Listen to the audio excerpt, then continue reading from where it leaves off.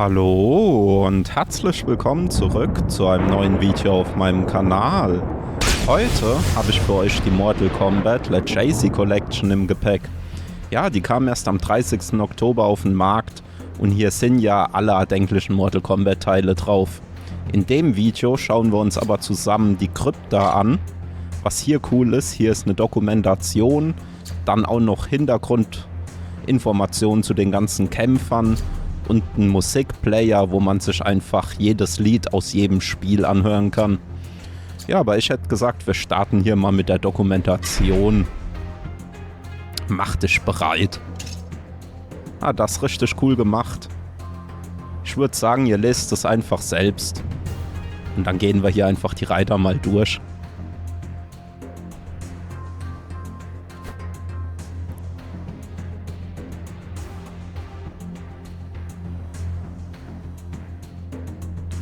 Ja, schauen wir uns mal das Video dazu an. Hey, have you heard of this game, Mortal Kombat? What is Mortal Kombat? It's like Street Fighter, but you could fucking kill people. Whoa!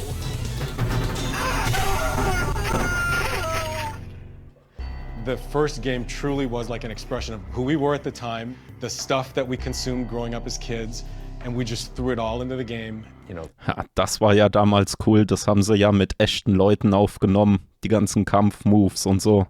There was no template to how to make the games. There was no instructions, just winging it. And I'd never done this before. I didn't know how to do it. We were just kind of making it up as we went along. We were just a bunch of knuckleheads doing whatever we wanted and we were happy. An diesen Fernsehspot da erinnere ich mich auch noch. Mortal Kombat. Mortal Kombat. Mortal Kombat! Mortal Kombat! Mortal Kombat! It is simultaneously exactly like and nothing like Street Fighter. Kano. Liu Kang. Rated Johnny Cage. Scorpion. Sub-Zero. Sonya. Round one. Fight! You had to guess like the moves and how to figure out the codes. Remember having a cheat sheet. Hit block and mash the buttons, I don't know. Block, block, block, block, block, block, block. High kick. Fatality. Kano ripped out a heart. Held it up, blood dripping from it. It's the first time I've seen blood in a video game. Blood flying out of these people's heads. My parents were very worried about the violence. I don't want you guys playing this. This sounds bad. Finish him. The game narrator instructs the player to finish his opponent. Oh my God, I didn't know that you could do that. It was a mega hit. Game after game after game. It's amazing. I could have never imagined how big it has all become. It was, is, and always will be a fighting game for everyone. It's funny to think that it all started from like 4 guys in Chicago that just wanted to make a cool martial arts game. And Toasty. Toasty! Ja, das ist richtig cool. Das goldene Zeitalter.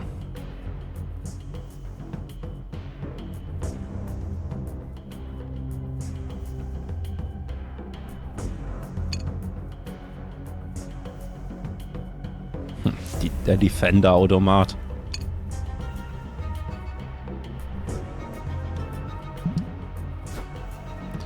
Okay, Ed Boon. Schauen wir uns das mal an. My parents were both born in Dominican Republic, and they were both doctors. I'm one of 5 kids. My older brother and older sister were born in Dominican Republic, and I was the first one born in Chicago, in Rogers Park, Chicago. And my brother and sister followed, Mike Boone, who I've been working with for 20-something years now. So we spent a lot of time playing computer games. We had the old consoles. We had a Bally Astrocade. The Bally Astrocade was a video game system that had a cartridge that was basic programming. And you know, you have the little plastic overlay you put over the keyboard and you could type in basic programs. And Habe ich noch nie vorher gesehen, diese Konsole.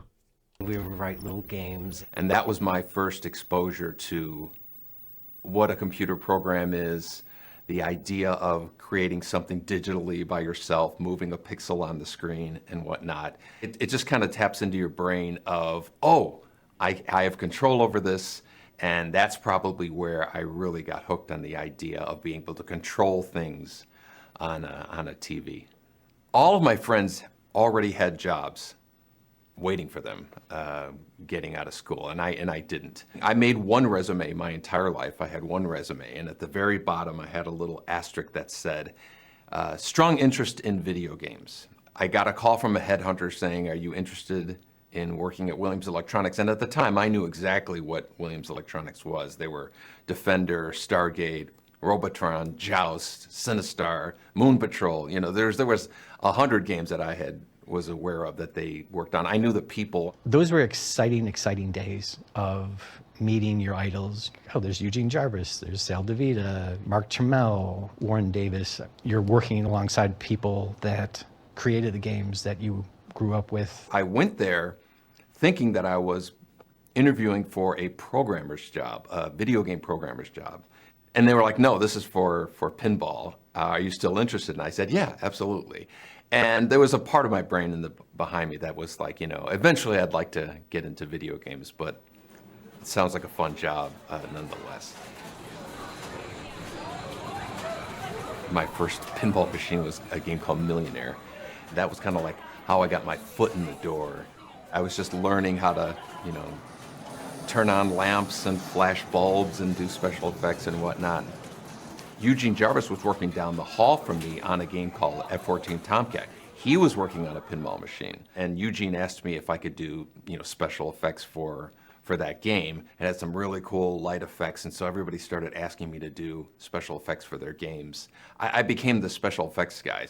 I met Ed Boon the day he arrived at Williams. He was a really nice guy, young and naive, and smart as hell.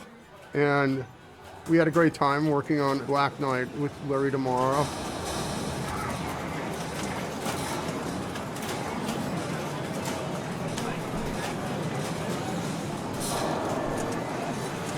Eugene had gone full-time into working on NARC.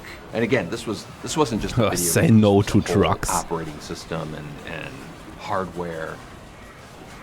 He eventually gave me a hardware system in my office while I was programming pinballs, and then on the side I would just be like making packets of dollar signs exploding that they were using in NARC when you would drop money and whatnot. And so I was just messing around with that and was really getting excited about the notion of working on video games. And at some point there was an understanding that when I was done with Black Knight, I would join the video game department to work on high-impact football with Eugene in about 1990, I would guess.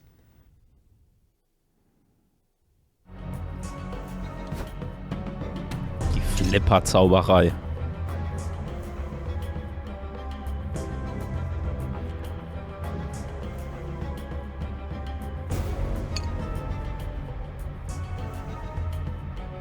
Pinball Destiny.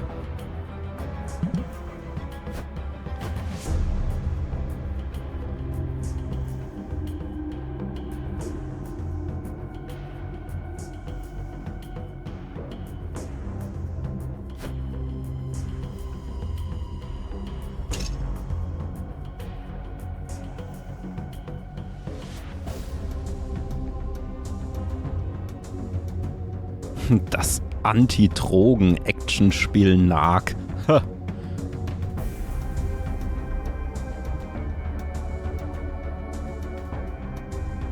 Wie die das damals gemacht haben. Aus VHS-Videokassetten. Auch interessant.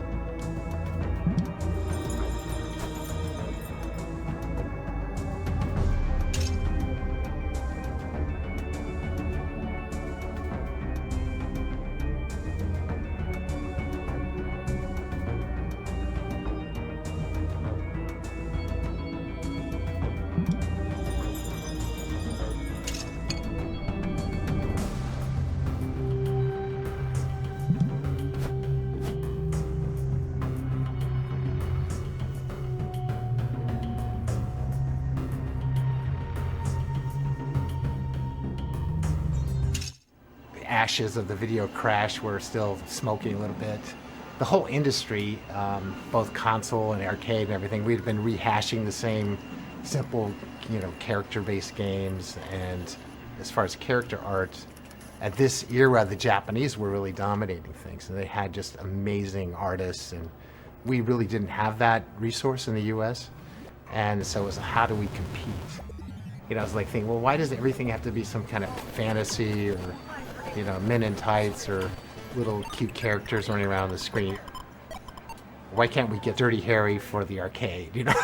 It's like, and by doing live action, we don't need all these animators. Technology was moving and digitization was starting to happen. So NARC was kind of born out of that.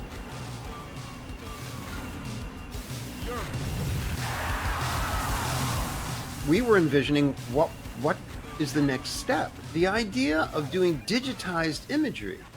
Well, one thing is it would require more than 16 colors.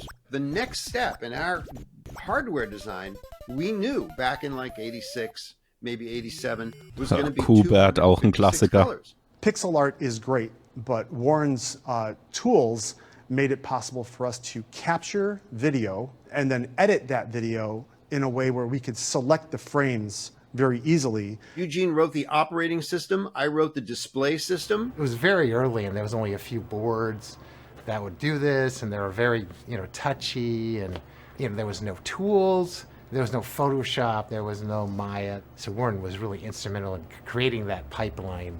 We couldn't grab real time off of a videotape, but we could videotape whatever we wanted and then still frame and grab individual frames. We've got the actual image, which is thousands of colors that an Amiga can generate. But then how do we turn that into 256? So I started exploring these algorithms to quantize or reduce colors from thousands to the best palette of 256 colors. And there was always big problems with noise and getting washed out images, and the color was crappy, and there's all sorts of tear and jitter and blur because VHS is terrible quality.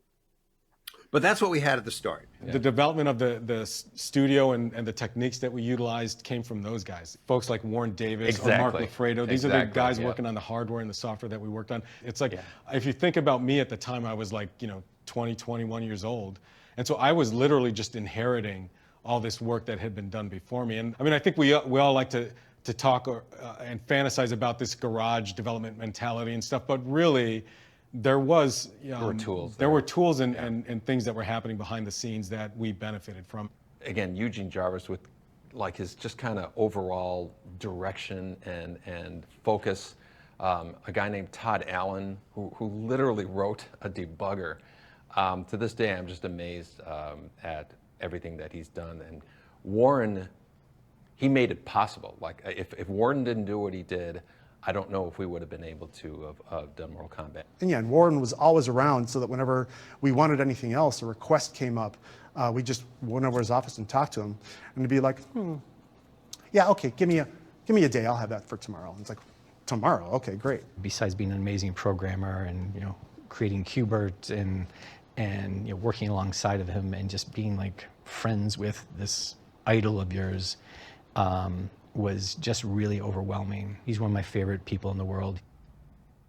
I don't go around talking to people about what I did for Mortal Kombat. I don't talk about what I did in general. I have to say there's a lot of people in my life, they didn't know about Qbert until they've known me for like 5 or more years. And then they would be like, wait a minute, you made Qbert?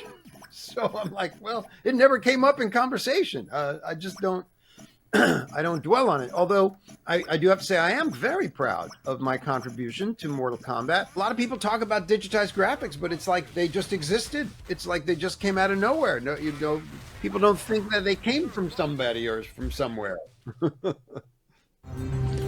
Aber ich glaube, dieses Nag muss ich auch mal hier für einen Kanal spielen. Das sieht auch richtig interessant aus. Der Digitalisierer.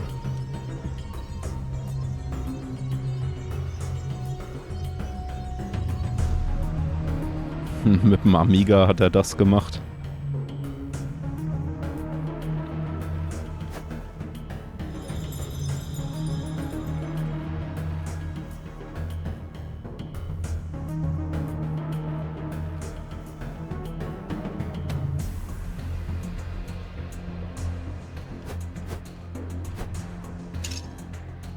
Pitfighter. Ah, das war noch nicht so gut, das Spiel. Gibt's ja auch auf dem Super Nintendo auf jeden Fall und ich meine auch auf dem Mega Drive.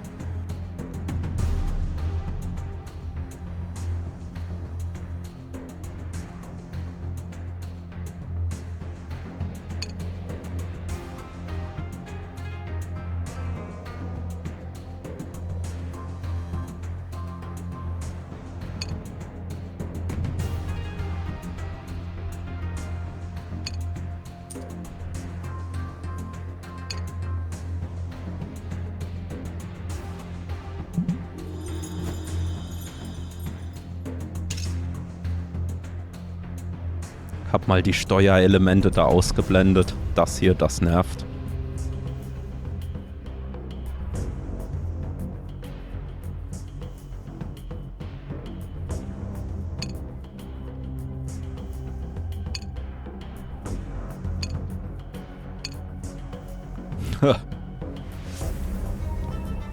Das kenne ich überhaupt nicht, das Spiel.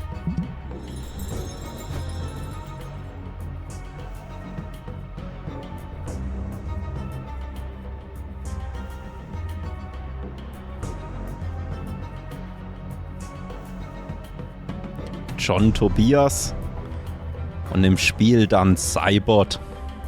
Und Noob war ja aus Boon. Noob Cybot. I was born and raised in Chicago. I grew up on the city's near west side, which was, I was maybe a mile and a half away from the United Center. It was a fairly rough neighborhood, but from my earliest days, I started, drawing, probably started with a crayon or something, and found myself inspired by cartoons. Anything I saw on TV, I remember Popeye was a big thing that I watched a lot. Seeing Bruce Lee on the Batman television series was a big thing for me. I didn't know who he was. And this was when I discovered, oh, he's this thing called a martial artist. That was the birth of my Kung Fu consciousness. Whenever I watched a TV show that excited me or saw a movie that excited me, the first thing I did was draw a picture and try to retell those stories as comic books. For some reason, the most difficult thing for me was to find stuff to draw on. Paper was at a premium, so whenever I could get paper, I would, draw on it. I would draw on the backs of things. I'd draw on magazines, whatever I had. Paper seemed to be expensive. Growing up in the city, graffiti art was a big thing that was happening at the time, especially in the early 80s. A lot of the time, we would do stuff, on the sneak. And then I think we discovered after a while, if you just knock on a door and ask, a lot of the times they'll let you paint a mural on the side of their business or whatever it was. And so we did a lot of murals in the mid-late 80s. But I was a huge comic book reader, both DC and Marvel, and found a lot of inspiration from the comic book artists who were popular at the time. And so, of course, it was my dream to illustrate comic books, and eventually actually got a job doing it, and used that money to kind of pay my way through school. Most of the work I did was for a comic book called The Real Ghostbusters, based on the cartoon that was out at the time. I was still at the American Academy of Art, so I was still in college, and I was still illustrating the Ghostbusters comic book, when a friend of mine who I met at the American Academy of Art named John Vogel got a job at Williams Electronics doing pixel art for video games. He had gotten a job at Now Comics, and he wanted me to help him with Real Ghostbusters. And I was like, sure. So he got me an interview at Now Comics. Then once I got my job at Williams Bally Midway, Mark Trammell now needs an artist. Who can we get to work with him? And I'm like, I know a guy that's doing the Ghostbusters comic book, And John called me up and said that they were looking for another artist. When I was hired at Williams, it was to work on Smash TV. And so I interviewed with Mark, I interviewed with Eugene Jarvis. Amazing guy, amazing auch ein artist. Klassiker, Smash TV. He came up with this animation that Habe ich auf dem Mega Drive. As he Und auf dem Amiga 500. Eyeball came up right facing you in the face, and basically he had to 3D rotate all this stuff like the man was a human 3D rendering system. The guy's a genius. So Smash TV was a lot of fun to work on, a lot of hand-drawn pixel sprites, very small graphics in terms of the character art that I was creating. I know that in the back of my mind, I still wanted to do comic book art. But I fell in love with video games and the folks that I worked with at Williams, and I knew right away that, hey, this is the place for me.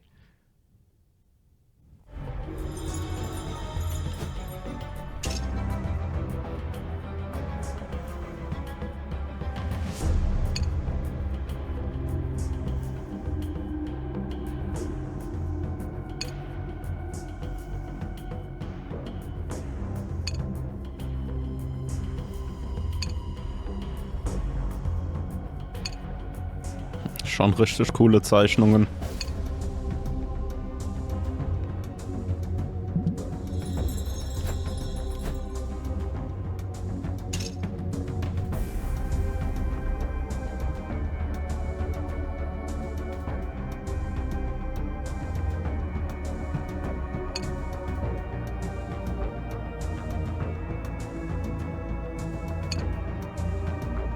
Das Spiel macht, wie gesagt, auch gut Fun.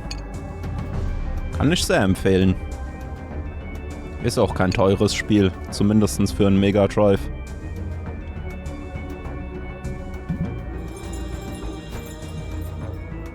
Total Carnage.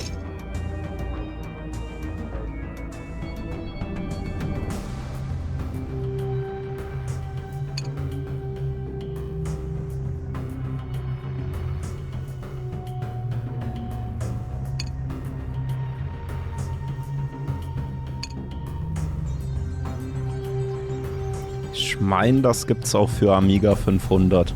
Bin ich mir aber nicht zu 100% sicher.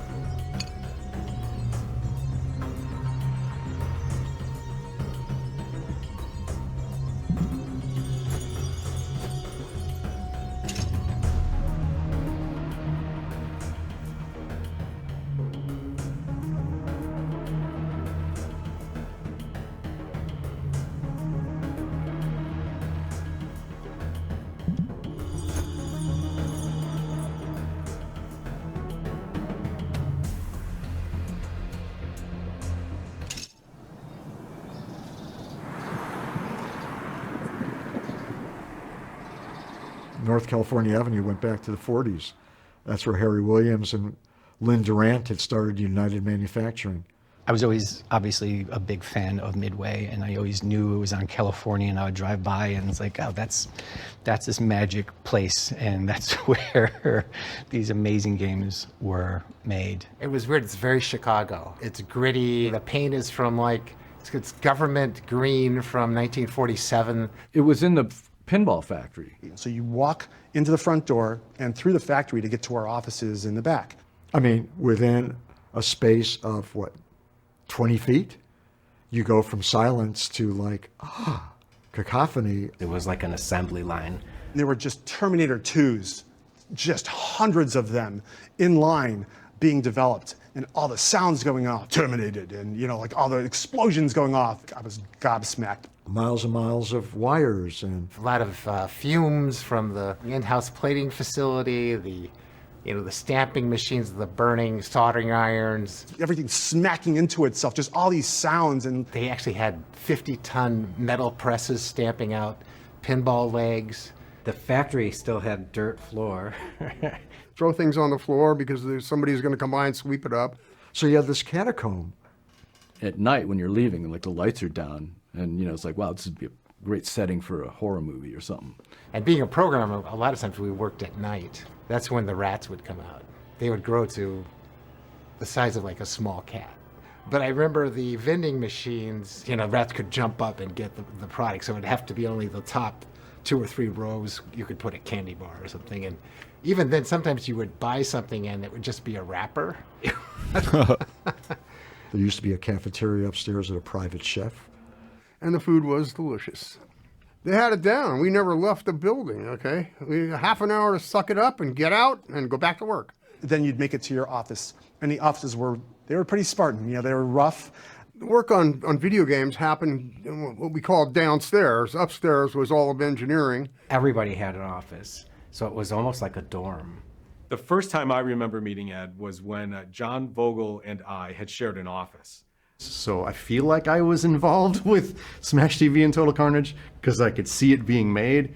Ed Boon, I didn't know anything about him. I mean, he was a programmer in the pinball department at that point. Ed was coming down from the pinball department to work in the video game department. To work on high-impact football with Eugene. Right next door to me, there was a double office, and it had John Tobias and John Vogel. And there was a doorway between the two offices that was kind of kept closed. He cranked his music really loud, and I remember he poked his head in, and he said, hey, is that too loud? Is the music too loud? And we said, it's a little loud. So he went in and like lowered the music, and he came back, he's like, is that too loud? So anyway, that's the first time I met Ed. And after that, I think Ed started hanging around with the group of us, and we all kind of became fast friends. And I was mainly software. Those guys were mainly art. So, we had different perspectives and whatnot, just as any group of, guys in their 20s, a lot of conversations started up about movies and video games and wouldn't it be cool and things like that. You could hear conversations of all the different games going on. There was only like 2 or 3 games going on. And then we would all kind of like give each other ideas for stuff. It was a very collaborative environment. The environment was beautiful. Good enough to make a video game, and it didn't feel like a job. All the magic that was happening there, somehow the walls kind of absorbed all of that.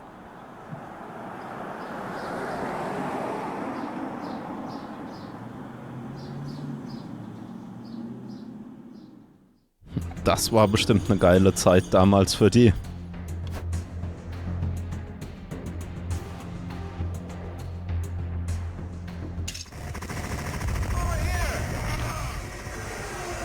At that point, John was finishing Total Carnage, and I was finishing Super High Impact.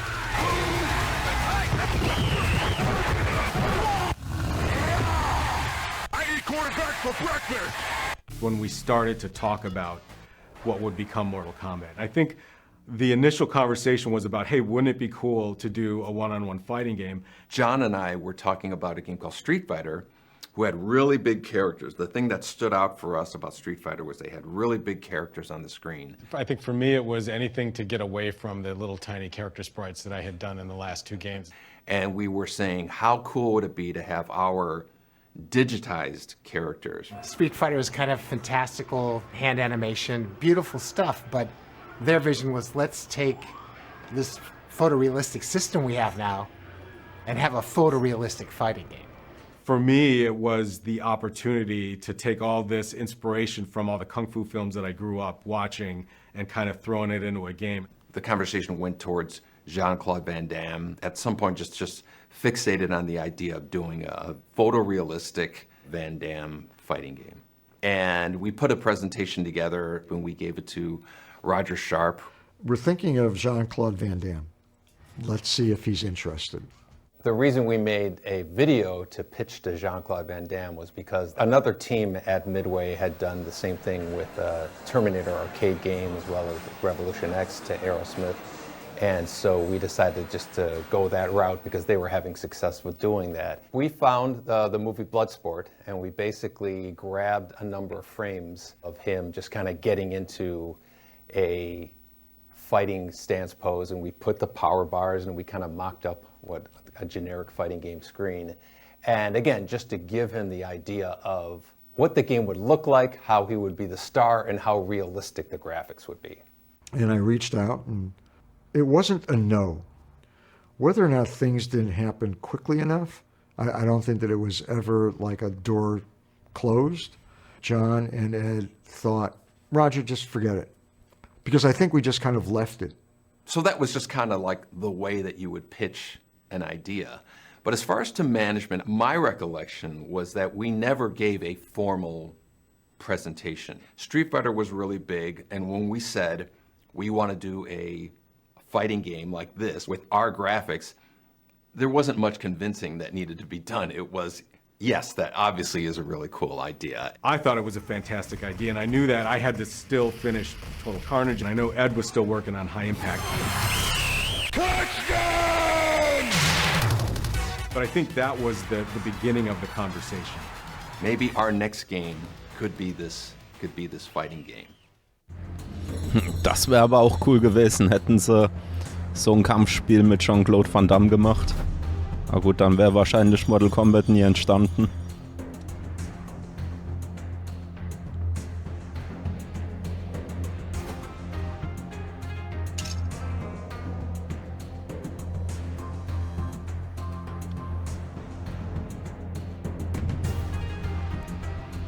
Wie das Büro aussieht.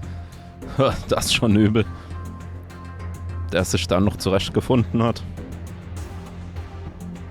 Aber schon cool. Hinten der Terminator.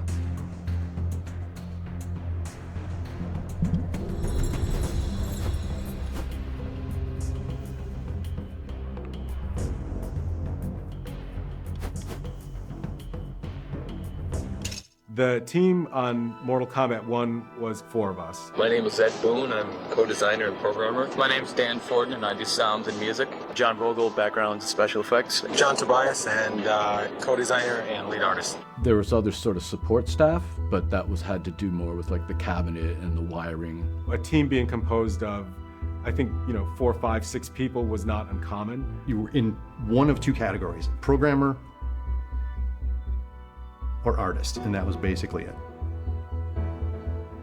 Everything felt like, being in a rock band or something, just a very few number of guys. He's guitar, he's drum, he's, we all had our own jobs to do, and, we'd fight with each other, and we'd hang out with each other and go see movies with each other and stuff. And certainly when I started working on Smash TV, it was myself, Mark Turmel, and I think there was maybe one other programmer at the time, and then Eugene Jarvis eventually came on. Partly it was just the simplicity of the games of that era.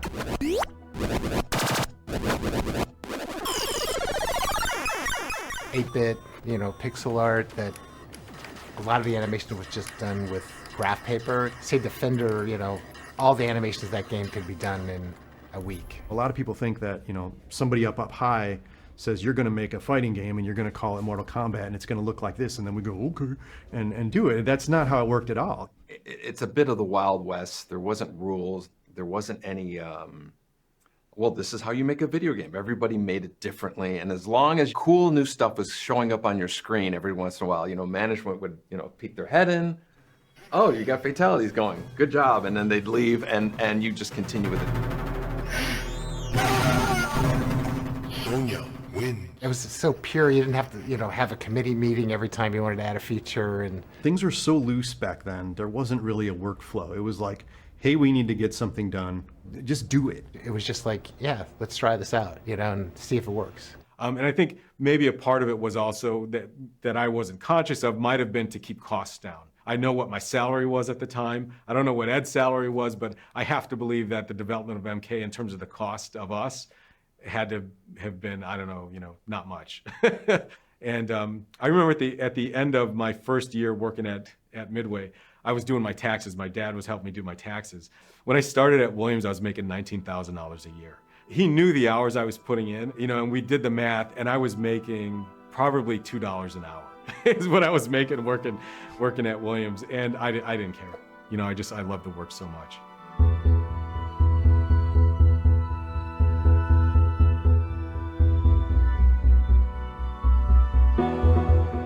I know it's not a popular topic, but like, the overnighters and the, going out for breakfast, nobody told us to do that. Nobody said, stay till midnight tonight. If anything, they were, you guys are burning yourselves out and you gotta take it easy or something, so. Because of the schedules and because of how few people there were, and we were all playing multiple roles, wore multiple hats, that there was just too much work. And it wasn't like we were being made to do this. It was an art, it was a craft, and it was a labor of love. So we were so passionate that we spent, all of our waking hours and our sleeping hours in the studio. Some people look back and they go, oh, that was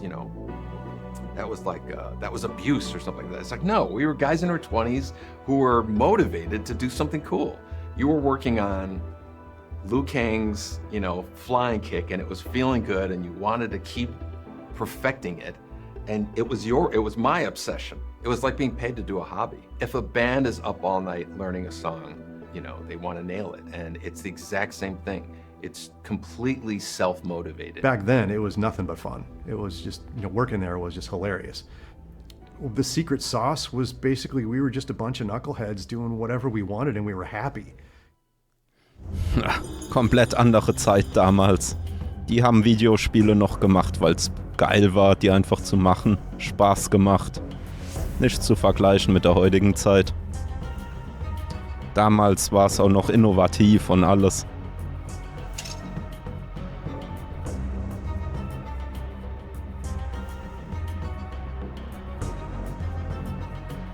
Johnny Cage, Michael Grimm. Okay, auch interessant.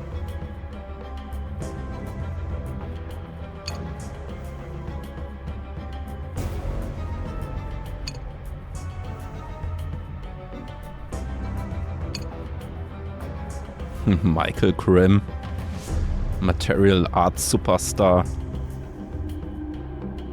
Wie sie zu jedem die Story geschrieben haben, auch krass.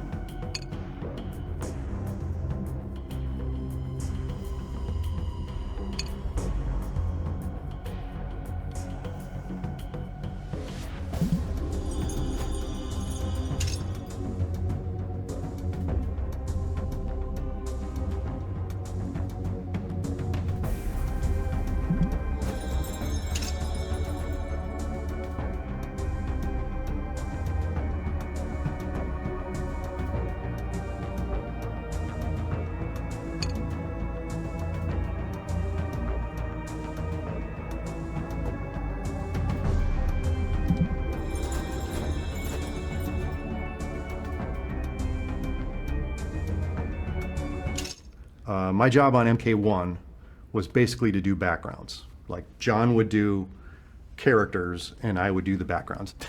Things were very simple back then, you know, like. One more time. Das ist richtig cool, wie die das damals gemacht haben.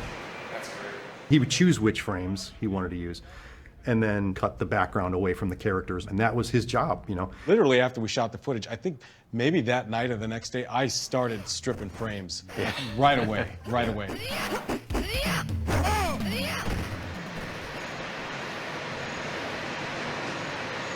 did a lot of playing around with lighting. We were just sort of discovering. I think we probably taped more than we needed just to make sure that we got enough coverage. I remember after the Sonya's leg grab, having to say something along the lines of, you know, trust us, it's going to be really cool. The image was clear in my head. Sometimes we forget that it's not inside everybody's head.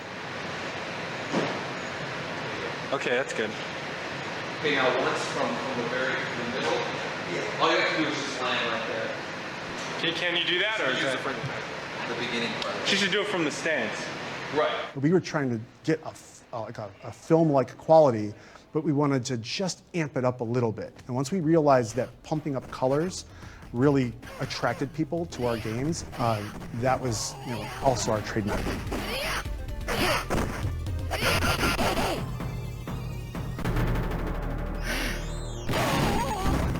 A lot of the character design that I did for Mortal Kombat was based on the limitations of the hardware.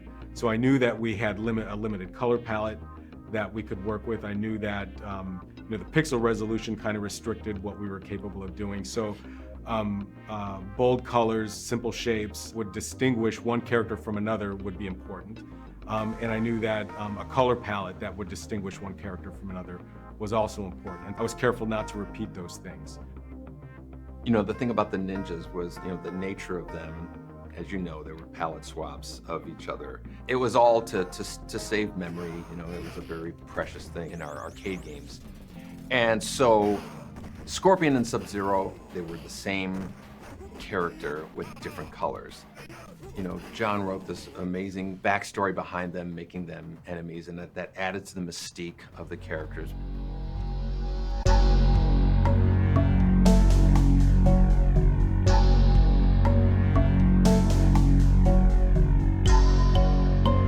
In one of the pages of my notebook, I had scribbled, okay, here are the characters and here are their archetypes. I knew that, well, we need a hero, we need a villain, we need a sidekick, we need all these things. I was a big Joseph Campbell fan. I had read his books and I was aware of the hero's journey and the character archetypes that he had sort of outlined. I thought, okay, well, if we could tell implicit story through character archetypes, the players might sort of almost subconsciously relate to the characters in a particular way. So that played a part in sort of the character choices we made. I don't recall exactly why we did some characters and not others. I know that we were limited with the number of characters we could do. A few of them I remember not using. One of them was a character called Minamoto Yoshitsune. It was based on a Japanese mythological character. And another one was called Rakuro, who was based on, I think, Japanese mythological beasts. Those two characters didn't make it in. I think part of it was because the names became a big deal for us. It's like, how does this name roll off the tongue? If a name was too long, we knew it was going to be difficult to display on the health meters. It was usually silly things like that would play a part in some of the choices we made. Most of the characters' names came from John Tobias. A couple of the characters, he didn't have a name written down for them. He had Ninja 1 and Ninja 2.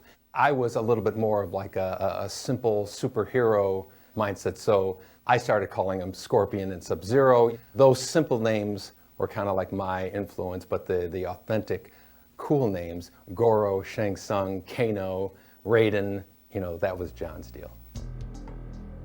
For Mortal Kombat 1, there wasn't a lot in the way of concept art that we did. Conceptualization was just limited to just scribblings in a notepad. I don't remember many, if any, drawings of backgrounds, but there may have been some. I just remember kind of like I said, just winging it and doing whatever. Like John would say, I'd like a dungeon or something, and that became Goro's lair, I had already learned how to do the parallax scrolling stuff from Terminator 2, so that worked out well with doing parallax stuff for Mortal Kombat as well. I know there was one specific background that he wanted, and that was with statues, the statue background. Just make something look cool. That was basically the rule. I went to Chinatown, and just to get references and stuff, there would be an interesting vase, and I would video that vase, and then I use that, and that's Shang Tsung's one of Shang Tsung's thrones is like the vase. There's the dragon that was sitting on Ken Fidesna's desk. I just said, hey, can I video that? And he's like, cool. So I grabbed it off his desk, took it to my office, and grabbed it. That's like in one of the backgrounds, and there's two of them.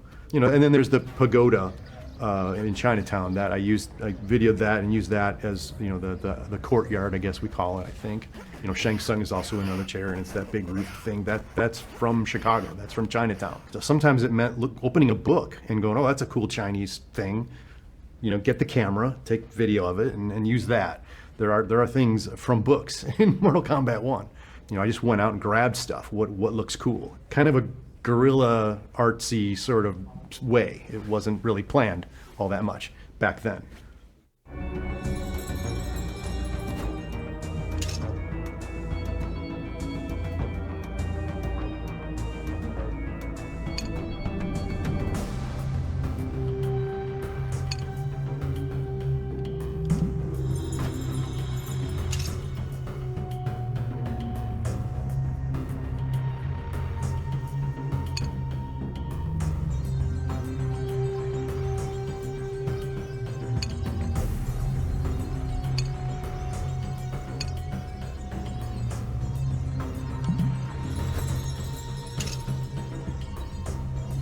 Goro.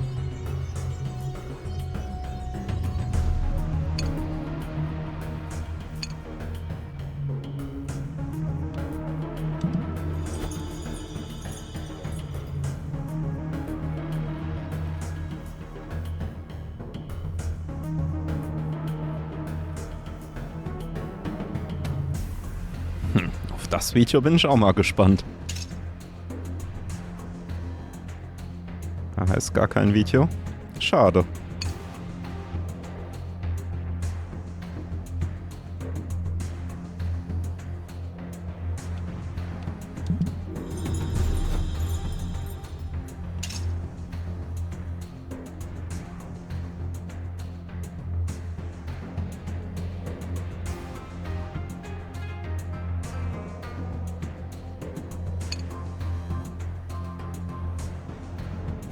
Richtig cool.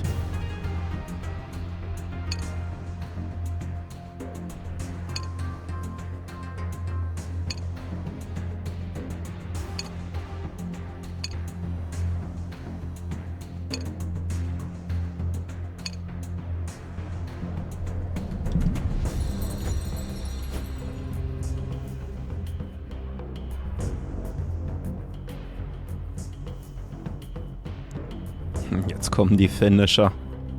One of the really cool things about Mortal Kombat and about some of the really great games, if you have a really great winning concept, often, you know, they got that game running in like a month. A lot of modern games, it seems like they spend all their time in this graphical wilderness, trying to get everything looking so cool, and then they've got like 3 weeks left to figure out what the game is. We had a very fast iteration. I would get art from John, you know, we put it in, and an hour later, we were playing it.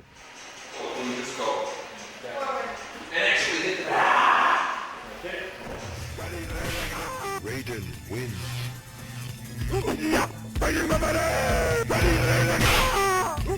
The first time you play it, you just go, this is incredible. You knew you were on the right course. Ed was like just eager to have people in and give them feedback on stuff. A lot of times it was just, you know, someone, you'd have someone in your office to look at something and they go, hey, what about this? And then, you know, maybe that's a good idea. Ideas could come and be turned into reality in the same day. Yeah, in fact, I remember we would record a little bit of footage. Okay, one more time. All right, that's good. And it wasn't until Ed actually got the frames and could get them in the game, not until that point would we know that we were making the right choices.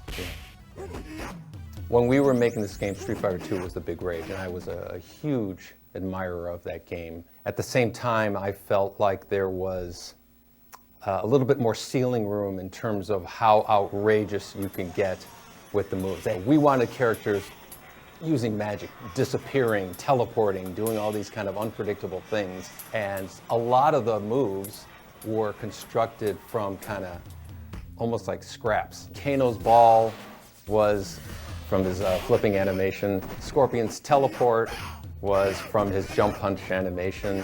You know, Scorpion throwing a spear and pulling somebody in, that, you know. It was something that I remember I thought of that was just an outrageous move that wasn't seen in any other fighting game. Right, although we used to try to do the wind up and throw is usually like 5 frames maybe. Like if you went like yeah, something like that. It was one of those spur of the moment, inspirational ideas that ended up becoming like very signature, very iconic to Mortal Kombat.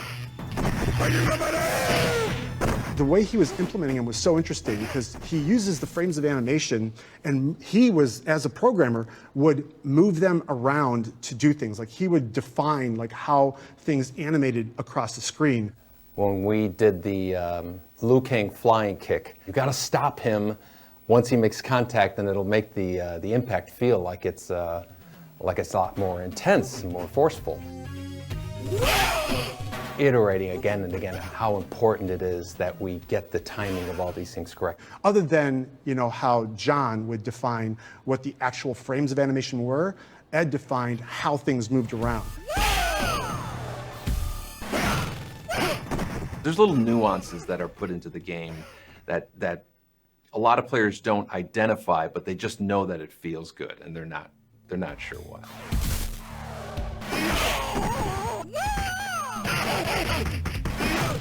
I think that was a hard lesson to learn back in the day of, hey, I want this animation to be really smooth, and I want it to be like 100 frames.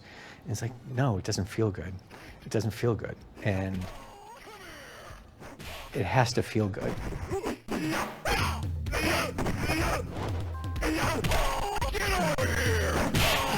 Like, it's got to have impact.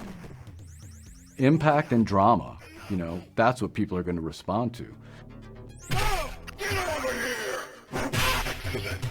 Get over here, you know, the uppercut was such a big, ridiculous reaction. Getting the animation of the character, launching them into the air, putting the blood on it, being knocked down, and they shake the screen. And the sound call that Dan Forden did. It's like, you know, we need like a really big sound for a hit. It's like, okay, so I made like a really big sound for a hit. The scream of the attacker. The victim, you know, yelling as he flies away.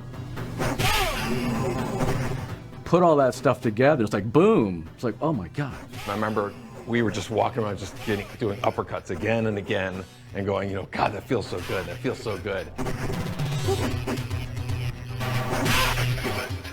That's how people knew when something was cool in any game. People are gonna be like, holy smokes. And now you know you have something. And then, so that, and then the fatality.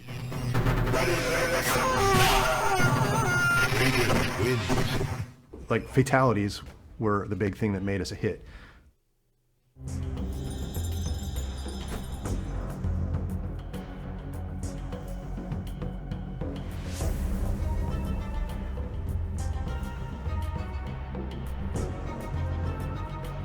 Das ist auch krass, dass sie das damals einfach gesagt haben, wir machen das jetzt und zack war es im Spiel. Da musste niemand gefragt werden. Die haben einfach gemacht.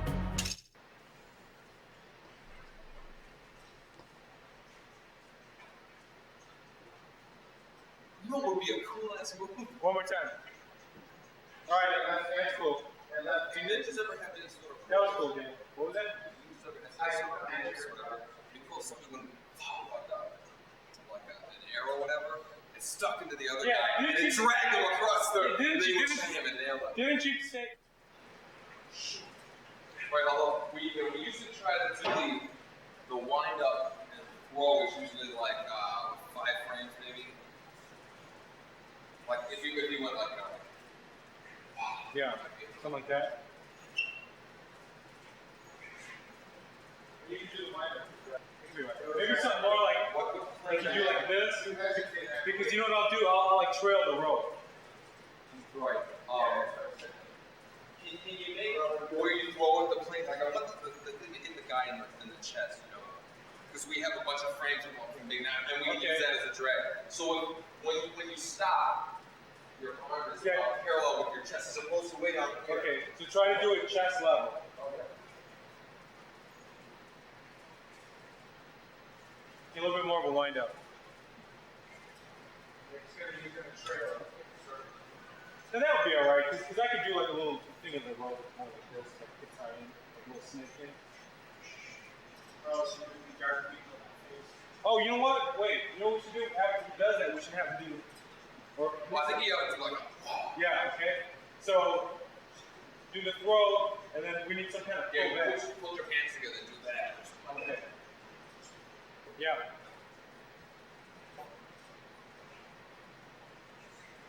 When you try to wind up with a little more like right now you're kind of just going.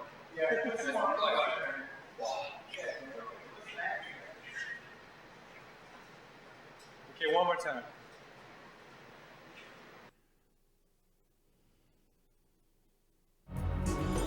Mega.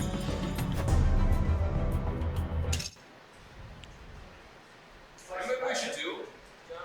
What? Is if we had 2 stance frames for him. Okay. One for the whole guy. I mean, it'll cost us 7 frames, but it'll just make him seem. Yeah, alright. Okay, see that.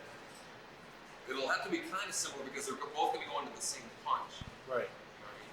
Right. But different enough that they're fighting each other. We'll do that one stance you just did, and we need one slightly different. Because what we're going to do is we're going to take the yellow of your palette and have another ninja. And but we're going to have 2 different stances. One ninja's going to have one, the other's going to have another. But we're going to use all the same punches. All right, so let's do the first stance.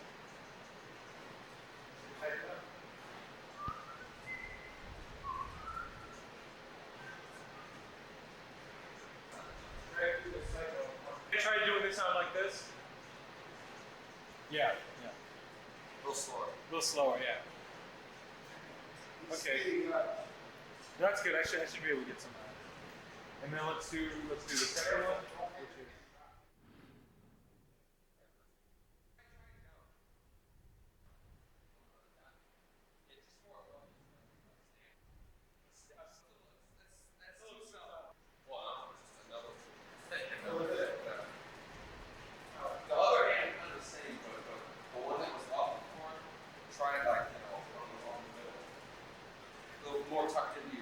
More like this.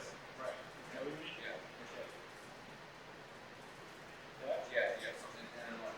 Okay, that's good. That's good.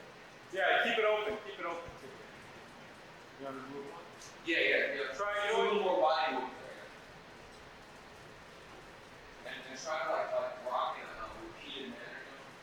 Something that, yeah.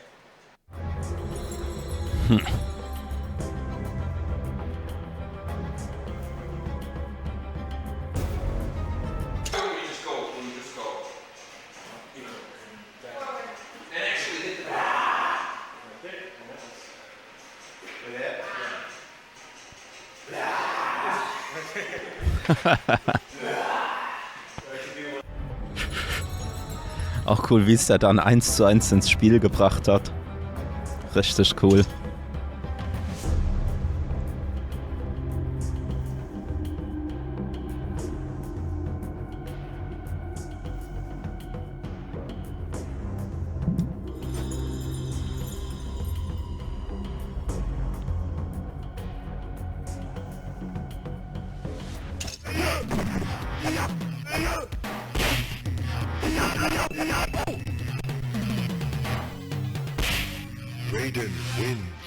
Street Fighter had this feature which I loved and hated at the same time. You can get your opponent dizzy. I loved the fact when I was the aggressor and saw my opponent dizzy, you're almost like salivating at this free hit that you get. And then I hated the idea of being the victim. I put the dizzy feature at the end of the fight. You just get like one last hit. And everybody would do an uppercut as your kind of like payoff.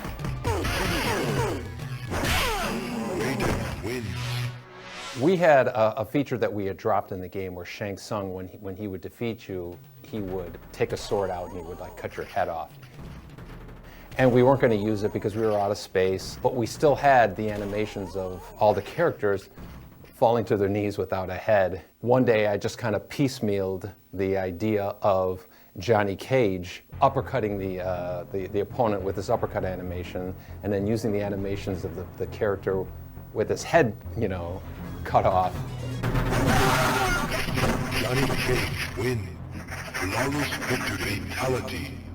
I showed it to John, I showed it to the rest of the team, and everybody lost their mind, and we have to do this. The fact that we gave the players the ability to actually perform this kind of death blow, this kind of killing move, was really the birth of that idea. Some people were kind of like saying, I don't think we can get away with, you know, letting the player kill the other player. So we showed it to management, and they loved it. I was surprised that we could include the level of you know, blood spattering around that we did. But of course, you know, when I was working on Mortal Kombat, I had just come from Smash TV and Total Carnage. And so, you know, the levels of blood spattering around the screen wasn't new to me. From that point on, it was, okay, now we got to think of fatalities for all the characters. Some of the later characters, we actually grabbed animations of them, you know, Kano ripping the heart out, Sonya doing the kiss of death and all that. The spine rip was a suggestion from John Tobias, referencing the movie Predator. And he said, why don't we do what they did in Predator where you pull the head out? It's just like, oh, that was just like, oh my God. And I remember saying, you know, I think that's probably crossing the line. We can't do it. Again, once we mocked it up, put it into the game, you know, there was no turning back. Everybody was just losing their mind. And if anything, I felt like there was a bit of encouragement coming from other folks, you know, around the office, just because of the excitement that it drew from the players. Everybody had to see this. No one had ever seen somebody removing someone's spinal cord. It's interesting. It made it so much more emotional. It just like, you're just like, yeah, you know, it's almost like that barbaric, primal emotion, like, yeah, you know, like.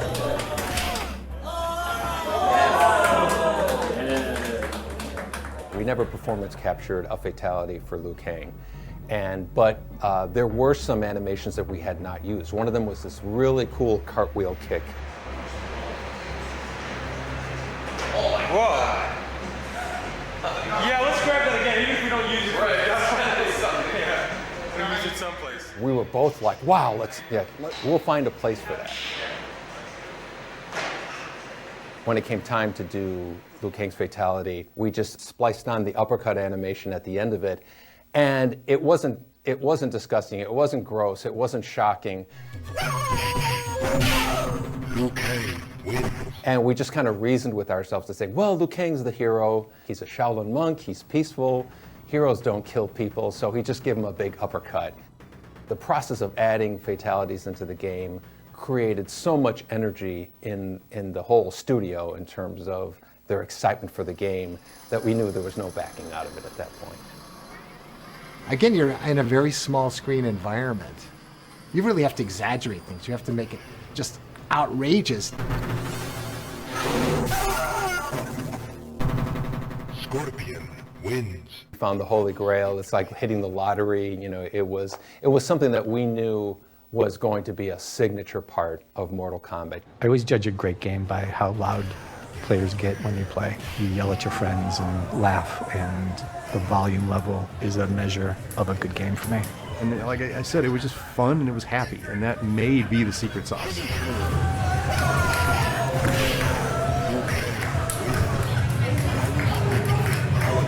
Again, when you see people playing the game and they're losing their minds and they're reacting to it, there's your fuel. Yeah. There's your fuel for the next, for the next year to do it. So.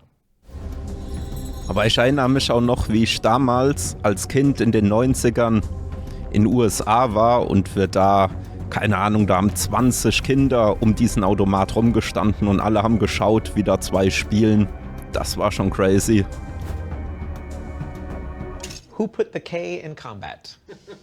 I did. I put the K in Kombat. I didn't come up with a name, but the K. This is my story. This is my memory, anyway. I came up with Mortal and the K instead of a C.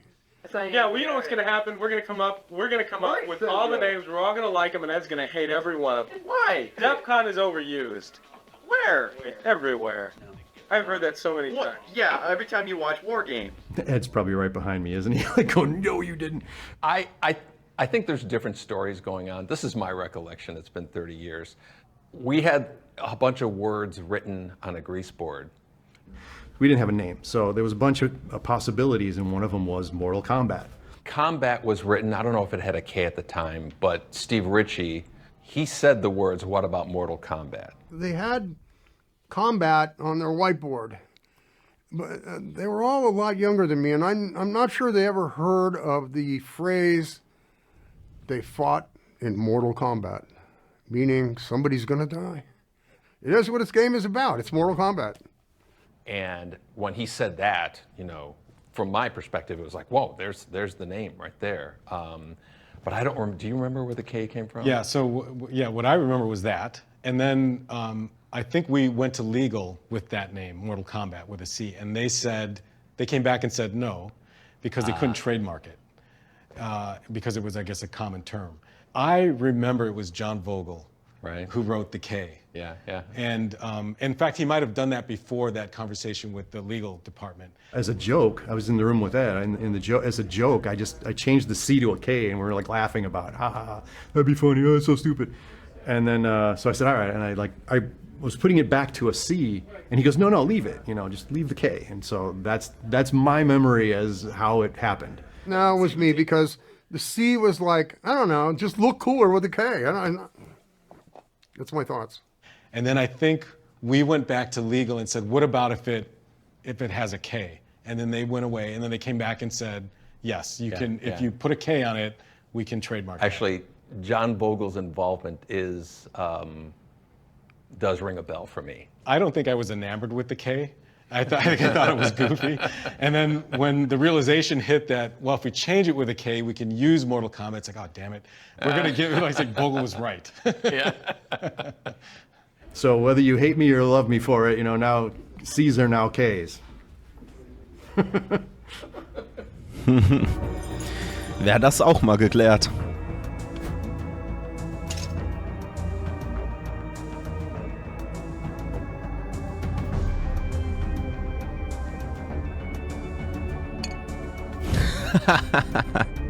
Okay.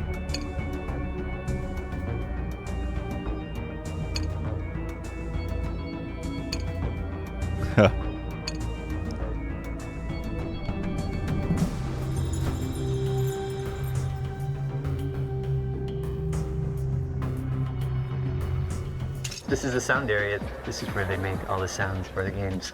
I am an audio director here at NetherRealm. The sound guy, gotta get the voices in.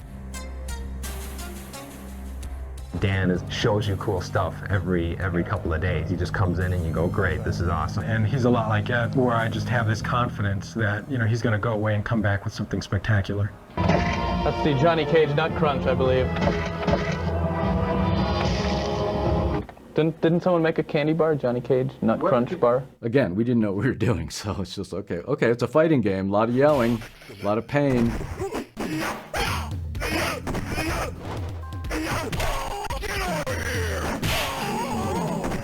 You know, I don't think we had enough memory to record, okay, this is Scorpion's voice, this is Sub-Zero, so we just, like the men, we just mixed and matched. I think Sonya was the only female in the first one, so we had obviously a female voice for that, and that was hers. But the rest of them, I think, would just be shared. We'd just get the talent, which was just people around the studio. It's not like we were hiring people to come in and do this. We recorded me as the announcer, as Shang Tsung, you know, Liu Kang wins. Finish him.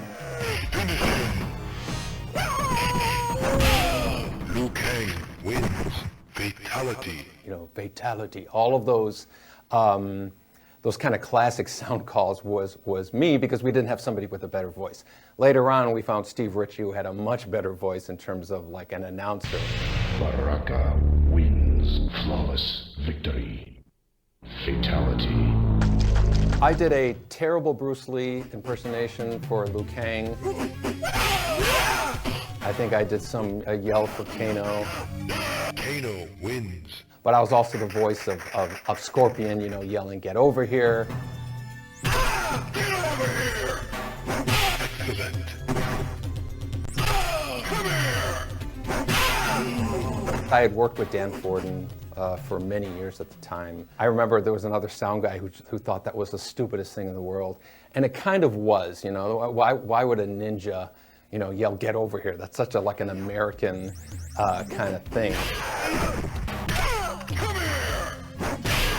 Scorpion wins.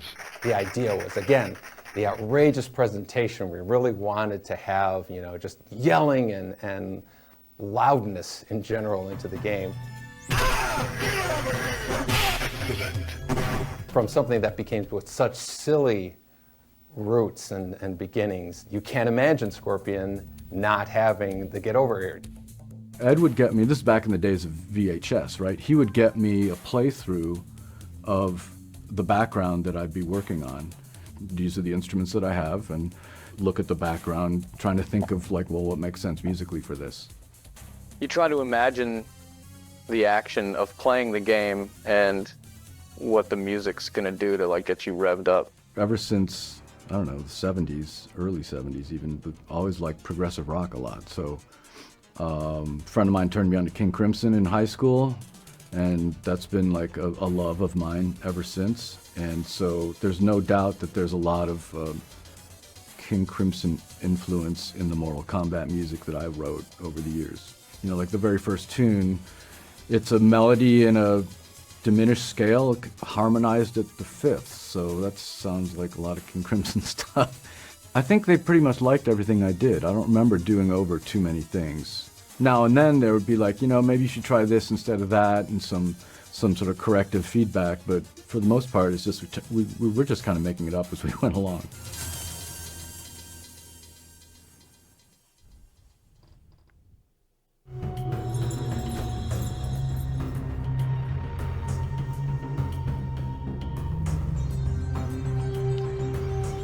Das ist auch krass, wie die ersten Leute reagiert haben. Bin gespannt, ob sie das gefilmt haben. Testing a game was always one of the most fun parts of the job. Yeah! In the earliest days of Mortal Kombat development, the only place you could play the game was in Ed's office. I would play the game every day. Ed would call me in to try something out, but other people, you know, would walk by Ed's office and see what he was working on and come in and play the game. And it was very valuable feedback, because that feedback was coming from guys like Eugene and Mark Trammell and George Petro and, you know, a lot of the other developers in the office at the time. Eventually, we would put a game out in the hallway for anybody to play. And so we'd get pinball designers would come down and play the game. There were folks who worked in the factory would come back and they would play the game. And so we'd watch folks kind of play the game, and we'd take notes on sort of, what their reactions were.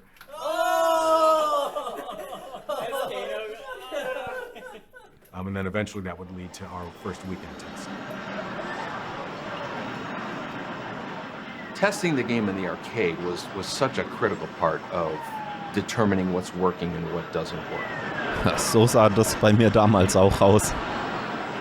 Being on test is like one of the best parts, one of the most exciting parts of doing an arcade game. Our first location test was a weekend test that we did, and that was done at an arcade called Times Square. It was a Friday night, so it was packed. The arcade was packed. And there was a crowd around the Street Fighter game. Street Fighter 2 was out at the time. And I just thought, there's no way these guys are coming over to play our game.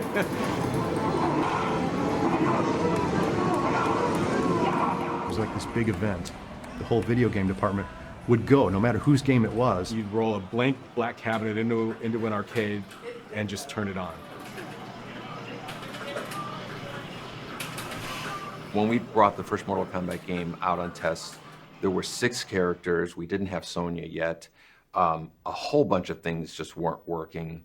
And it was all about just kind of the fundamentals, the feel of it, the reaction to the visual, the reaction to blood.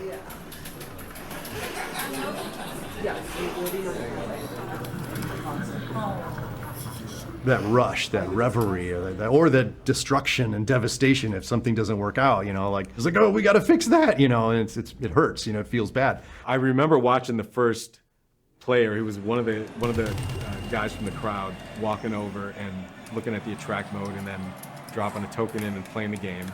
And then I remember he walked over, tapped, fell on the shoulder, called him over, and then the other guy came over, and then they played the game. And then slowly people migrated over. Whenever you would see a secret move come out, I remember the first time they saw Raiden do the dive move, you'd hear an audible, cheering or gasp. How did you do that?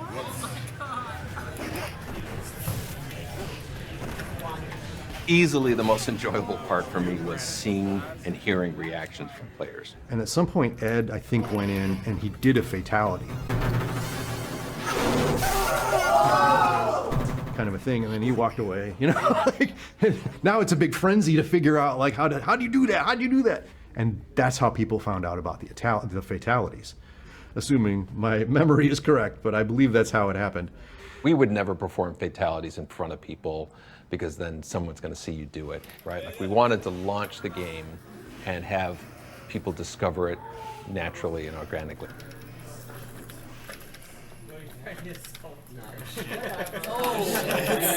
Testing the first Mortal Kombat, there was a certain amount of anonymity, I guess you can say. Like, we could be in an arcade watching with a crowd of other people and be close enough in age to them that we just kind of blend in.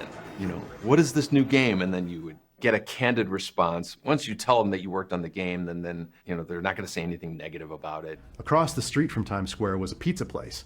And so we would go across the street, get some pizza, and we would discuss, everything that we saw, what was cool, what was not cool, or, what should we change? Hey, that was cool. And it was so much fun. Seeing that first game on test was so reaffirming that we had something big.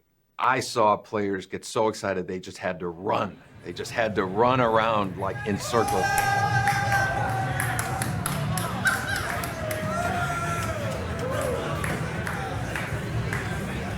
By the end of that night, we had a pack of players around our game, hooting and hollering and just having a great time. Players that we saw first see the game on a Friday, we saw them the entire weekend. And I think at that point I thought, okay, we're gonna be okay.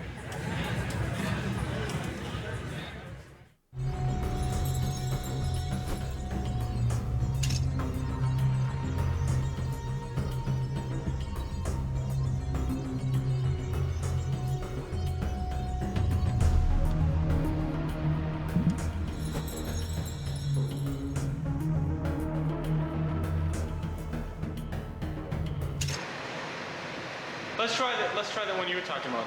Okay. Where she. Could you like, well, you probably need the mat. You just do the handstand All you have to do is just land right there. Can you do that, or is that? That's great. Is that enough for you? Yeah, let's try it one more time and just step up a little bit, just in case I need anything before, just in case. Start a little bit further up. Can you start on the mat?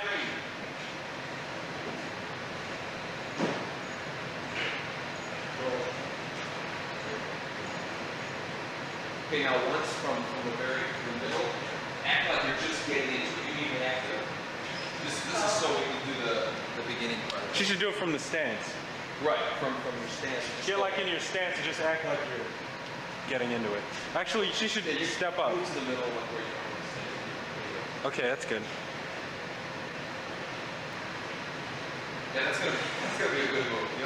You'll be impressed when you see what we turn that into.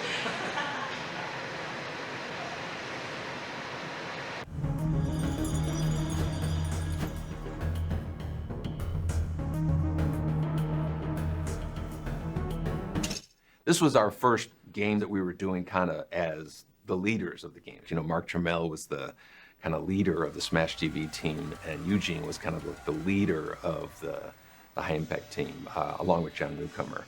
And so this was kind of like our first solo project. I think they have complementary skill sets. We're symbiotic in a way. Certainly in the first few games, it was just like we just knew what the other person was looking for. And I don't know that we ever, I mean, if we had an argument, it certainly wasn't about the work that we were doing. We just seemed to know what the other person was looking for. They worked well because they trusted each other's talents enough to say, okay, yeah, you know what you're talking about. Ed took care of all the programming. John took care of all the art. They just had this unsaid, hey, you know, it'd be fun. Yeah, that's awesome. Let's do it. Working with Ed, one of his great strengths were just his focus, I think, and his ability to just grind and get things done. Ed, who was the sole programmer to create that game, in hindsight, was incredible. For one programmer to do all those games is pretty amazing. And his door is always open. He wants to hear new ideas. He's dangerously funny, where it just busts me up at least once a day. He would just crack us up all the time, just his jokes, and he made it easy to work the long hours. John is a really good storyteller. John has a history in as a comic book artist. So I think that probably contributed to his ability to tell a compact story.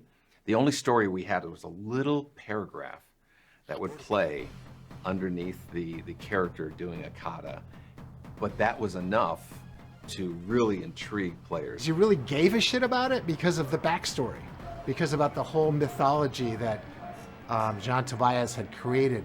You know, maybe not unlike WWF or something, almost like Star Wars in martial arts. The first game truly was like an expression of just who we were at the time. You know, we were in our early 20s, the stuff that we consumed growing up as kids, and we just threw it all into the game. There was nobody telling us what to do, how to do it.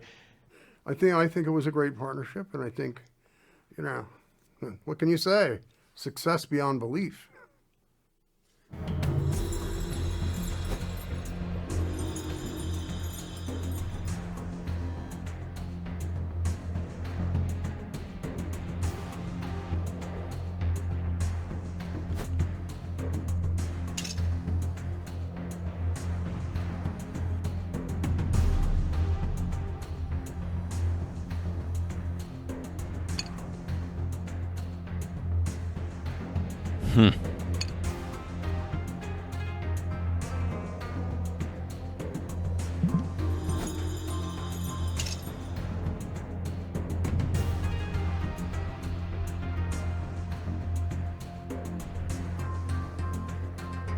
Das wäre auch cool gewesen, wäre das im Spiel geblieben.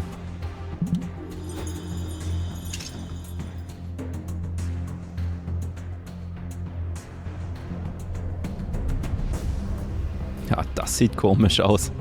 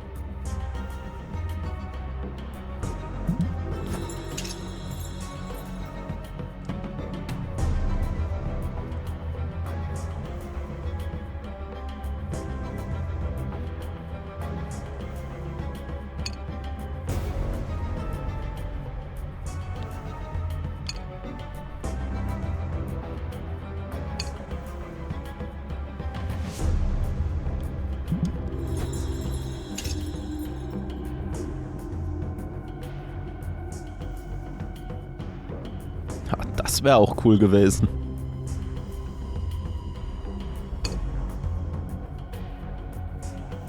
Wie sie jubeln.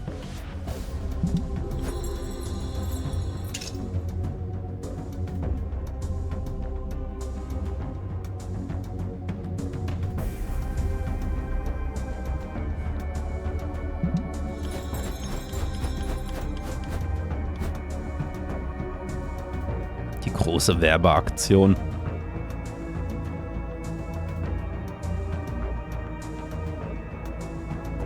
Ich bin gespannt.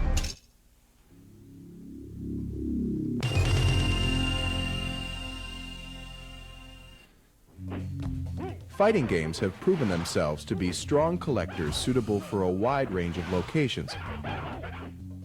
They embody the most attractive elements of the arcade experience. Characters endowed with mythic powers, full player control, secret moves, and the kind of unbridled, head-to-head competition that compels repeat buy-in. Now from Midway comes Mortal Kombat. It captures the most popular elements of the fighting game and adds more control, more powerful characters, more depth, more secret moves, and advanced digitized graphics, delivering the most realistic fighting action available. Begin Mortal Kombat by choosing one of 7 characters, each boasting an arsenal of unique talents. There's Johnny Cage, the brash Hollywood movie star.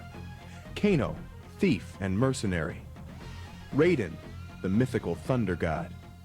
Liu Kang, the fighting Shaolin monk. Scorpion, a ninja warrior bent on revenge. Sub-Zero, the ultimate assassin. And Sonya, U.S. Special Forces soldier.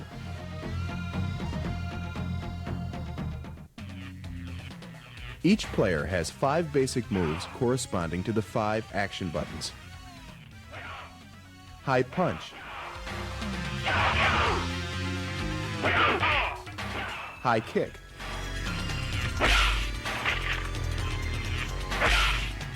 Low punch.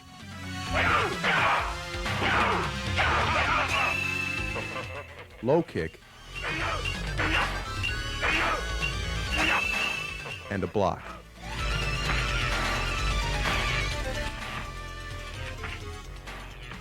In addition to these moves, players will continue to discover new joystick button combinations. Each new technique provides another competitive edge. For example, moving the joystick away from your opponent while pressing the low kick button will result in this sweep kick. Moving the joystick straight down will put the player in a crouch. By then releasing the joystick and pressing low punch, you'll administer a devastating uppercut. Johnny Cage wins.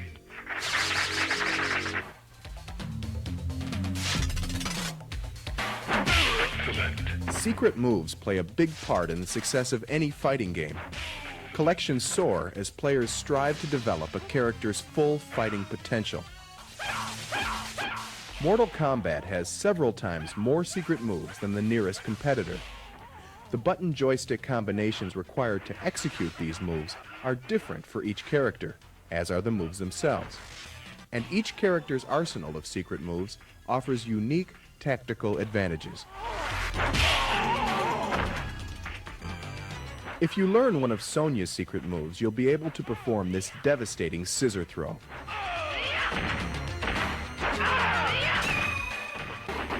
Learning to activate Raiden's secret weapon lets you fire lightning bolts at your opponents. Raiden wins. Victory is achieved by winning 2 out of 3 rounds.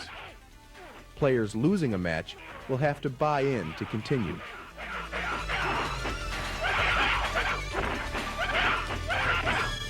Liu Kang wins. Finally, winning 3 matches against paired adversaries will put you in the ring opposite Goro, a 4-armed, unstoppable titan, half human, half dragon. Should Goro be subdued, you'll engage the most deceptive and powerful opponent of all, Shang Tsung, the bloodthirsty emperor capable of instantly becoming any fighter he chooses. Conquer Shang Tsung, and you will have joined unfrequented ranks, those who have battled all adversaries, yet survived. Test your might.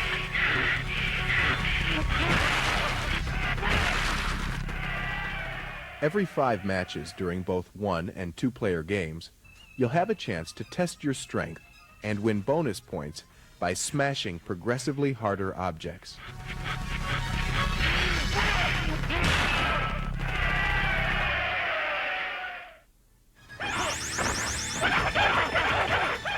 Two-player mode allows true head-to-head combat. Players must rely on their fighting abilities, as well as a knowledge of their character's strengths, as they are matched against an opponent with different, but equally lethal, abilities. Each player selects a character and the match begins. The player losing the best of 3 match will have the option of buying in to continue. The winning player will continue to play as long as he maintains a string of victories. Loser pays, winner stays.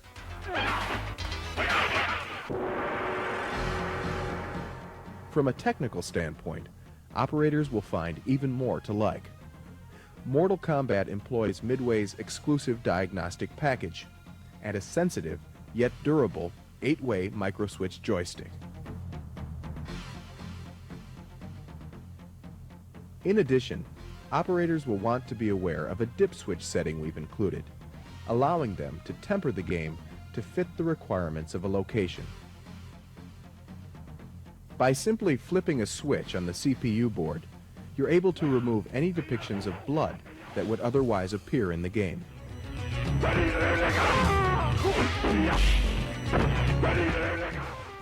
Another dip switch will disable the most graphic secret moves. In this way, operators can be sure they're matching the game to the disposition of their clientele. Auch interessant, das wusste ich auch nicht. Mortal Kombat is quite simply the most complete video fighting game available.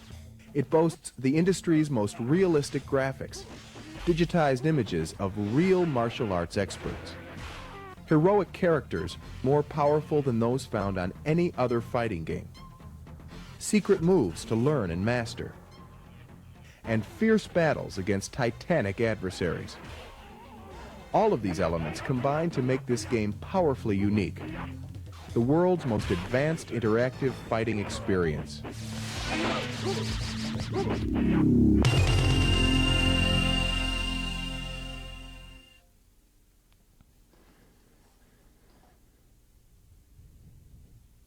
Noch eins, oder? Nee.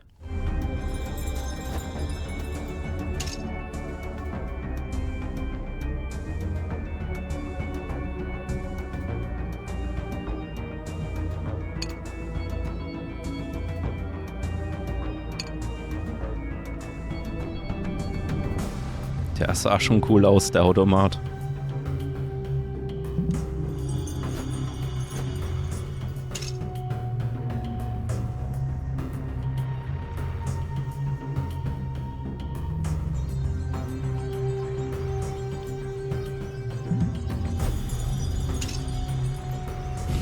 Die Kinder.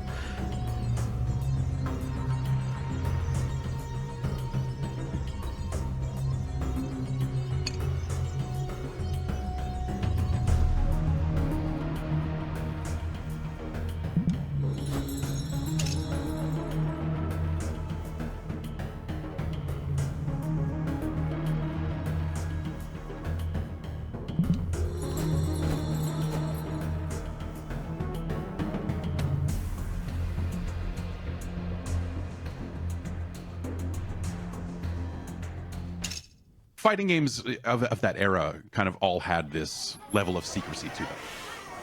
Mortal Kombat, I think, took that to a very extreme level.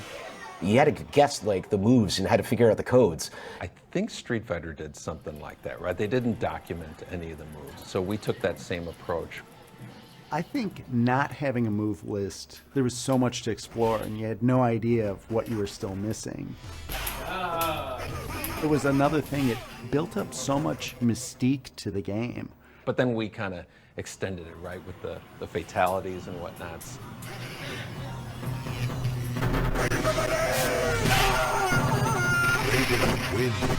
Especially at the end with the character Dizzy, there was a certain amount of, you know, what are you gonna do? You would see them trying to trigger something else. They knew that there was something secret in there. The announcer's like, finish him! And you go up and go, boom. And you're like, damn it! I screwed up the fatality. It's like the worst feeling in the world. And, you know, everyone was playing as Kano because in the early days before people, you know, knew what most of the moves were, Kano's moves were just, I don't know, move the joystick in a circle real fast and he'll turn into a ball and do it, or hit block and mash the buttons, I don't know. First character I played was Kano, and I found the ball attack and the knife throw, and within the first day I found the fatality too. Kano wins. I was finding stuff right away. I remember being in your office, and I remember you showing me what the button combinations were, and then you have to be standing this far away from the other character. And I remember thinking to myself, there's no way anybody's gonna figure this out. No one's ever gonna do this. And literally, like the first weekend, they figured it out right away, yeah. You know, the fatalities and special moves and things, like those were things that you kind of had to trade around. Because you'd hear people chattering like, oh, there's this move, and not having the internet at the time to go to, it made it very social. Ja, ohne Internet wurde alles aufgeschrieben. It wasn't, you know, widespread knowledge. You could take that down to the arcade and pull it out on somebody and really blow Da some konnte mind. man der King in der Arcade sein, wenn man die Moves drauf It's a hatte. lot of hand watching. Where did you stand? The most premium spots are literally right behind it, like right between two people, or on the corners, because those are the only spots where you were able to see the screen and people's hands at the same time.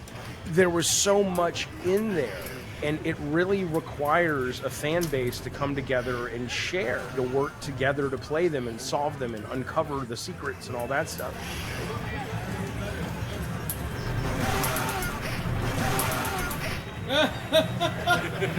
I was always obsessed with those kinds of things. I was a big fan of Street Fighter, and there was this rumor that was not true that there was a character in there called Sheng Long. And I remember when we had started this game thinking, you know, we have to have a real secret character. And so there was a Sunday, and Scorpion was yellow, Sub-Zero was blue, and I went into the art program and tinted him green, made up these crazy rules in terms of how to find him, made him jump out occasionally and kind of tease you with his existence, put it together in one day, didn't even tell John about it, and was just kind of wondering how many people are going to pick up on this.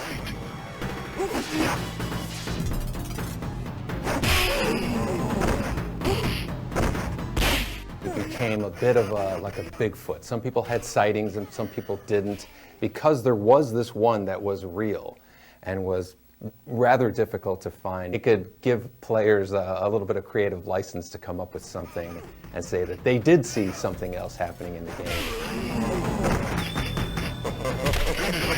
The level of secrets that happened in those first few Mortal Kombat games kind of corresponds with the rise of the internet. And people started trading around like, hey, here's a list of, I think these are fatalities. I remember going home to my dad's house, and he had internet. He had a CompuServe account. And I started just learning as much as I could.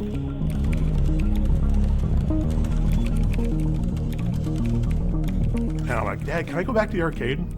I want to try some of this stuff. I made it my mission to test all that stuff out. And that became my calling. We need to investigate. And I published my first FAQ, and it is the most inaccurate like piece of junk that is available. It's like shameful, but it's where I started. And then, all these urban legends about Ermac and all these other alleged characters that it's kind of like, how the kids used to say back in the day, the negative worlds in Mario Brothers and Mario could go skiing. It's that kind of like, the kid equivalent of water cooler conversations. People would come up with lore, lies right. of, That's right. I did this and that happened, and everybody's, and we just shut up. A friend of mine in high school said he was cousins with someone who filmed for the game, and that there was a secret character that they had filmed. So I put it in my FAQ, and I trusted him, and found out way later he was just messing with me. The people feeding in things that they'd want to see in the game would kind of blend in with what was really there.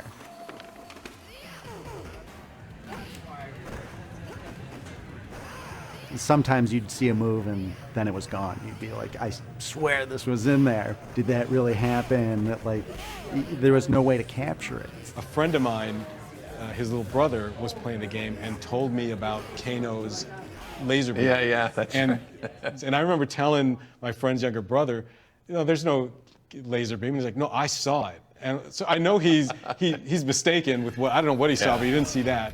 This mythology was being built by the player base.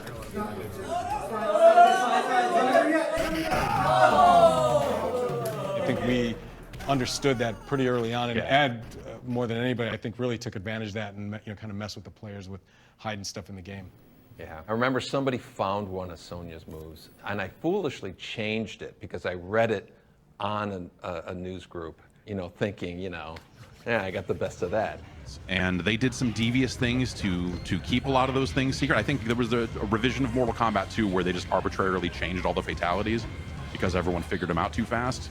And it's maybe the most devious and mean thing they've ever done. I remember thinking at that point, yeah, this internet thing has gotten, you can't beat it. You can't defeat it. It's just too powerful. One of the fun things about going to an arcade was, a lot of people didn't have the internet just yet. So people would show up with their copy of their FAQ. Once I was there and I saw someone with my guide, like my FAQ, and I was like, oh, where'd you get that? He's like, oh, the guy who wrote it sold it to me. And I was like, what do you mean sold it to you? I wrote it. We had a Mortal Kombat comic book that John drew, and we were the ones stuffing the envelopes, and we started writing messages to players. Sonya has a slide move, She didn't have a slide move. Within a week, I was at, it was like Gala North or something arcade, and some guy was playing Sonya, just keep trying these things. And one of the guys said, what are you looking for? And he goes, I'm looking for Sonya's slide move, Poor guy was, looking for it. But we were just adding fuel to that fire. Most of those secrets went unknown to me until much later in life when walkthroughs on YouTube became a thing. And I was like, whoa, I totally missed a lot of stuff in a lot of games. So to us, secrets were basically replay value, and that was the most important thing for us. Having more to do with the game, having more to discover, more to enjoy. We love the idea of, just this question mark over the game. What else is in there that nobody else has found? And it just made the game that much more mysterious, right?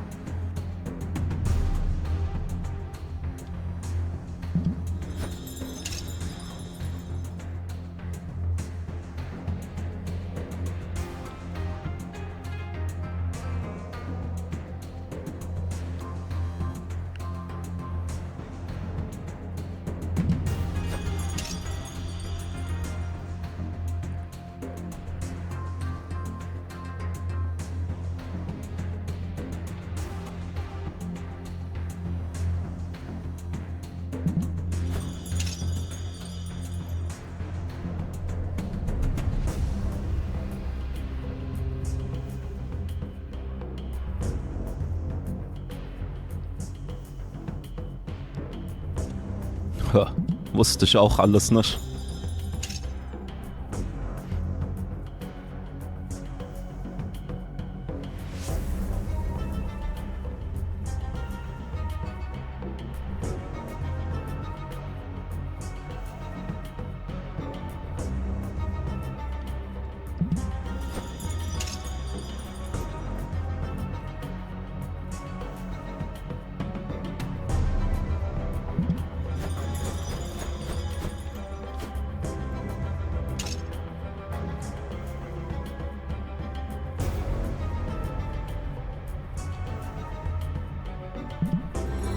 Ja, cool, jetzt könnte ich hier mit Y direkt die Arcade-Version spielen. Ja, aber das hier war schon mal das erste Kapitel.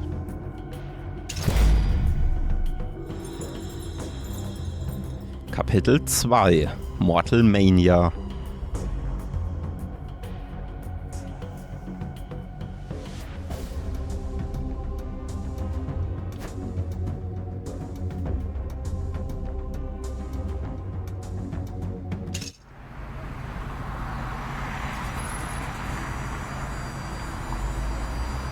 So when Street Fighter 2 came out, I wasn't really too impressed by it. I think I finished it once, picked Zangief because I was a wrestling fan, and then kind of moved on. I eventually kind of fell in with a crowd that really got a lot out of Street Fighter 2, and so suddenly it became very apparent I need to get great at that game. One guy showed up and said, "Hey, have you heard of this other game, Mortal Kombat?" I'm like, no. What is Mortal Kombat? And he said, "Well, you know, it's like Street Fighter, but you can fucking kill people." Okay, well, we need to go see this game right now.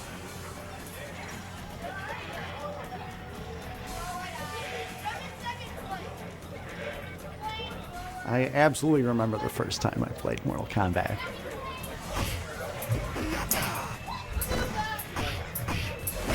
It was at Lions Family Fun, my favorite arcade. My dad would usually give my brother and me $5 each and let us run wild while he went shopping.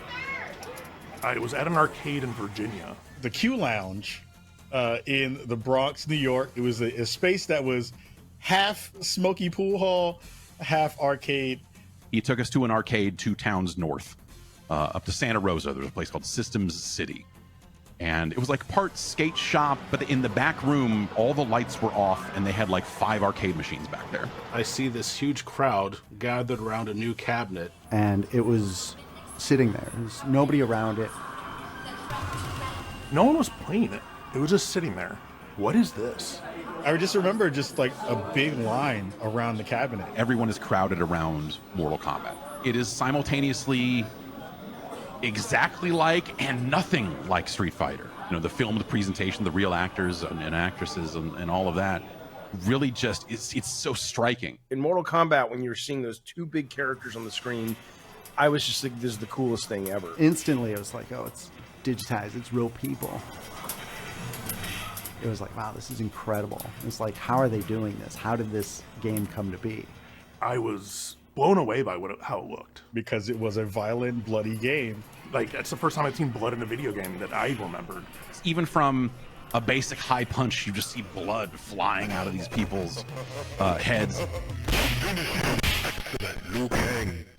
Even if I couldn't do the specials of certain characters, I could fall into a rhythm that just felt so good. Just like, you know, air kick, uppercut. And I was, oh, I feel like the baddest motherfucker in the world.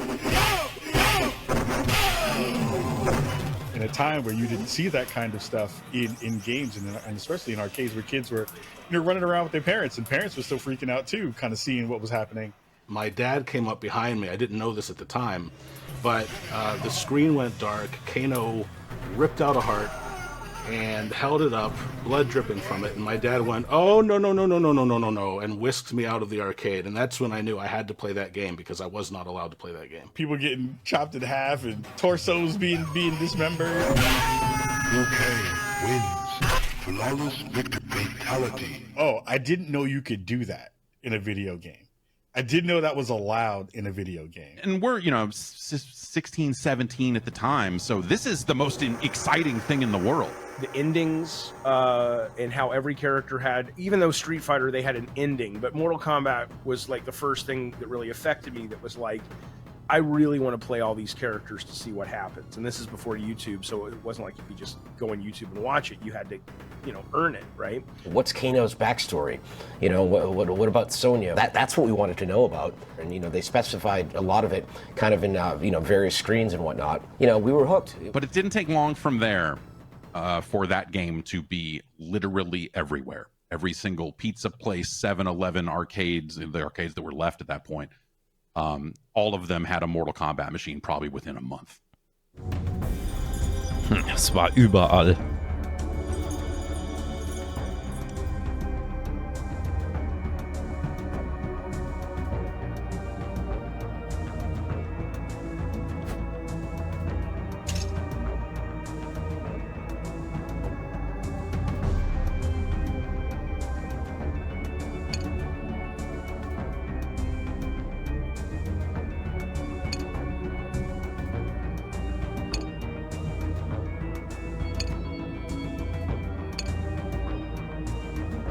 Das ist auch cool mit dem Comic.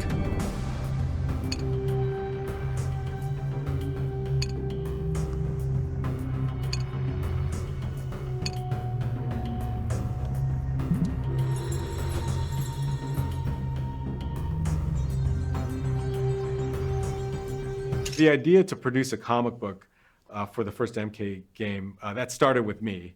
Coming from comic books, I had a great desire to sort of tell this story that we weren't able to tell in the game.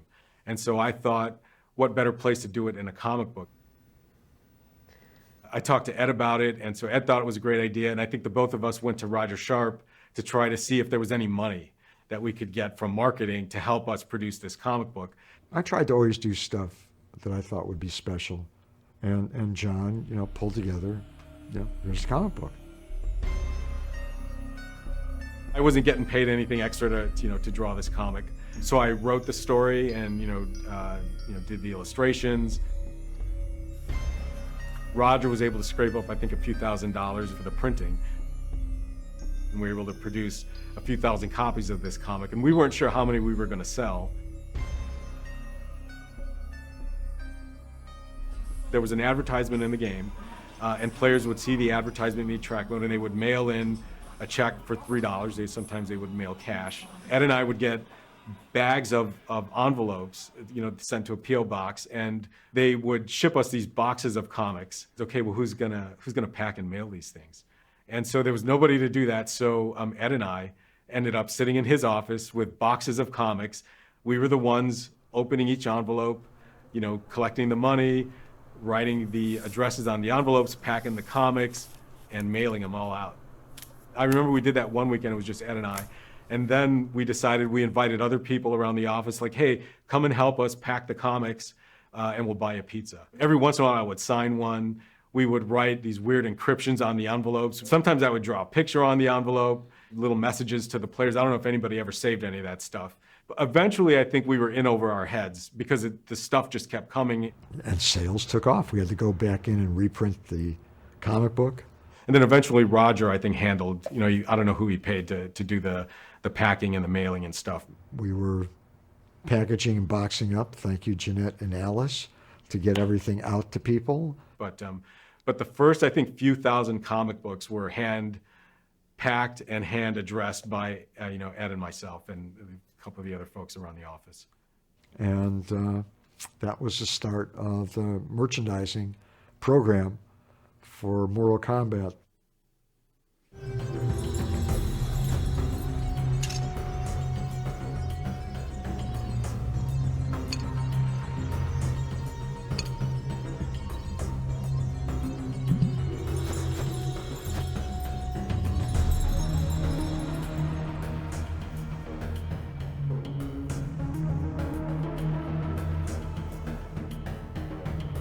Auf dem Super Nintendo gab es ja kein Blut und auf dem Mega Drive konnte man es ja mit dem Blatt-Patch-Code da freischalten.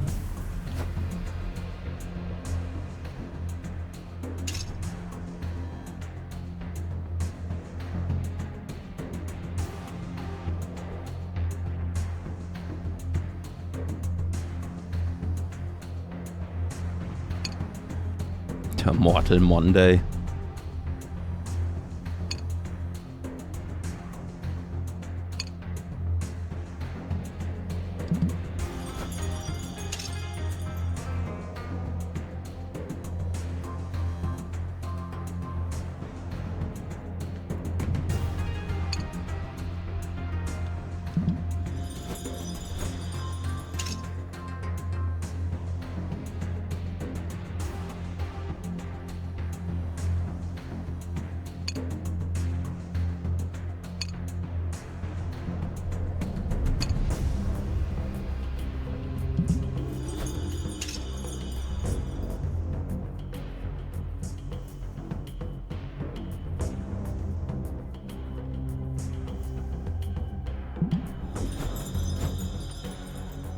Mortal Kombat!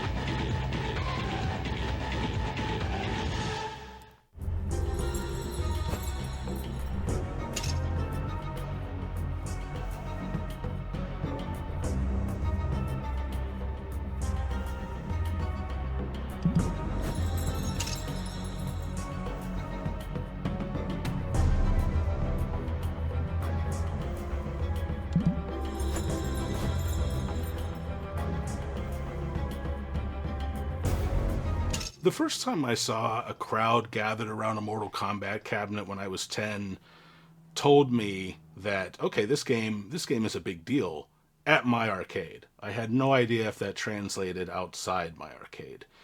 Then Mortal Monday happened. Not just the day itself, but the build up to it. Seeing the zeitgeist around it was huge. Conversations around Mortal Monday were happening, the first kind of big marketing push.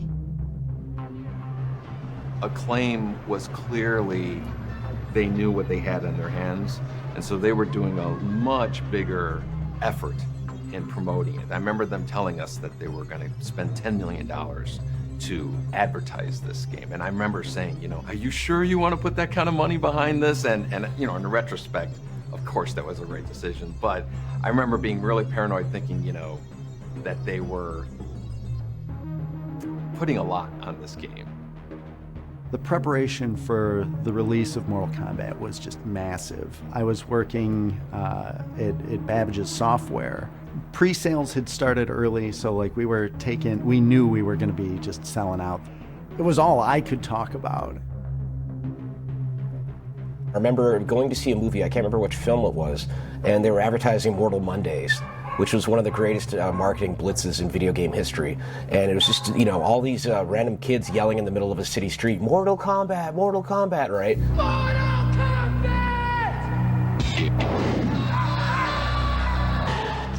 That commercial with like people running down the street screaming Mortal Kombat, and they were teens, and I was a little kid, and teens are the coolest thing you could be when you're a little kid. You don't have to show screenshots or anything else necessarily. Everybody knew. All you have to do is just have somebody out in the middle of the street just putting up his arm saying Mortal Kombat. It's almost like, hi, it's here. It sells itself.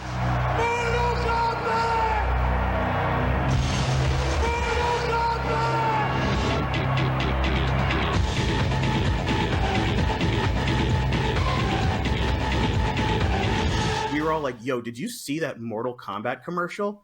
What is Mortal Kombat? And there was always like one kid who knew a little more. It's a video game, but you kill people. And all of us at Maplewood Elementary School were like, whoa! We had 2 front monitors that were just showcasing Mortal Kombat videos. And in the comics, on the back of the comics, there were Mortal Monday ads. There were Mortal Kombat ads in magazines. There were Mortal Kombat ads in subways. You know, just seeing the standees and the posters and things at Times Square and the signage that was coming in, every piece of memorabilia that was coming in, and t-shirts, and it was just over the top compared to other games. I remember just being nervous about it, thinking, I hope this game lives up to it. Even though it was a huge arcade game, you know, you just never know at home.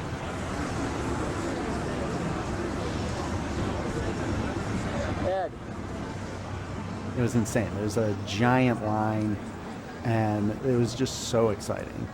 That's when I realized, like, this is actually a bigger deal than maybe any video game that's come before it. Mortal Kombat became a pillar of popular culture within 12 months. It was, I think, the fastest a video game had ever exploded to date.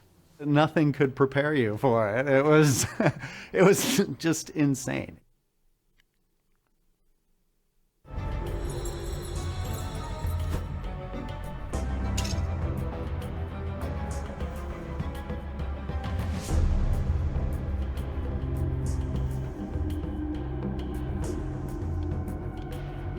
Cool, kann man hier drehen. Hab ich auch den ersten. Ich habe alle 3 auf dem Mega Drive. Beziehungsweise 4 mit Ultimate Mortal Kombat. Könnte man jetzt hier auch direkt spielen, das ist cool gemacht. Hier, das mit dem Code, was ich gemeint hatte.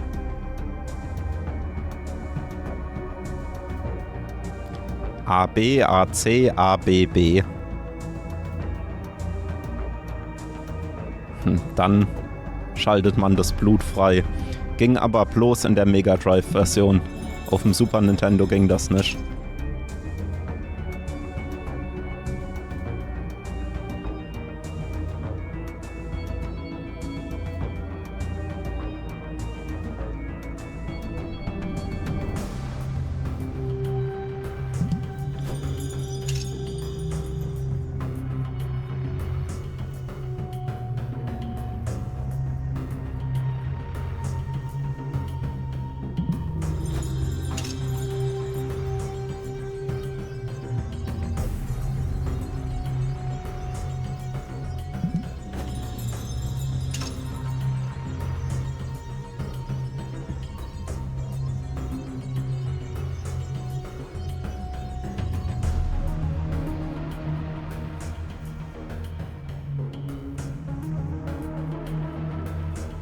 Ja, das war ein Nachteil bei der Version, die langen Ladezeiten.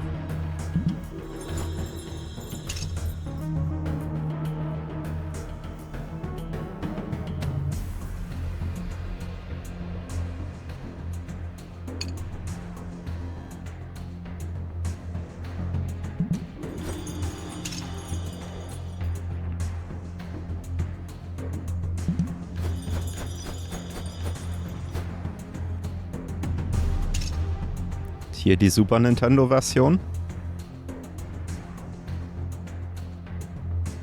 Statt Blut versprühten die Kämpfer nun Schweiß.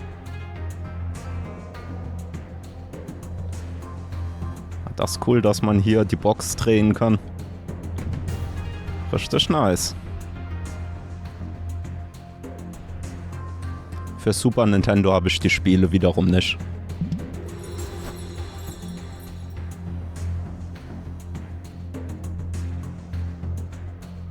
We were aware that Acclaim had a deal that they were going to do all the home games because also they had done super high impact for the home. And Acclaim had their kind of production group, which was our main point of contact, but then they had the two software houses, you know, Probe and Sculptured. And so there was a lot of communication that had to kind of bounce back and forth.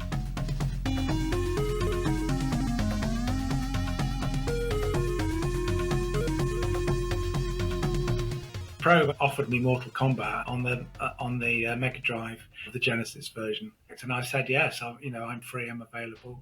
Like a job's a job, and I said, well, what is it? They were able to kind of actually bring me an arcade machine into my house.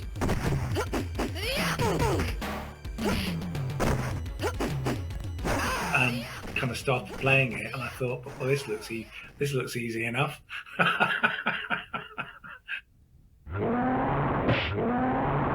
When Mortal Kombat 1 was going to be made for the Super Nintendo, through Sculptured Software, we had a programmer that was from outside our place and brought him in and said, hey, you're the main guy. And that did not go as well as we would have wanted it to go. Tests were right.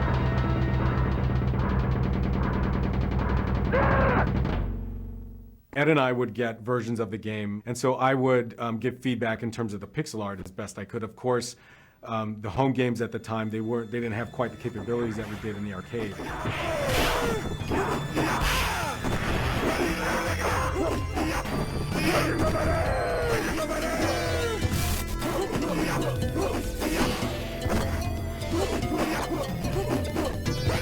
I think the biggest problem that we had wasn't as much the power of the machine, but how big the memory of the Mega Drive was. We had to shrink all the sprites really down as much as we possibly could, and there's a lot of frames of animation in there. We started off by kind of basically taking out every other frame, and that wasn't enough. So then we had to take out like 3 out of 5 frames, and then kind of concentrate on the important animations, the ones that let you see most.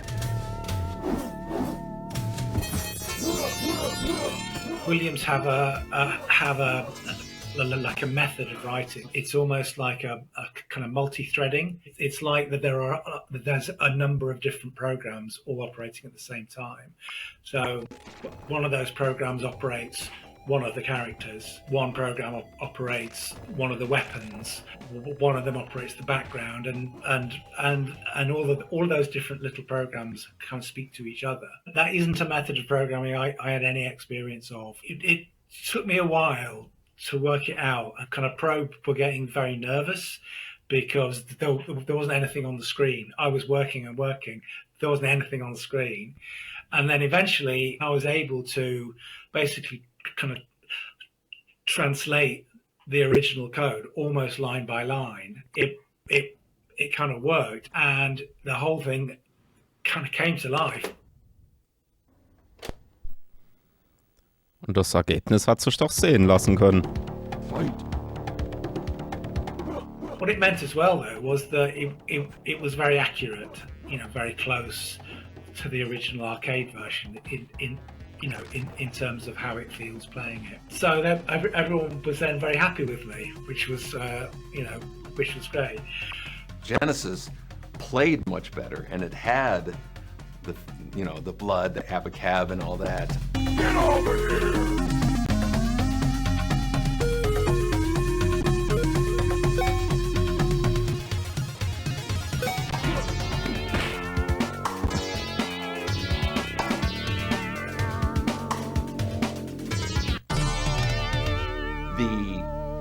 Super Nintendo version looked great, but it didn't play as good as the Genesis version.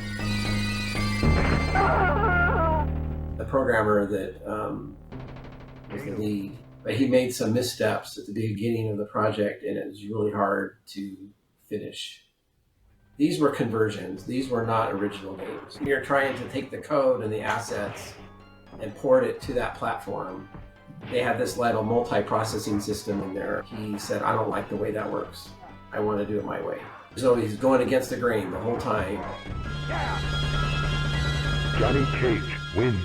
The quality of the game was something that that was important to us. I know Ed was a stickler in terms of what he was willing to approve. Come here!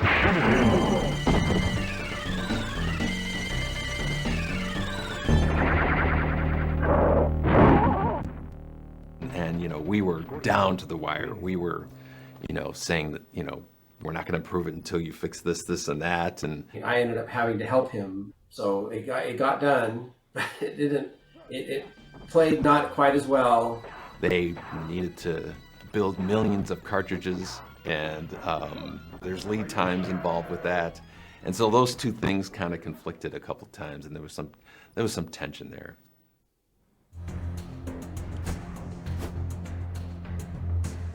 Die Game Gear Version.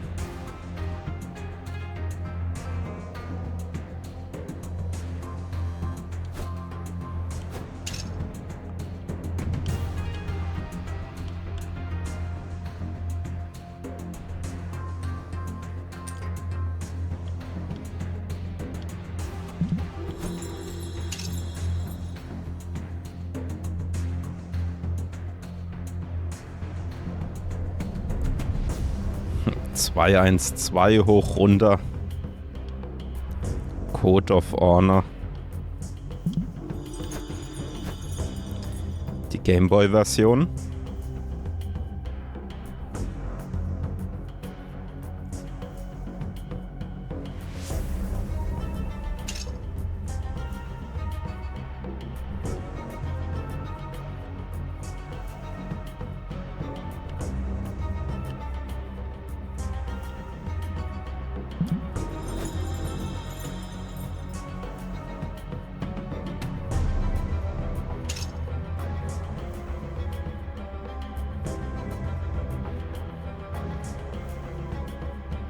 Da konnte man als Goro spielen.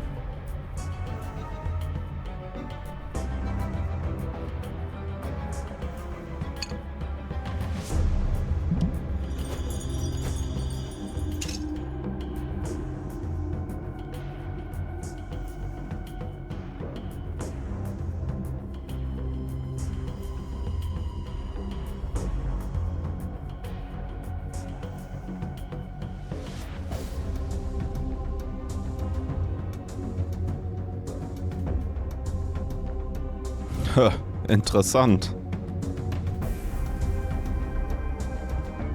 Ein Vertikalscroller. Meinen die Raiden Thread oder was? Könnte sein.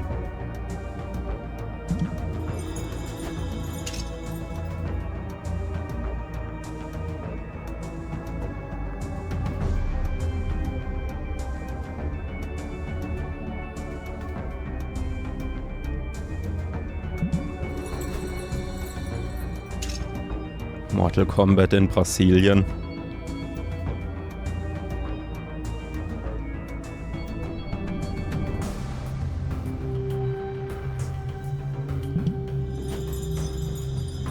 Und in Deutschland.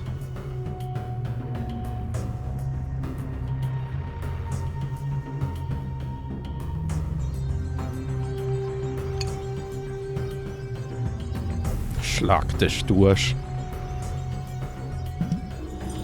Aber wurde ja dann relativ schnell indiziert.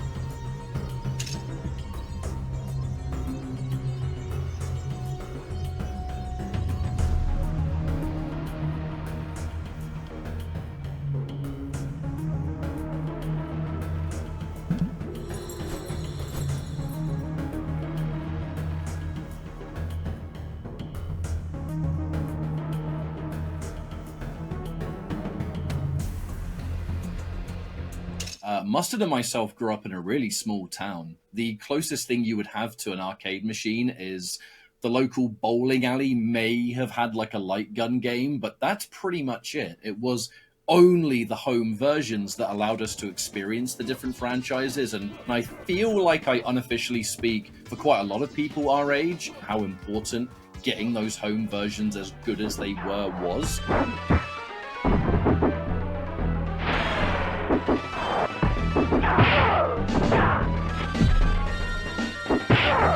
So that the rest of us could still experience it in different parts of the world, that arcades weren't as common, especially those small towns. Which side was I on in the home versions? There's only one side. Like, what do you know, it's just the Genesis version. There's only one version of the game.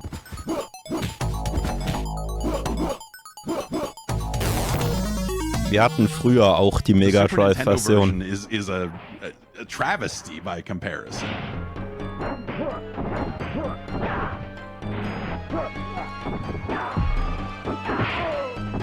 I actually thought that even though the Genesis was a little behind graphically than the Super Nintendo, I liked the grittier look of the Genesis version. It really felt kind of down and dirty the way Mortal Kombat should.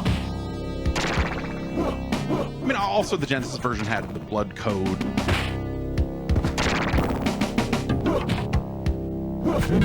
And the real fatalities and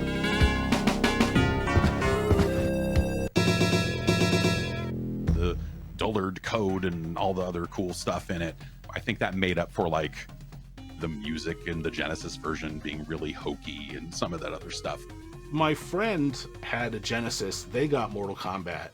His mom would come in every now and then just to look at the screen to make sure there was no blood flying. Finish him.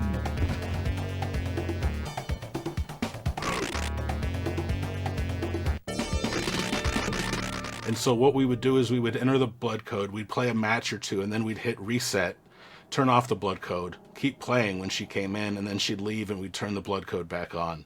Nintendo screwed the pooch when they didn't allow the blood in the game, and they instead put sweat in it, which the Genesis version outsold the SNES version like 3-1 or something like that. Everybody wanted the violence, you know, they wanted the blood. The Super Nintendo version feels like mud.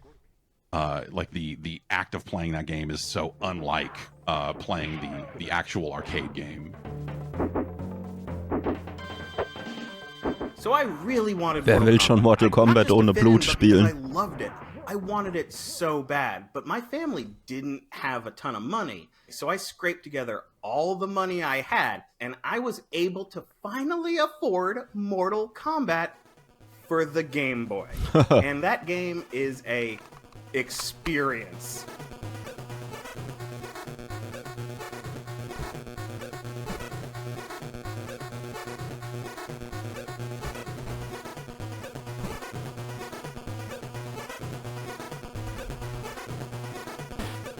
when you play Mortal Kombat in the arcade, it's a little bit heavy and you feel the power of those hits.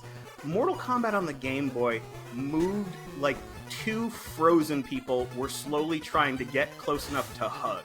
Like when you'd push the punch button, it would eventually move the fist forward a little bit at maybe 1 frame per minute.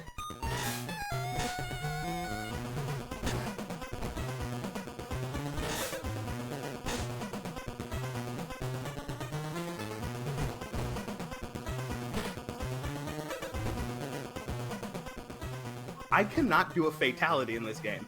I know for a fact they exist because the computer can do the fatalities on that pit level. Instead of having them fall off the stage onto spikes, at the end of each part of the level were just little drawn spikes in the background that you could knock them onto. And I think that that was their like makeshift solution for having a stage-based fatality.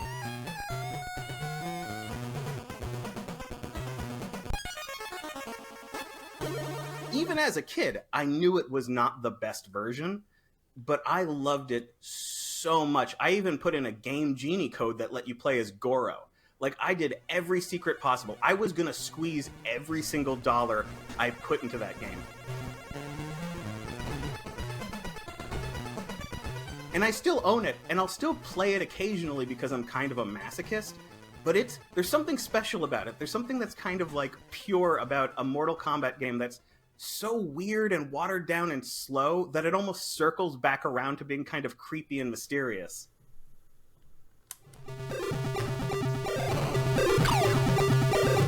Die Game Gear-Version war schon besser.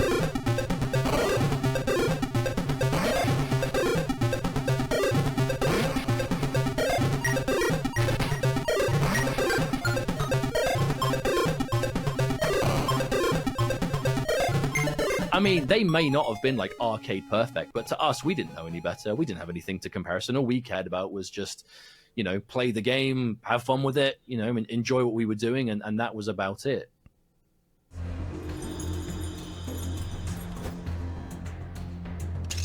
Kombat auf der Tanzfläche.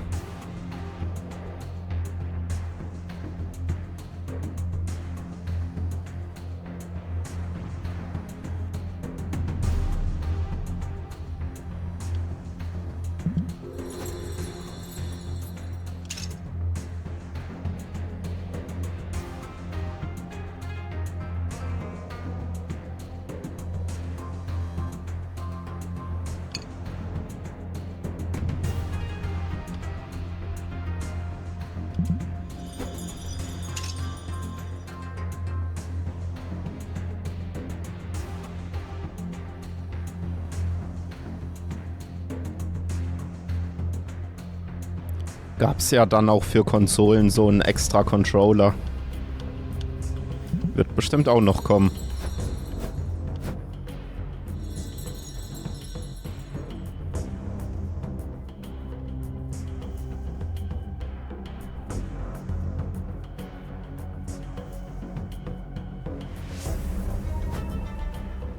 Ich glaube, durch Mortal Kombat gab's ja dann in den USA auch ein Rating auf die Spiele.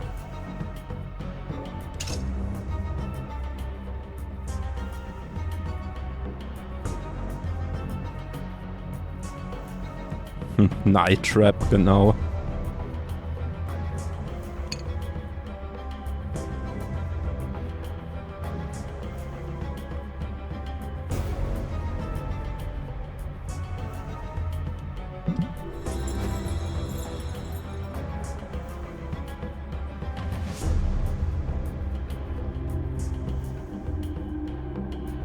Blood splatters from the contestants' heads. When a player wins, the so-called death sequence begins. The game narrator instructs the player to finish, and I quote, finish his opponent.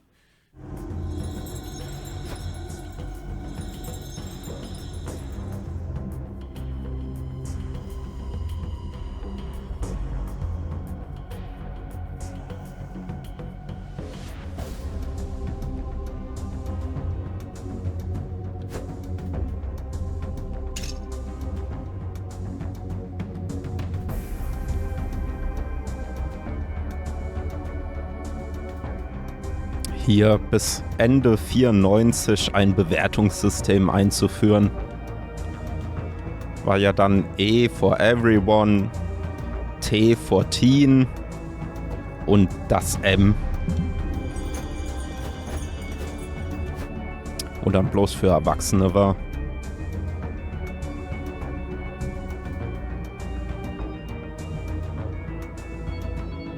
Aber letzten Endes konnte ja in den USA auch ein Kind die Spiele für Erwachsene kaufen.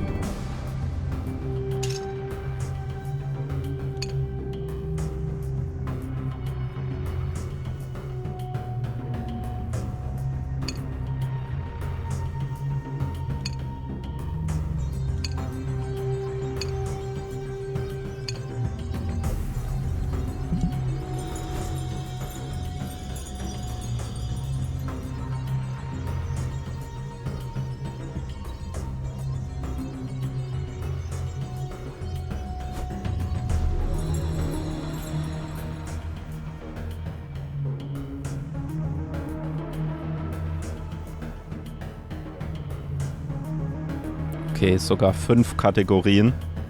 Frühe Kindheit, Kinder bis Erwachsene, Teenager ab 17 Jahre und nur für Erwachsene.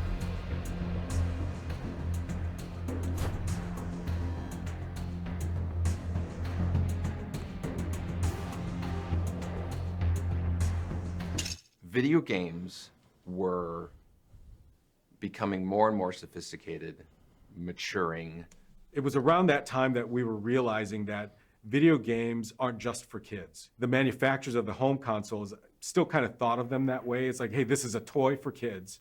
We never made Mortal Kombat for 6-year-olds or anything like that. That was never the intention. 4 guys in their 20s, what kind of video game are they going to make? In our minds, we were creating the game for a certain demographic of player. Fans of Terminator, Bloodsport, Alien, Predator, you know, all these movies. It was a game by guys in their 20s, 4 guys in their 20s. And nobody mentioned anything during the arcade days. Once the game came home on the consoles, it came into people's living rooms. That was a shocker to the moms and dads of suburbia. Blood splatters from the contestants' heads. When a player wins, the so-called death sequence begins. The game narrator instructs the player to finish, and I quote, finish his opponent. My parents were very worried about the violence in Mortal Kombat because eventually they saw the news stories. They saw the news stories that were like, you could rip out someone's spine or you could light them on fire. Like, I had a friend who was not allowed to go to another friend's house because he had played Mortal Kombat with him. And we also really didn't see a lot of animated blood in video games back then. It seems so commonplace today.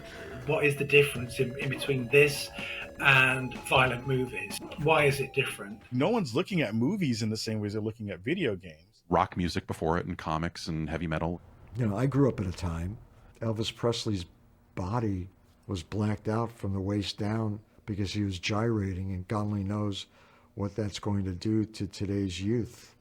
I do think that there was a number of kind of politicians and other people who were looking for a scapegoat. Kind of this was it. It came along at the right time. Kato wins. Flawless victory. It was just like, video games are bad, and these are the ones doing it.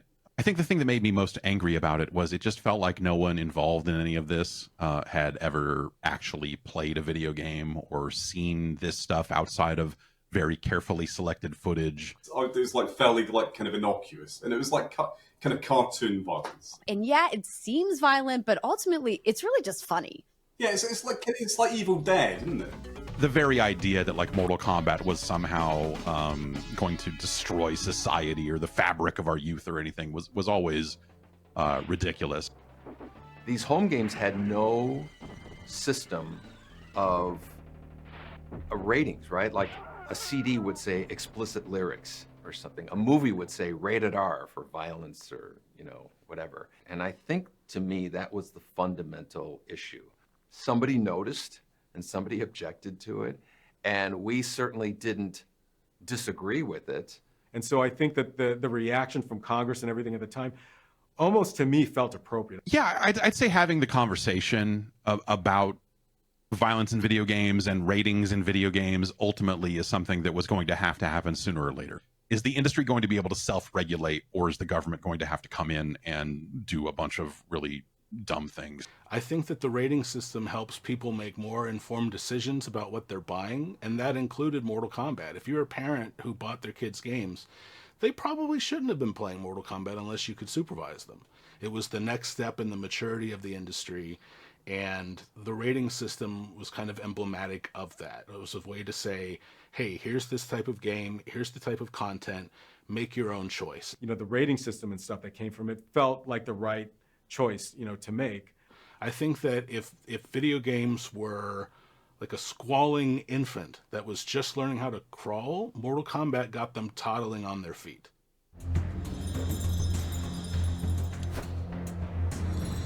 Bereit für die Runde 2.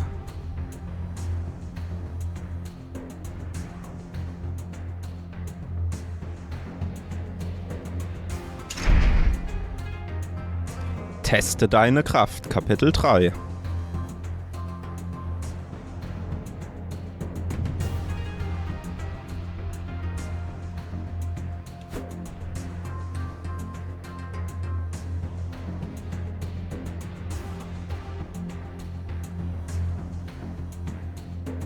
Our experience with the first Mortal Kombat was, it turned out great, but you know, the game was very rushed. It was an 8-month project from, you know, concept to shipped game, which was crazy when you think about that. You know, certainly in my head, there was 10 things that I would have done differently. Shortly after Mortal Kombat 1, Ed and I started to think about what do we want to do next. And one idea we had was we wanted to do a Star Wars game. Ken Fedesna came down, and I remember us talking excitedly about Star Wars. And Ken's response was, you know, Star Wars, what are you guys talking about with this Star Wars, you know, business? You guys have got to do a sequel to this game. And so that was the first time that I thought, oh, okay, I guess, you know, we're signed up for a sequel. So new hardware came, new tools came. Warren Davis and all these guys, you know, Todd Allen, everybody was like working on tools to make things better, and we just inherited that.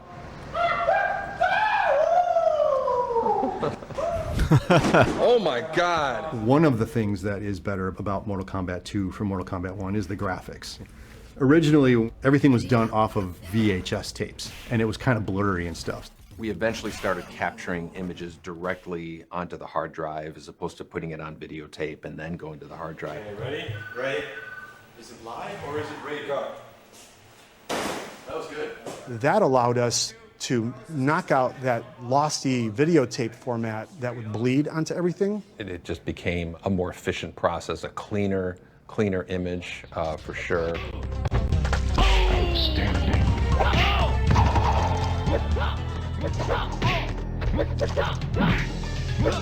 We had a much better like kind of combo system that was going. Jax wins.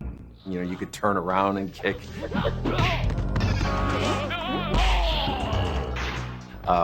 Which to this day I can't believe the first Mortal Kombat doesn't have. A lot bigger of a roster. We wanted to expand, so we had 12 characters and, you know, added Jax. That was huge. Katana Molina, who are synonymous with Mortal Kombat at this point.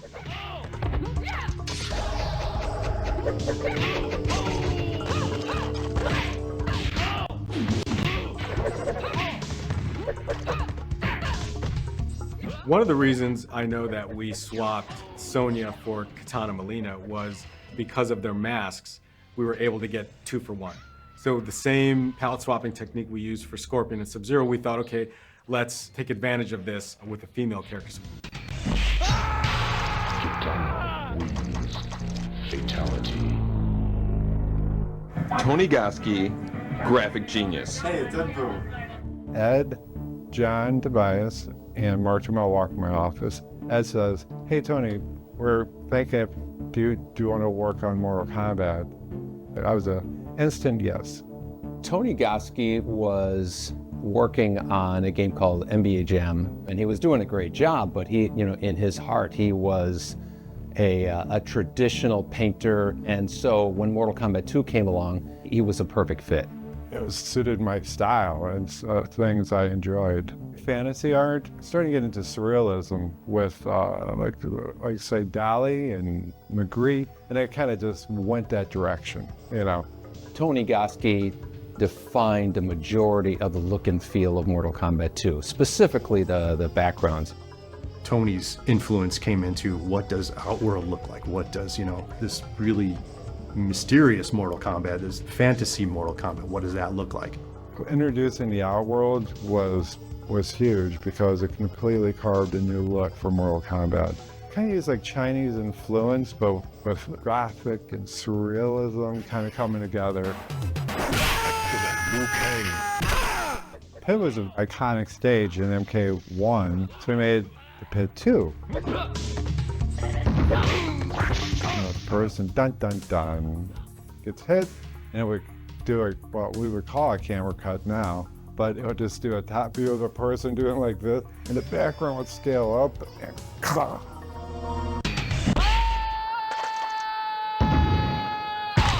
Reptile wins. He came up with this living forest, and you know, he put my face on the trees. Oh man. Albert Brooks all over it. All had to be drawn. No digitizing for Tony. What? I did digitize the tree. Sein Gesicht als Baum. I would digitize that, and then I would draw on top of it the bark and everything to make it look like a tree. Obviously, about like horror movies and things that are like shocking. You go all the way to the left, and there's a tree kind of looking straight down the fight line, and that's based off Ash from The Evil Dead. Wusste ich auch nicht. That was like one of my favorite backgrounds to work on. When I was a teenager, I did some stop-action animation just for fun with a Super 8 camera, with clay and toys and stuff like that. When doing Kentaro, there weren't a lot of frames to begin with. It's like, you know, you know, and you know, you would hang on that last, you know, hit or whatever.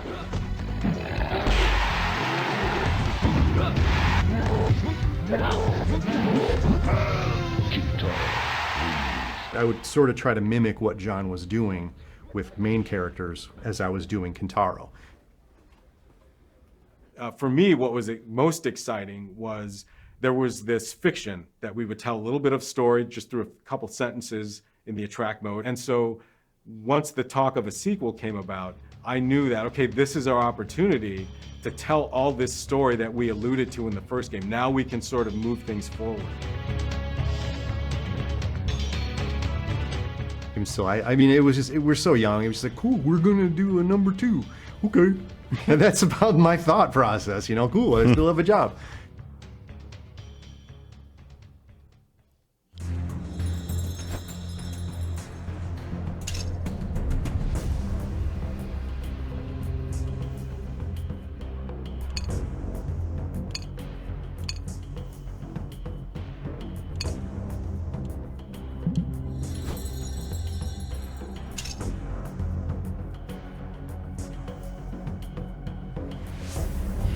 Checks in Gelb.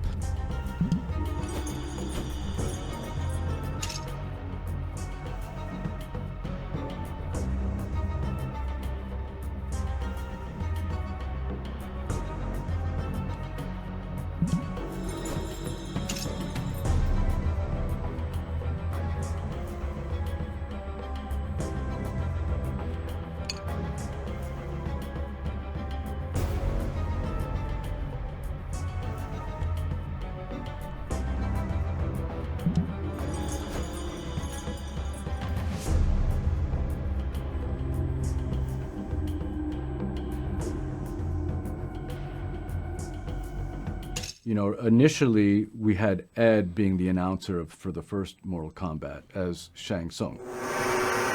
Volcano. Scorpion. Fight. Excellent.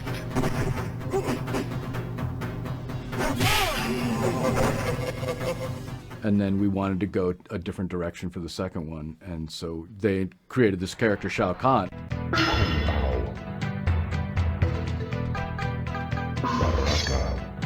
Round 1. fight. And I'm sure everyone was like, oh yeah, that's going to be Steve. You know? It's high impact football. Fire, power, 1, 2, enemy destroyed. I am the Black Knight. Voice work in games, I loved it. I loved doing it. If they wanted me, I was there. If you want a dude with a heavy, deep voice, then you could pitch it down some more and make it sound super basso profundo. That's the guy. They wanted me to be a 200-year-old Asian man, you know, martial artist. Dan had a structure and a language and a way for me to speak. Here's the list, do these things, and then a little bit of coaching. Sonia, Baraka, round 1, fight. And he, you know, did a great job. And that's it. That's what you hear in the game. Finish him.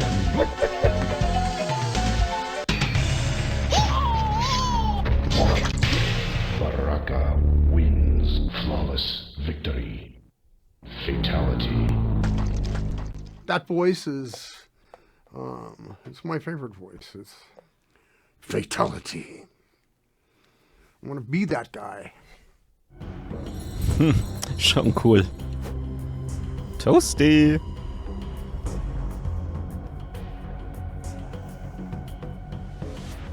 Ja, das ist jetzt auch interessant, wie das entstanden ist. So Ed and I, we worked on these games, and we really liked playing super high impact. There was a machine in the hallway in the back, and we'd go there, have a game or two.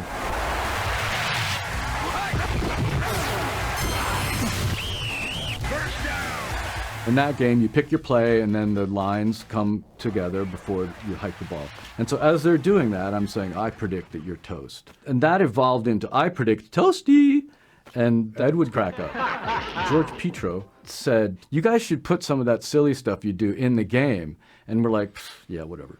And go on our day. And then, like, I don't know, a couple weeks later, Ed talks to me. He's like, hey, would you be cool if we, like, took your face and, like, when every 100th uppercut, your face comes out and says toasty in the corner of the screen? I'm like, sure. Let's do that. So that's how that happened.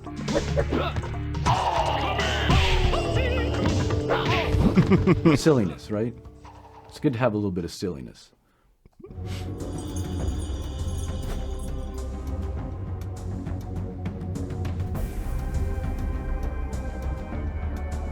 what you should do, Carlos, is just try to jump off. Try to actually jump straight up and land on your back. I can do that, but I need to make the other way. Is it Elvis? Is it? Okay, ready? Ready? Is it live or is it ready to go? That was good. That was much better.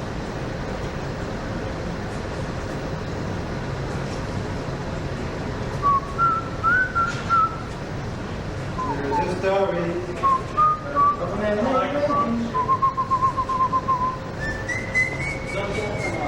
Maybe with those on there. There were 4. Hey, Tony, what did you do in Turtles 3? You just played Hey, you know I saw the trailer for that yesterday? Yeah, you're the one that told me about that. The interviews about and stuff like that. Yeah.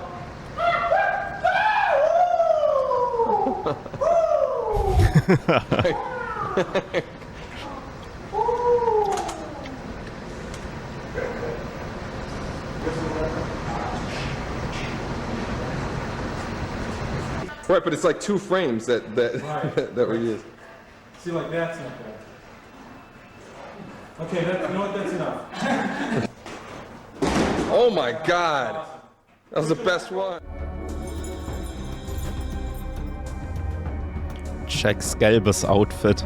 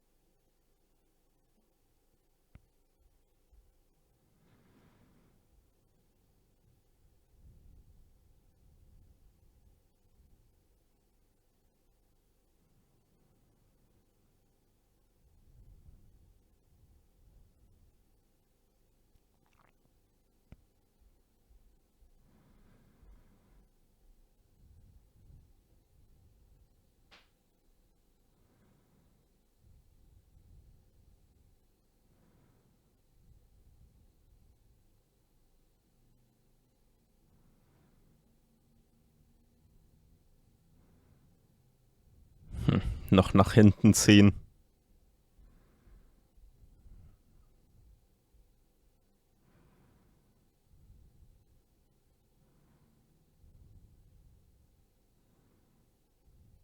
Nach unten und nach hinten.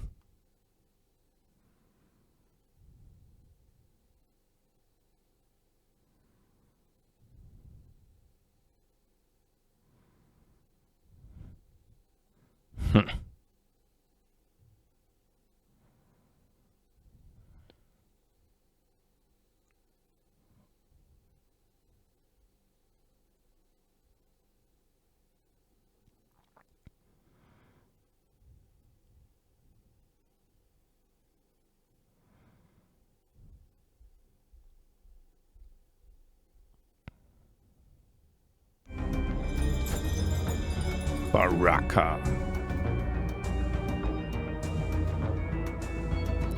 Schade, dass es dafür keinen Ton gibt.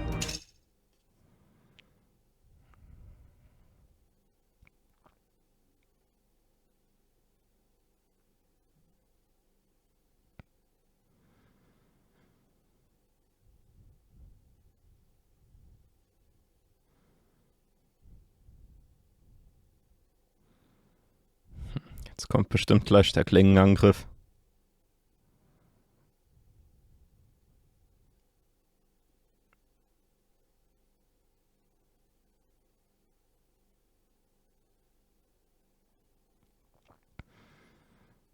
Mega die coole Maske.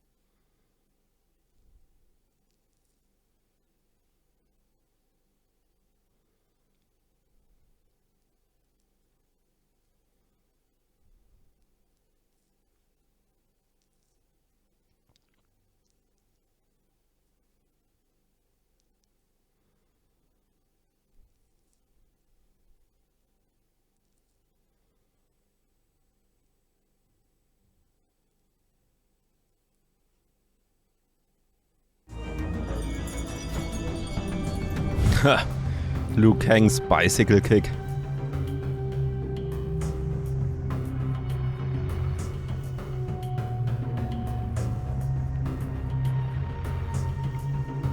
Ich bin gespannt.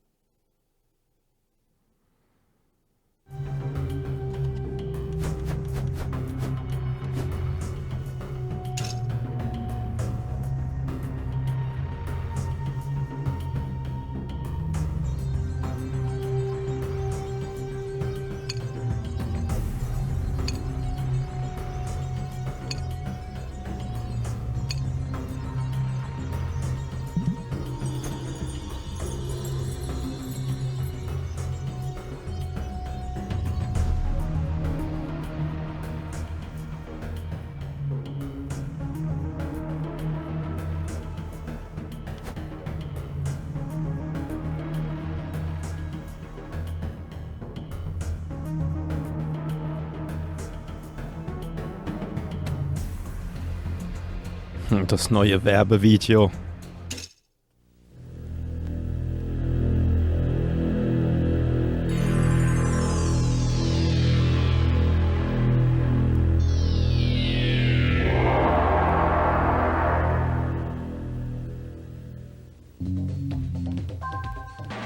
Once in a lifetime, a game comes along that transcends our industry.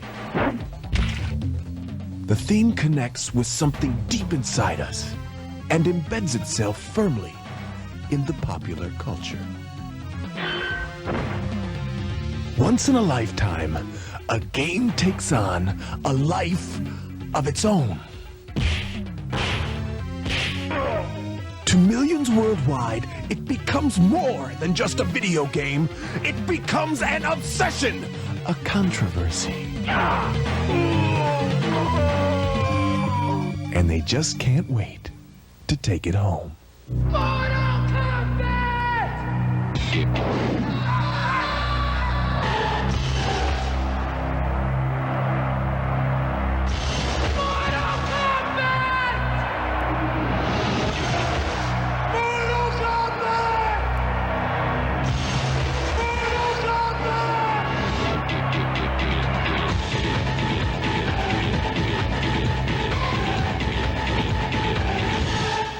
We've created a monster!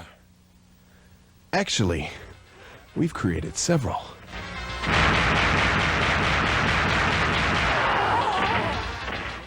What if we could outdo our previous successes? What if we could create a new fighting machine? One that eclipsed every fighting game ever made. One with more depth and more characters. What if, amidst all the furor and recognition, we could release to the world the ultimate fighting experience? We can, and we will, right now.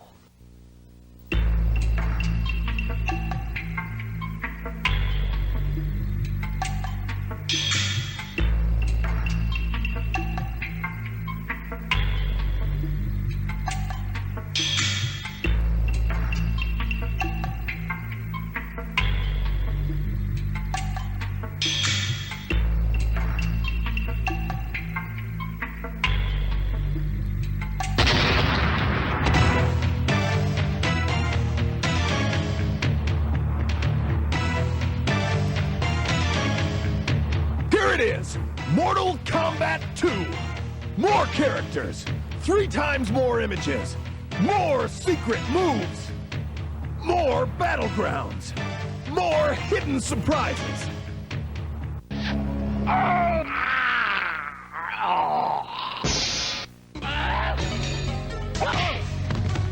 And it's the first video game to feature our crystal clear DCS sound.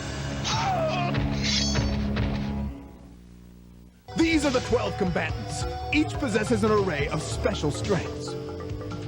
Liu Kang, Kung Lao, Johnny Cage, Reptile, Sub-Zero, Shang Tsung, Kitana, Jax, Mileena, Baraka, Scorpion, and Raiden.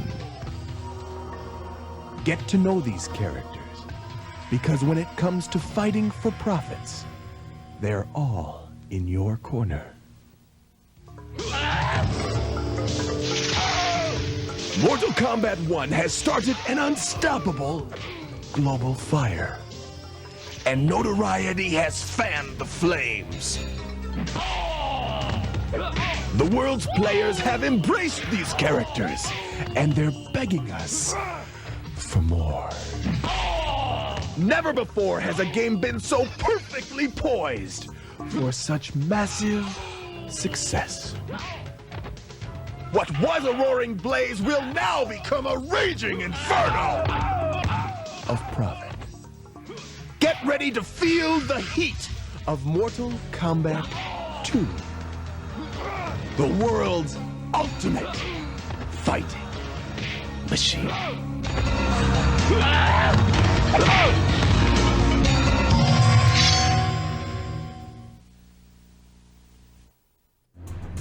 Wer nach dem Video nicht Bock auf den Automaten gehabt hat, da weiß ich auch nicht. Hier kommt Nachschlag.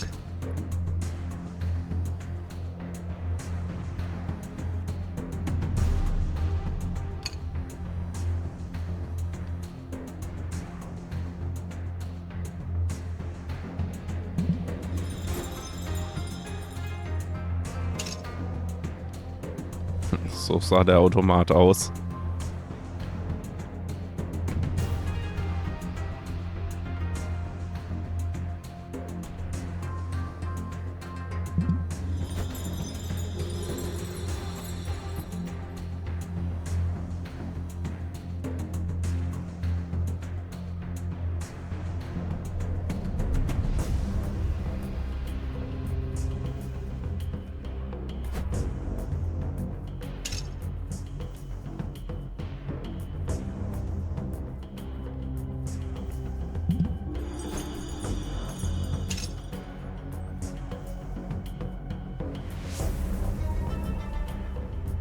Todesverachtende Geheimangriffe.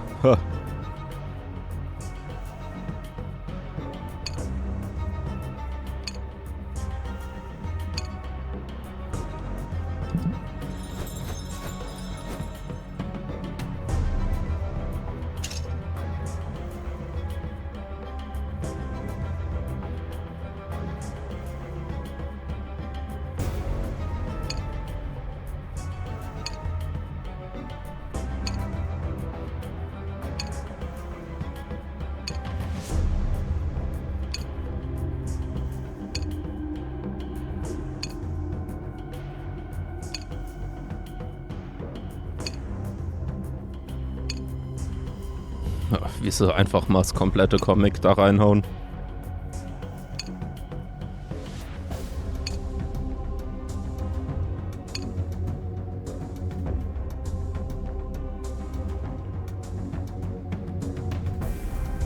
Das T-Shirt nur 12,45. Hätte ich auch gern.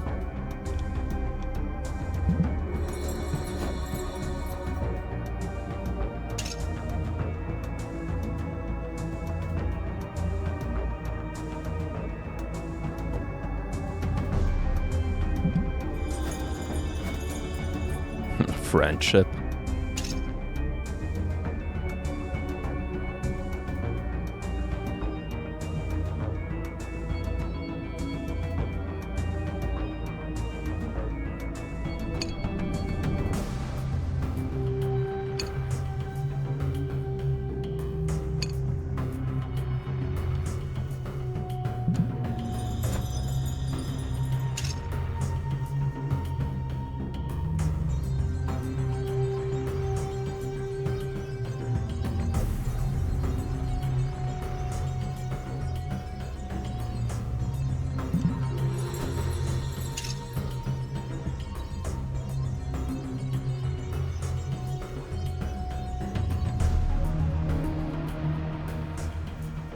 Okay, interessant. Wusste ich auch nicht.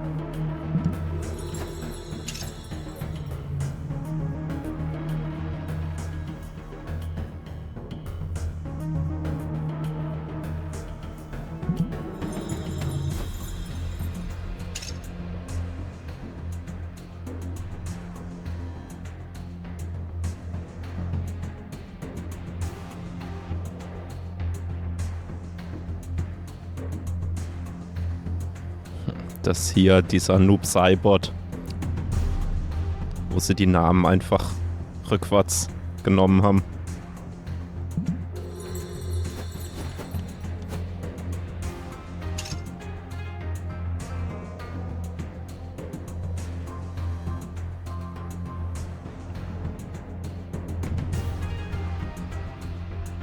Ja, wusste ich auch nicht, dass Pong in Mortal Kombat ist. Ha.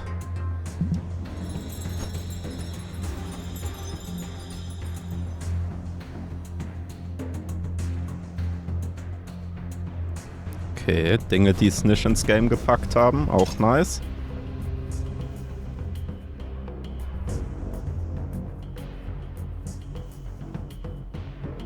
Oh, das wäre schon cool gewesen.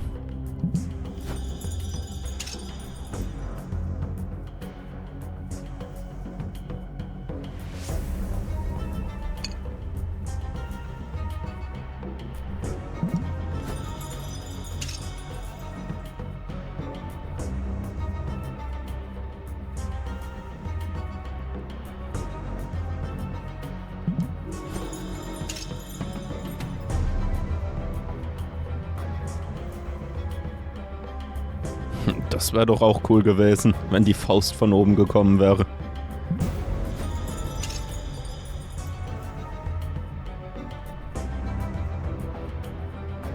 Okay, das ist ein komischer Move.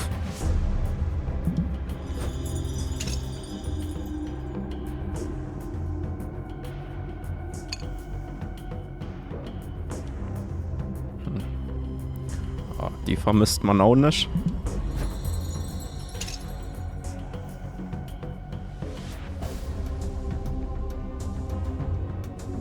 Der wäre aber cool gewesen. Erinnert ein bisschen an Sonjas Kick.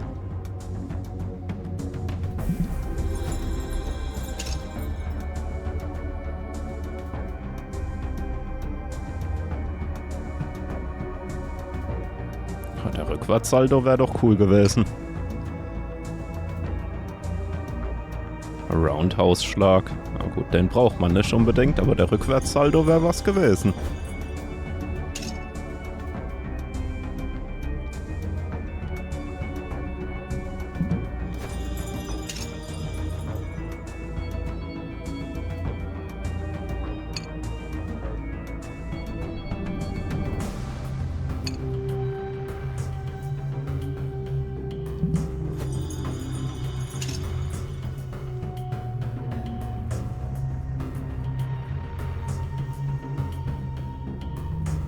Das wäre eine coole Idee gewesen, wenn es das gegeben hätte.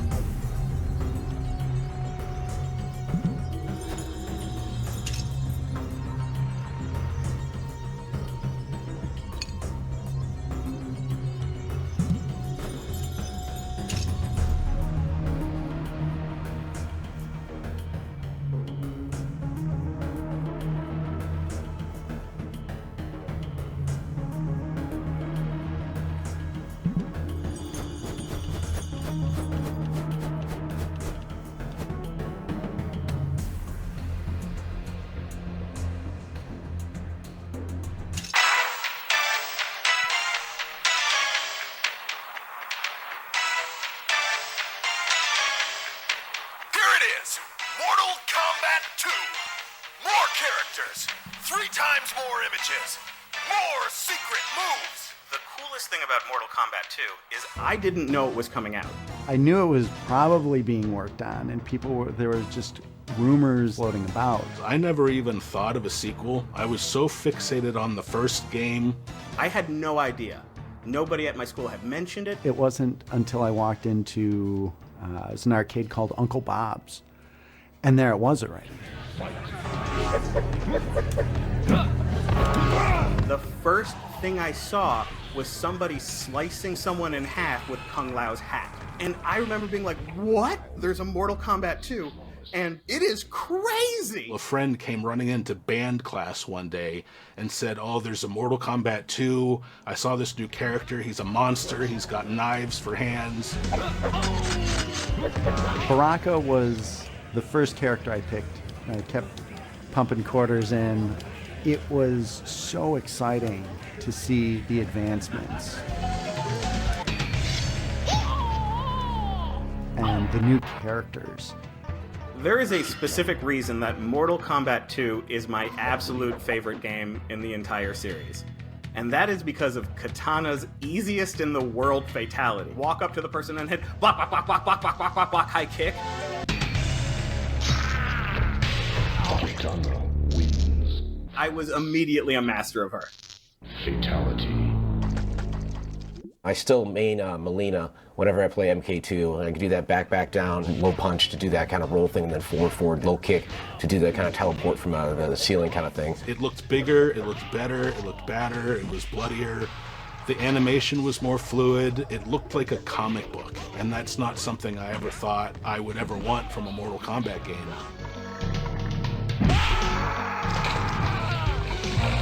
Sub-Zero wins. Fatality. But like I said, I never even dreamed of a sequel. One day there it was, and it was fantastic. The favorite characters are back, so you have kind of that step into it. The excitement was just incredible. I remember seeing Mortal Kombat 2. It was the level that has it Shao Kahn, the big bad guy, who had the people chained up on the pedestals in the background. You were fighting your opponent, but there was the sense of storytelling in the actual level design. And that was one of the first times I had seen that and been like, that's really cool and that's really, really clever. And I still bought the Game Boy versions, just because Game Boy was the system I played the most. And what's interesting is that Mortal Kombat 2 for the Game Boy is fantastic.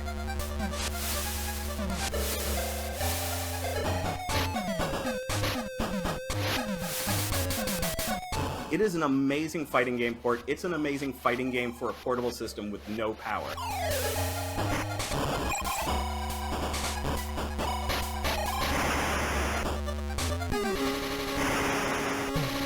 I played a ton of Mortal Kombat 2 on Super Nintendo. I would have friends over. My living room kind of became a mini arcade.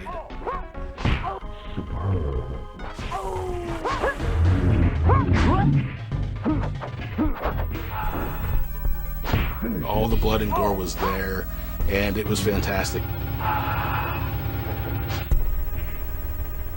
Fatality. It felt pretty darn close to arcade perfect. So haha, that time Nintendo came out on top.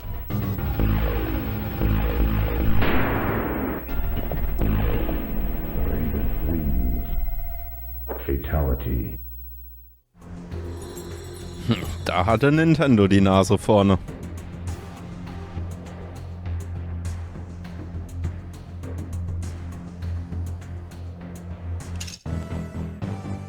I got put on as a lead on the second one, and that's where we really made the right decisions, which was nice.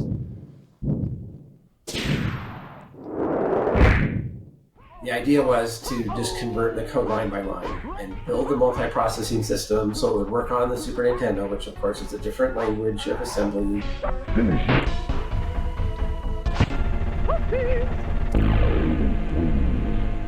We, I think, started, is November or somewhere like that in 1993. We had to be done in July. And so we didn't show them anything until April.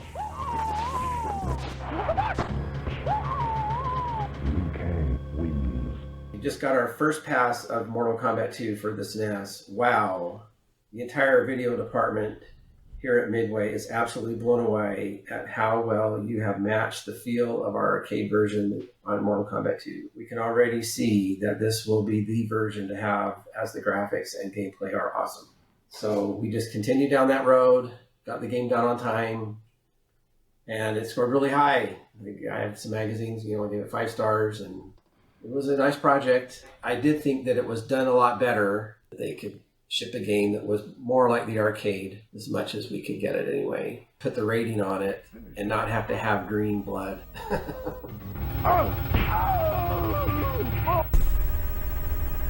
Johnny Cage wins. I don't know if the Genesis guys would debate me, but I felt like it was the de facto version for at least Mortal Kombat 2. And the ongoing debate that still sort of seems to rage on up to the present day, like between the SNES version and the Genesis version.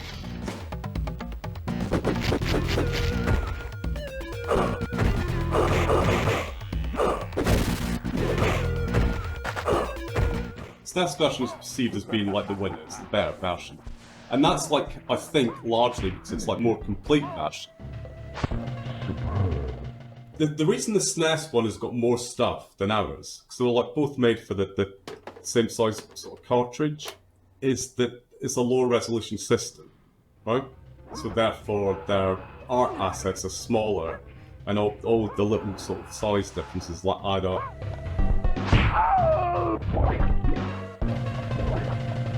Jax wins. You end up with space for fatality. Fatality. The fact that the speech samples are missing, that's the thing that like kind of stands out to me.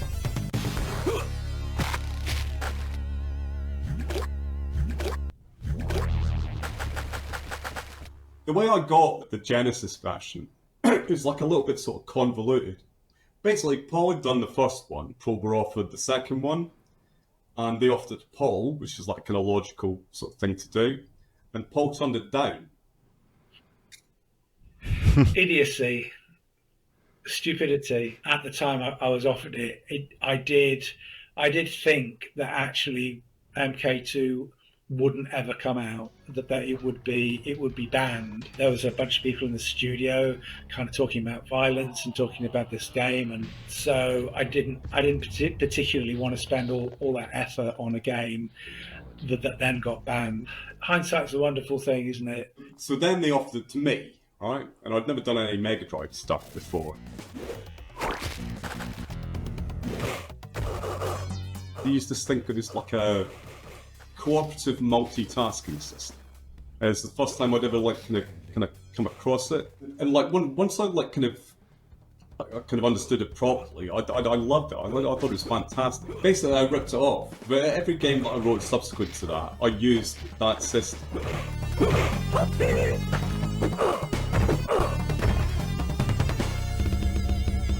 Everybody was like kind of happy with the version that I did, and that was no bad thing. I mean, it's just like a really good game, you know. Hard to mess it up.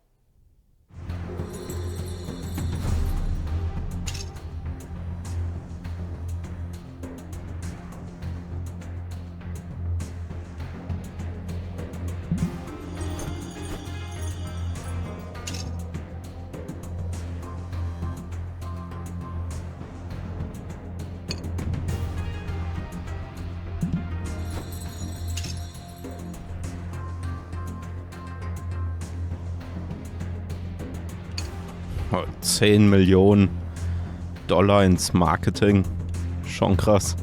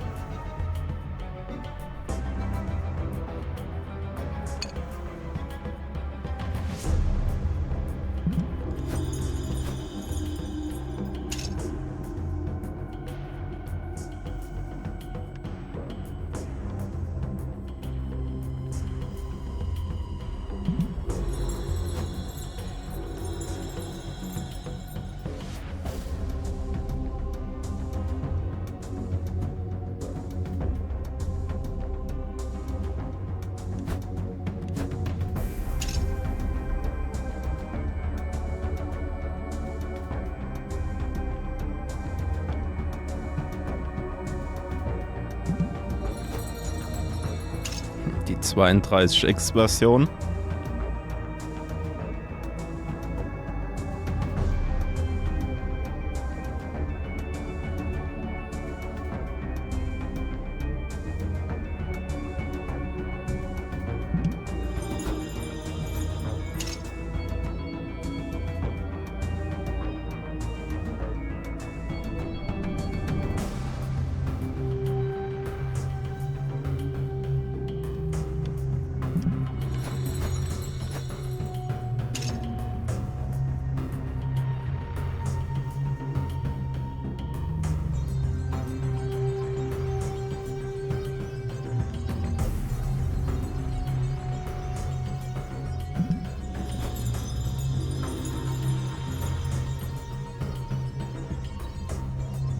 Der Kinofilm.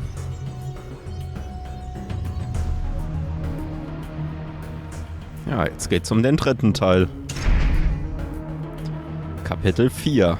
Wissen und Macht.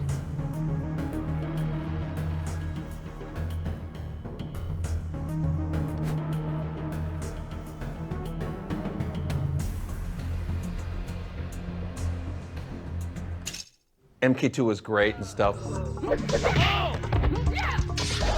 but I really didn't want us to just do the same game with prettier graphics.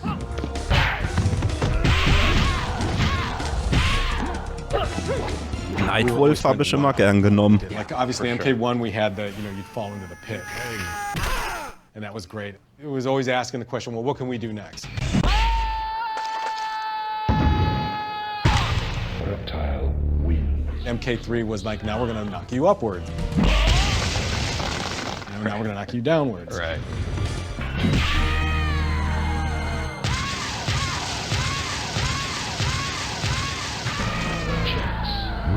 Certainly the visual qualities of the backgrounds changed over time quite significantly.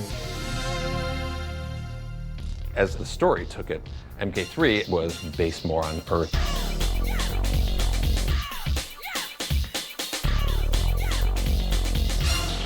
.3D technology played a part. I had been learning how to sculpt things in 3D. I created what became the subway, and I showed Ed, I'm like, hey, we could actually just, instead of like going out and videoing stuff and getting things out of books or whatever, or even just drawing them, we could actually build them in 3D with correct lighting and stuff like that. And it could even help us do the parallaxing if we wanted it to. He was like, yeah, that's pretty cool. Let's go that route. So a lot of the backgrounds, I would kind of build them in 3D, and then Tony would take that and draw on it and dress them up, make them look better from there. There's a look that's missing. It looked kind of too plastic and toyish and simple, but it was great for a starting point. We would always touch up over it. That would give it its clean look. And one of the backgrounds that we started with 3D was the soul chamber. I always like a star in the background, and I just coined the name Sonato for the soul inside the mouth, and I drew that in deluxe paint, frame by frame. I did a drawing of this in 3D just so you can make it any size and any lighting, any angle you wanted. This is it's just ornamental, it's just like kind of a really neat background thing. We would always in Mortal Kombat put in names, our names, hidden somewhere sometimes. And mainly auf den Grabstein hinten. Graveyard. I'm sure that I probably designed in 3D the tombstones, and Tony probably drew in our names. A lot of that grass, and maybe even putting the background in there, like the sky and stuff. Dave Mikicic joined our team, and he knew about Photoshop. We hadn't heard about Photoshop. Photoshop was new. He took that city scene with Shao Kahn's fortress in the distance. What I gave was kind of stale. It was very stark. He added like haze and all kinds of cool atmosphere with Photoshop. We started using Photoshop a lot after that. Once we get the digitized image, it's a lot like painting.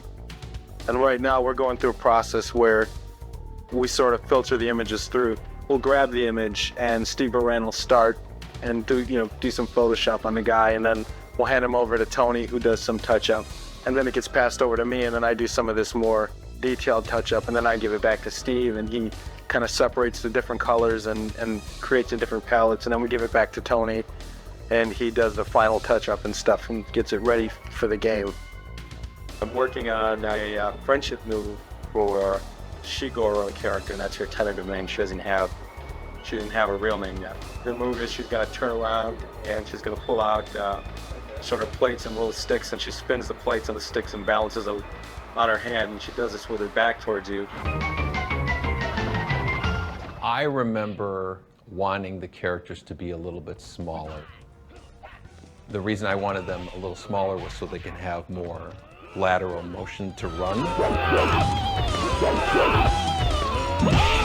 I remember having that conversation in Ed's office, because my first reaction was, wait, we should be getting bigger. It's right. Like, what do you mean smaller, The hardware, we can push more stuff, and we should be making them bigger. But it didn't last long. I think once the run button was in, you saw right away the value of the sprinting. Round 1, fight.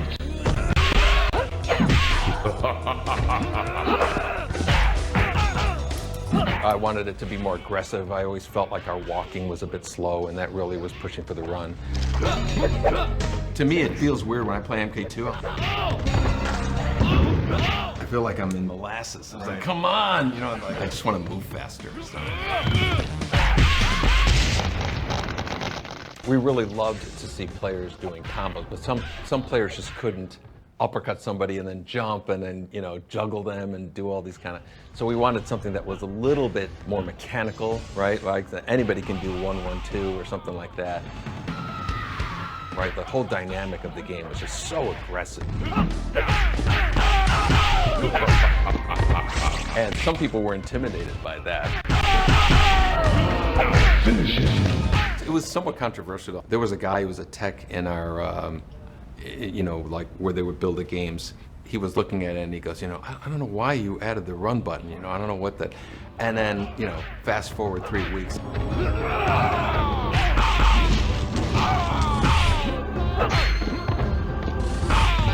Nightwolf wins. He actually came by and said, you know, yeah, I don't know what I was thinking, man. That thing was cool. Das hat echt viel geändert.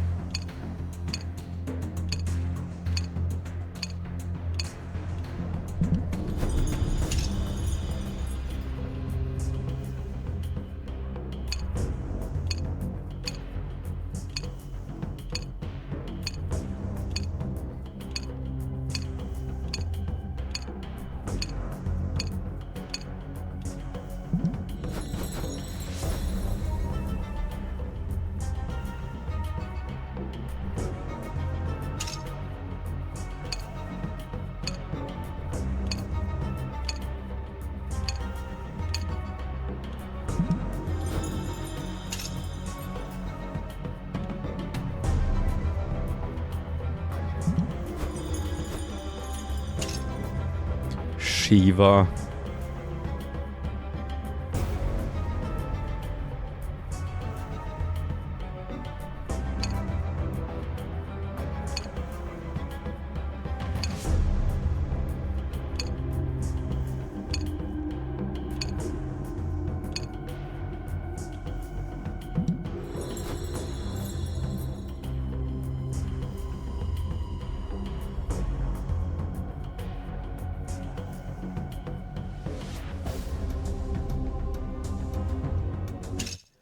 One day I was in the office at Playboy downtown Chicago, and the phone rang. It was Jack Hager, and he was looking for a couple cheerleaders for this game called NBA Jam.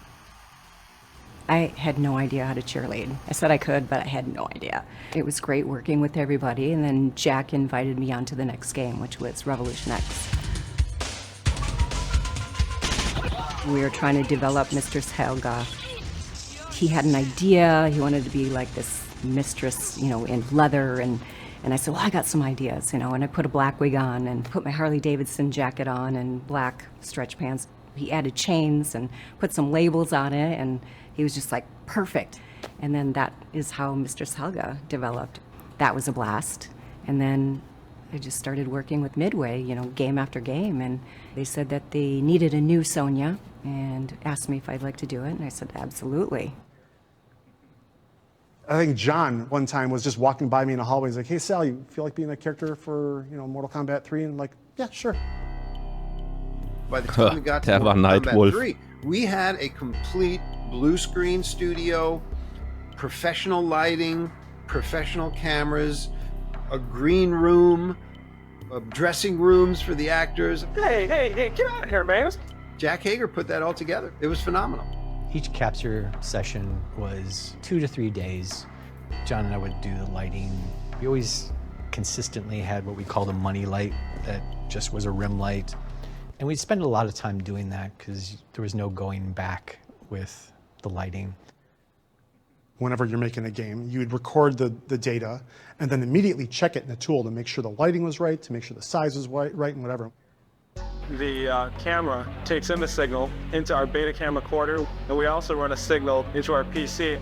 This is where we do the actual grabbing of frames to be digitized. We're able to click through frame by frame, delete the frames we don't want, keep the frames that we do like. Once you had all that set, then you could start kind of rolling into the actual moves and then forget about the technical side of it. When we started filming a character, we'd get into work probably roughly around 10 o'clock, and usually the whole filming process takes, all day. An average day of a 14-hour shoot. We came in, we got into makeup. It didn't take too long for sewing. She doesn't wear much.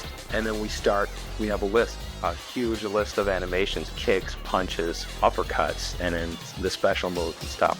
Capturing every single frame of them performing these moves. Neither Sal nor Carrie had martial arts background, right? They were super athletic. I watched a lot of martial arts. I watched a lot of, Bruce Lee and Jackie Chan, and I studied like the theatrics of martial arts, but I didn't have the discipline. Right, and my background was just gymnastics and boxing. Sonya Blade, there she is. Yeah. A little bit of WWF wrestling. Oh, jeez. That's no way to begin a demonstration. Well, I think Sonya is in a little trouble here. She's being tied to a dog.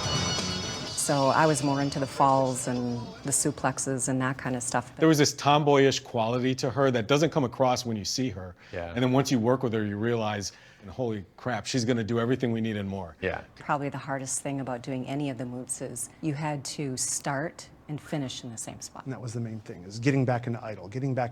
They wanted all the follow through. They wanted all the momentum, but they wanted all that power to come all the way through, But then you had to always get back into idle pose, and that was the main thing.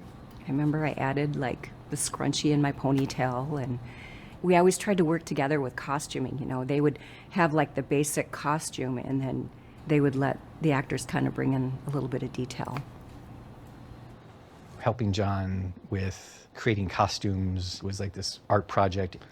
We would go to sports stores and buy like hockey gear and army surplus stores and just buy pieces and hey, that works and put some duct tape on it. And Home Depot has this cool rubber piece that we could use for Sector's helmet. And it was very do-it-yourself.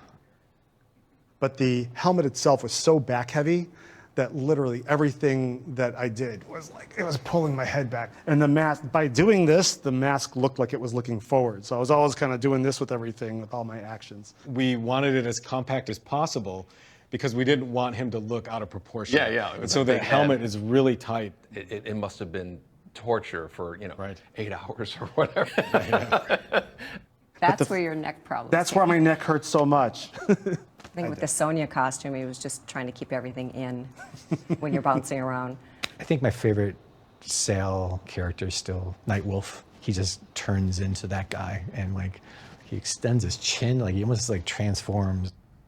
Sal, he had no fear. He would just go over the top. He would just insist on trying a move that we were afraid he'd get hurt from. Throwing himself around. Yeah, just so committed to it. You need to look like you're taking pain. You snap your head back, really kind of throw yourself over. And when you fell, you had to look like you were getting hurt.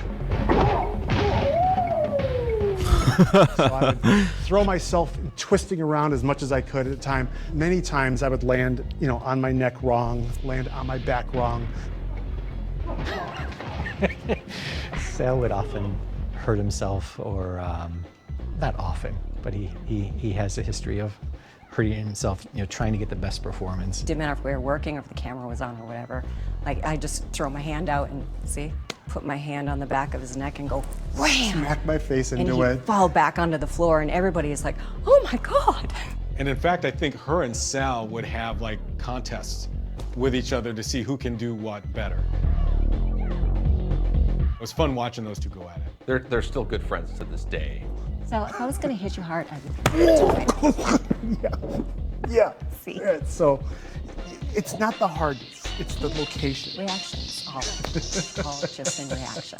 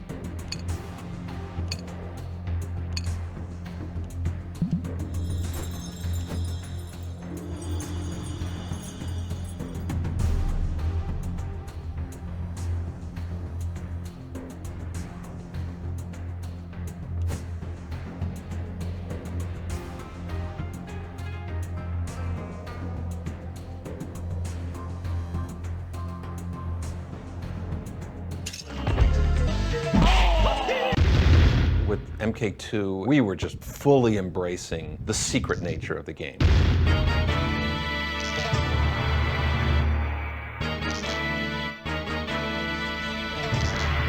Smoke and Jade were hidden characters.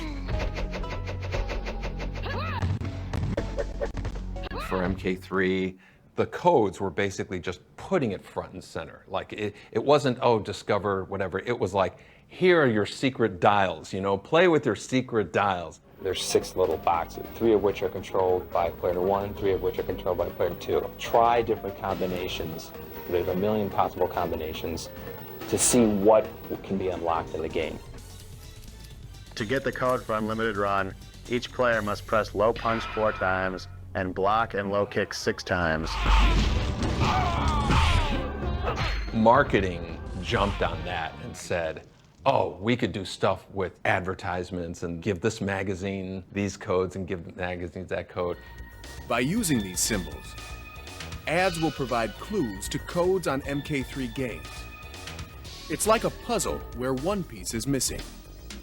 To solve the puzzle, players must go to your location and play the game. I remember in Mortal Kombat 1, sneaking in Reptile.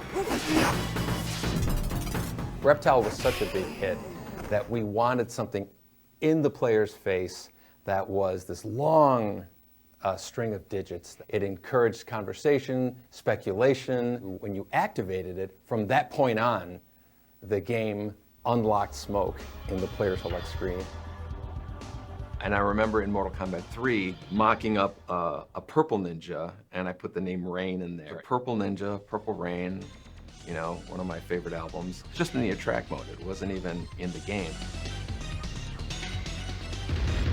I was kind of trolling players and putting like Ermac, you know, like Ermac was really just something for me, an audit, like certain stats that you wanted to know, how many times this character was picked, stuff like that. But everybody thought it was a character, so we made him a character.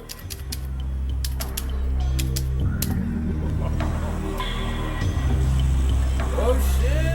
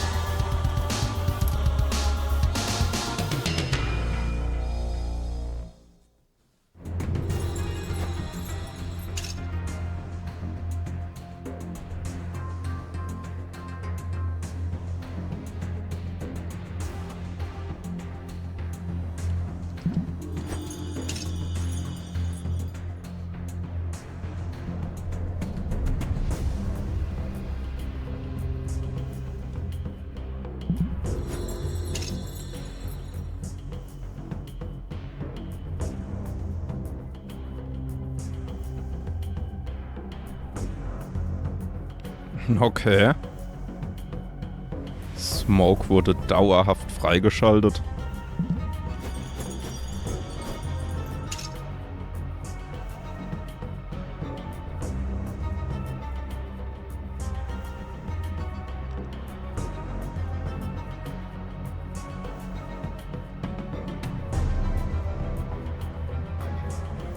Okay, sagt mir auch überhaupt nichts, Mercy.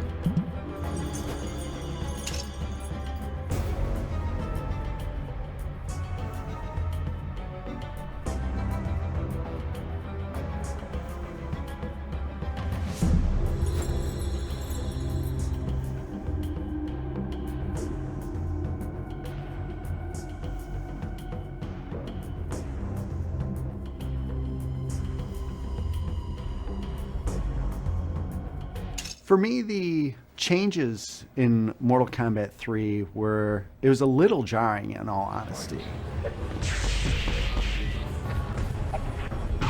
I very much liked how 1 to 2 went, where it was, it's everything I wanted, and 3 was, the new mechanics were just, it was different.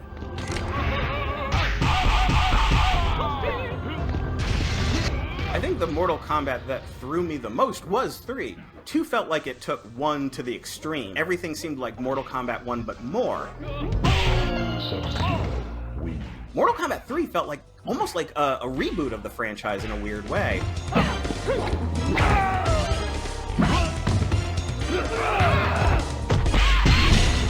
Nightwolf wins. And for maybe 15 minutes when I first played it, I was like, this isn't Mortal Kombat. I want to go back to Mortal Kombat 2. And then when I realized I could go into like this insane combo that eventually resulted in someone exploding, I was like, oh, I'm back in. This is Mortal Kombat. This is definitely Mortal Kombat. It wasn't a surprise to see that they wanted to incorporate a little bit of those dial combo type mechanics into that game, because Killer Instinct was really popular. I think that was the one that introduced the run button, if I recall. The run button? Oh my god. Like, that changed so much stuff. The run button I've never gotten used to this day. I just never find the right way to use it. So I never used the run. So I became a little bit more defensive with MK3. And I remember the moment when someone punched me through a stage and being like, oh, wait a minute, like the game is like breaking its own fourth wall. And that stuff was cool. Round 2, fight.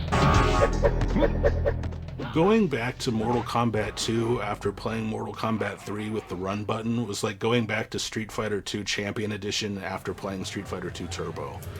I could not go back speed-wise. It was so fast, and it felt more aggressive, which is what Mortal Kombat should be. I got my first speeding ticket racing to go to the arcade before it closed to play Mortal Kombat 3. I was just hauling ass in my 1991 Saturn, which was red, and I thought it was cool. My first car that Jazz Jackrabbit bought me.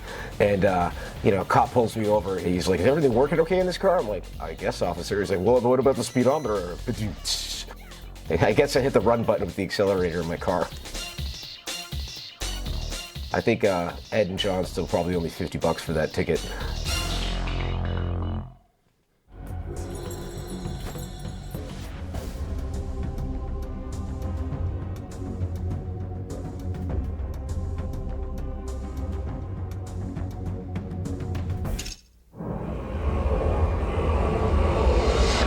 Den kenne ich nicht, den Fernsehspot.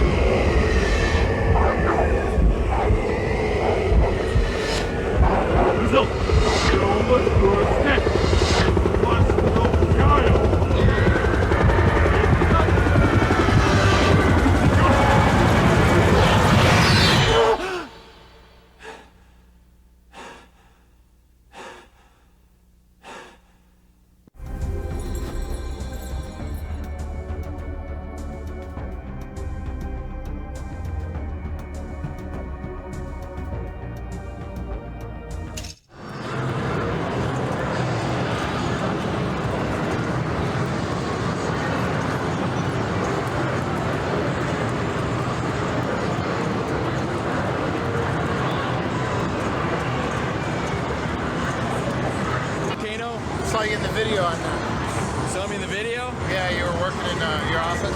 Oh, right, yeah, I know, isn't that cool? Yeah. I'm famous now. Yeah.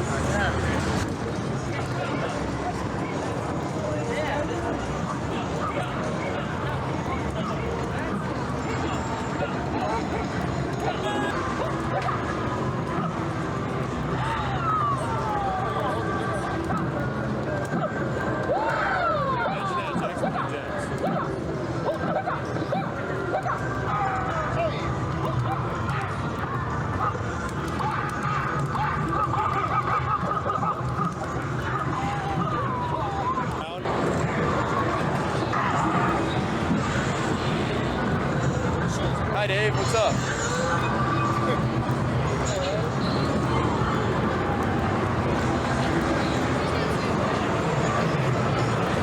Probably out of focus anyway.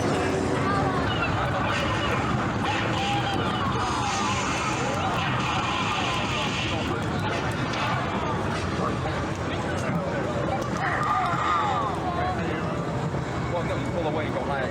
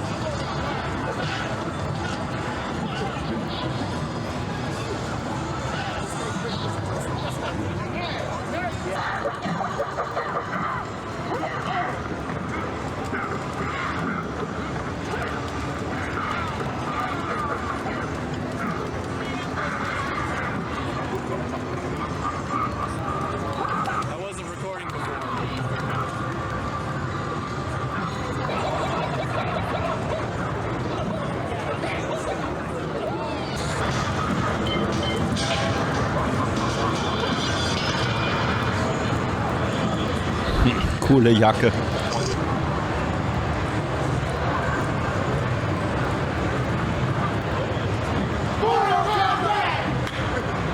Yeah, okay, let's roll.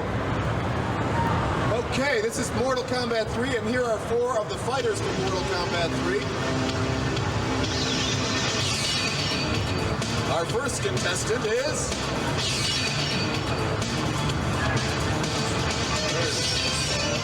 Sonya! Yeah. Sonya Blade, there she is. Yeah. Number 2, Kano. Right. That's Kano. Number 3 is Jax. Yes. Let's go. Yeah.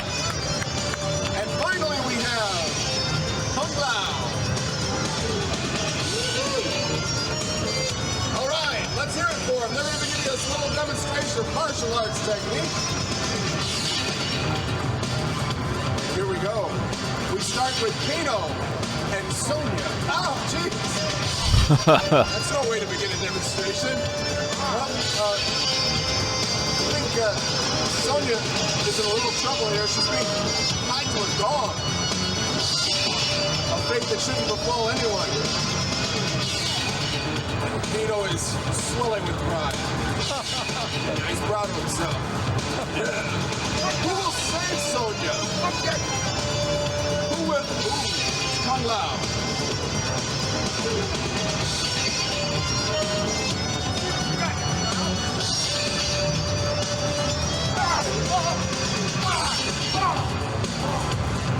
Lost his path.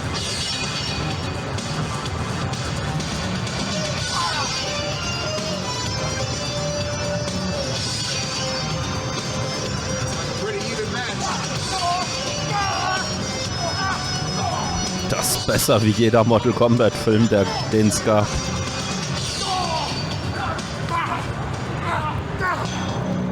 Several punches below the belt there. Ooh, it's Jax. Maybe he'll save Sonya.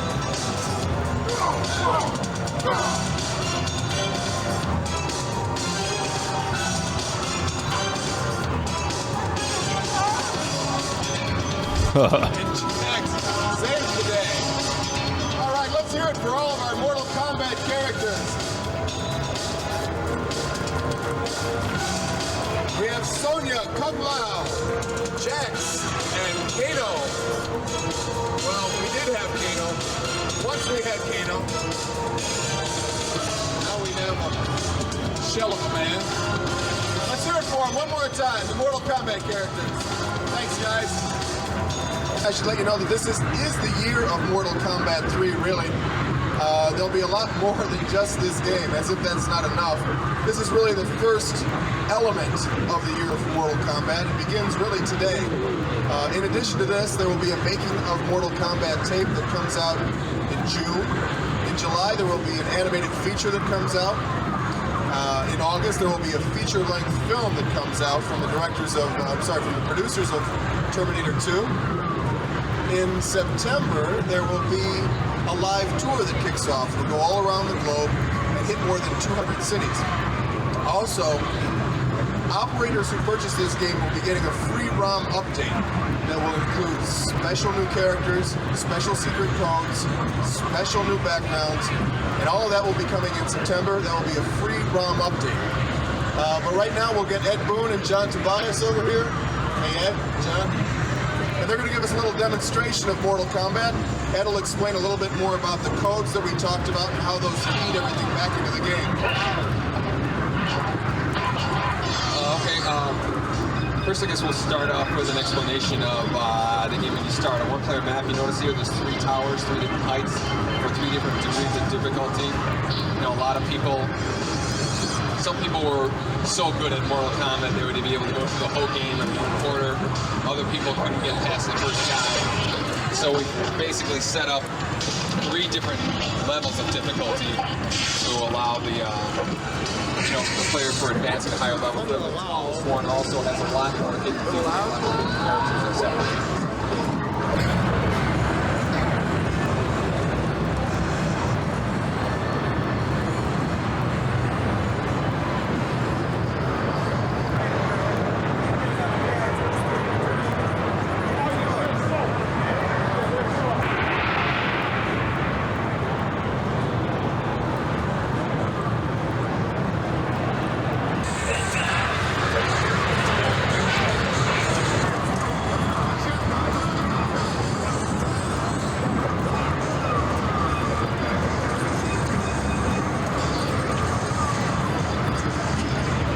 Different about this one than the previous one, Mortal Kombat 3.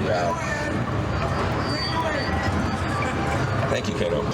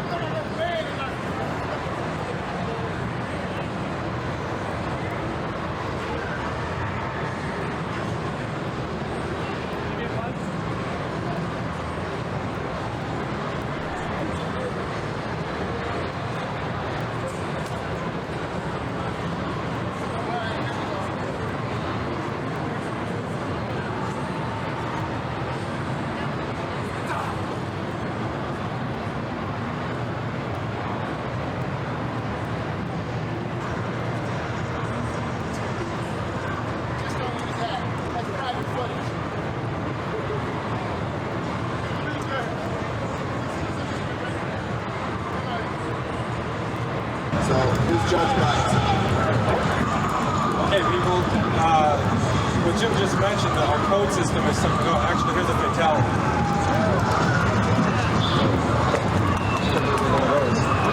What Jim was just talking about was a code system that we put into the game that you can access through the versus screen in a two-player game. And what these codes do is they enable the player to get to different variations of playing the game. There's all sorts of things like this buried into the game. Again, accessible through the secret codes. And as I was saying, codes are hitting all over the place in ads. And the motion picture, the new one's coming out, and that'll be released in August, and that's a $40 million motion picture. Also, Mortal Kombat rock!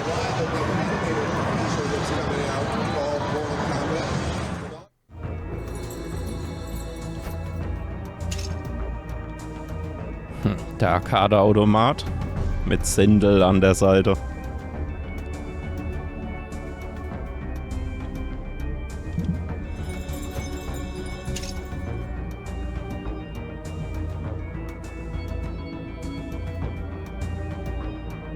Ein Dollarzeichen.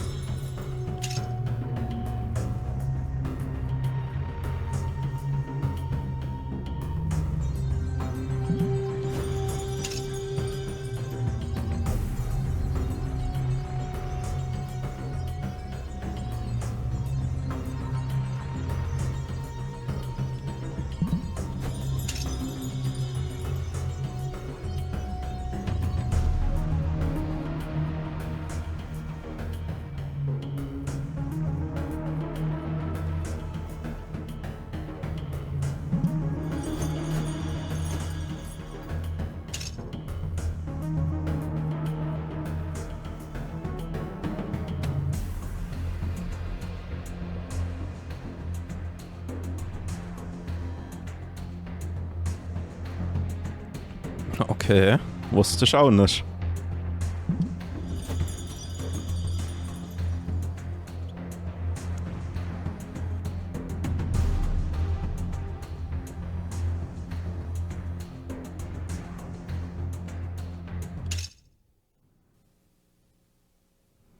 Okay, krass, das geht 28 Minuten. Before it all began, there was the void that contained the essence of everything. Within the void existed the gods who created the universe, except for one. He was not of the gods, but remained apart, and dwelled in a tiny place called the Outworld.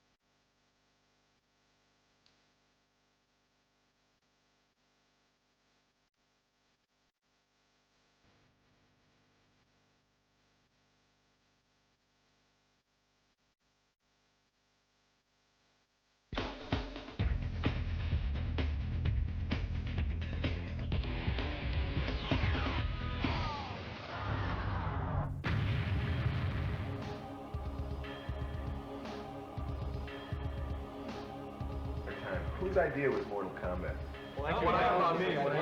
The initial idea. I woke up. My name is David Mikicic, and I'm a graphic artist. My name's Dan Ford, and I do sounds and music. And tell people. My name is Ed Boone. I'm co-designer and programmer. My name's Tony Goski, and do backgrounds and special effects. John Vogel, background special effects. John Tobias, and co-designer and lead artist. Steve Moran, and I'm a video artist. Our motto in Williams is always that reality is boring. Nobody wants to pay for reality. We take everything beyond reality to the point where it's, the only way to do this is through our video game. It's the perfect blending of everything. I mean, the game is fun to play. It's got good graphics, and it's got a decent backstory to it. It's easy to come up with the ideas, anybody can come up with ideas for games and stuff, but it's to actually convert something from an idea in your head into reality, into something that is a sellable product. That's where the challenge is. It's all an illusion. It's all an illusion.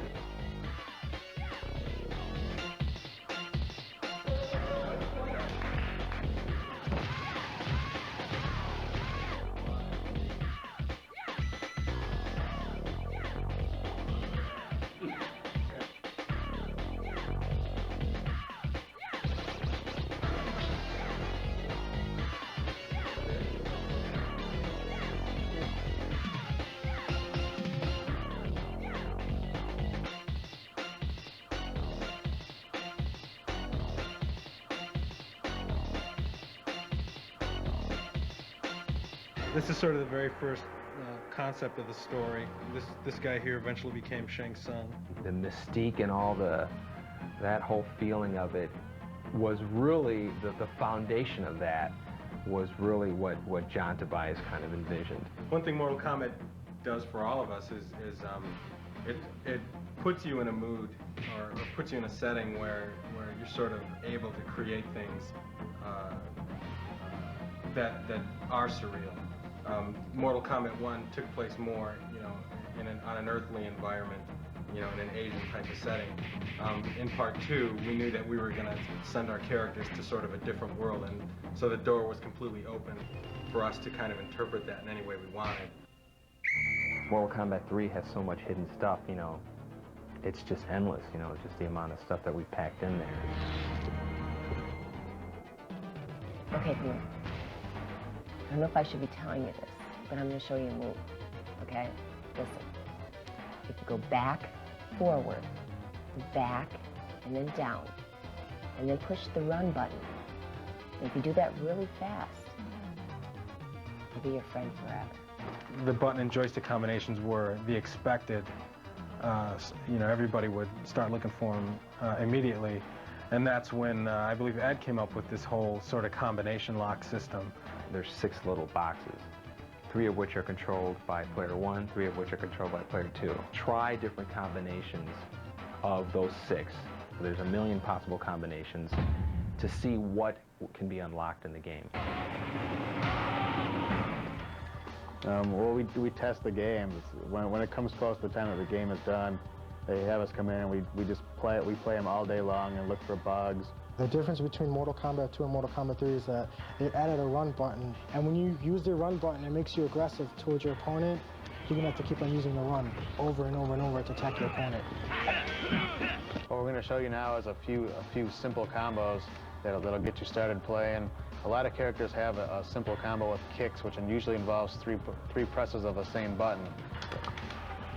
Like Cyrax has, you press high kick twice and then back and high kick for the final hit. He does 3 hits and knocks the opponent away. My favorite move would probably be Kano's chokehold. It'll be down towards low punch. One of my favorite codes is disable blocking.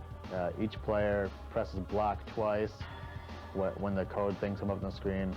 And it turns off blocking, so you can't be a defensive player. You have to play offensively or you're going to lose, because there's no way you can block anybody's hits. I'm the MK3 kid. I did the Nightmare black and white spot, with the whole eye thing. And then I also did the color stomach spot, also known as blackbirds, actually. In the TV commercial for the home game, there are codes hidden in, background objects or, a wall or a fence or something like that.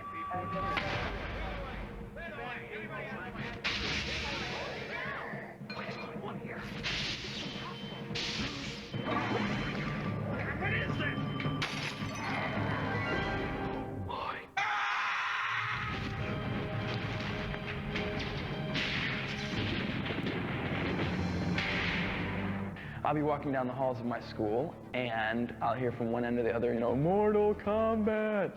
We started at 8 in the morning, and there were actually 2 directors. I got in, and it took them about 2.5 hours to get all the lighting set. They were moving pieces around, checking different lighting, which kind of strobes to put where.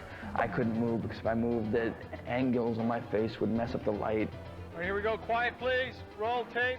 And he'd talk me through different emotional states, and okay, you're being chased, you're being scared, now you're turning around and you're fighting this creature, so look angry while you're moving your eyes and you twitch and wake up! And he'd spaz and I'd have to open my eyes. Crackling good. And then there's John Vogel. He did backgrounds for part 1. He did some stop motion animation stuff for part 2, and he did some backgrounds in part 3. He worked on backgrounds along with Tony Goski. Tony's probably one of the most respected artists in this department. He's probably, probably one of the best artists in any industry, and he conceptualizes backgrounds as well. This is the soul chamber, and this is where be a tornado. He never ceases to amaze us. Steve Baran worked on Mortal Kombat 3. That was the first one he worked on, and he did the character graphics with John Tobias. I like doing stuff that's actually kind of shocking.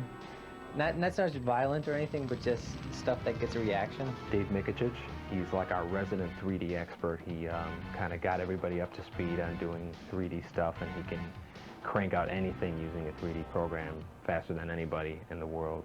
I was in Ed Boon's office the other day. I picked this up from his trash can. It says, for smoke, the ultimate combat code is 10902-22234. Then back, low punch. Shh. Yummy. It's important for Mortal Kombat fame. Hi. Dan shows you cool stuff every couple of days. He just comes in and you go, great, this is awesome. And he's a lot like Ed, where I just have this confidence that, he's going to go away and come back with something spectacular. Let's see, Johnny Cage Nut Crunch, I believe. Didn't someone make a candy bar, Johnny Cage Nut Crunch bar? John Tobias and some of the other guys from the Mortal Kombat team happened to just come up to me and, kind of poke on my arm and say, do you want to do a character? And I said, oh no, can I do a character? And he said, yeah, we'd love to have you. People don't realize that there is a lot of work done in the actual characters and their costumes. I've never asked John for a character that looks like something. He shows me something and says, what do you think of that? And I go, that's great. See, the inspiration, I think, for a lot of the characters come from all over the place. I mean, they come from movies I've seen when I was a kid. They come from books I've read. I mean, everybody gets inspiration from somewhere. I started out with NBA Jam as a cheerleader, and then I went to Revolution X as Mistress Helga, and they asked me to do Mortal Kombat. They needed me to do Sonya, so I said, sure, I'd love to do it. Pizza man. When I was a character here, that sort of like funded me going to school, because I wanted to be an artist like all my life. As with all the Mortal Kombat games, the characters are definitely the most interesting of any fighting game. Hey, get out of here, man. It's supposed to be Between Sector and Raiden, who would win? Raiden would win. Sector's got it in the bag. Raiden would win. Don't even try that. That's totally got it in the bag. No, get your head out. We're going to settle this outside, man. Oh, I'm good for it now, buddy. Come on. Come on, pal. Come on. Well, let's see. A character would probably first start with me sitting down, staring at a blank wall for a little while, and then after a while, something will hit me, and I'll just start sketching around different ideas.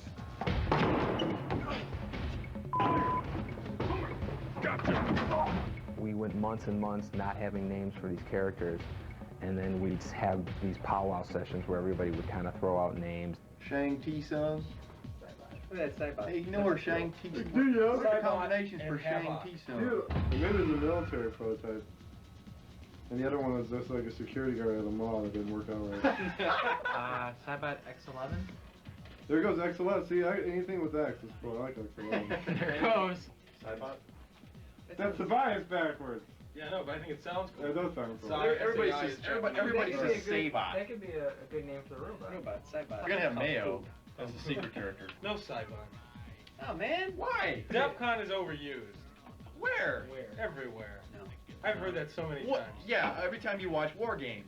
Yeah, well, you know what's gonna happen? We're gonna come up with all the names. We're all gonna like them, and Ed's gonna hate every one of them. 95% of them, somebody would say a name, and then there'd be one of us, of the 5 or 6 of us, who would just, you know, have a heart attack just because they hated it so much. And then we're like, okay, I guess that's a no.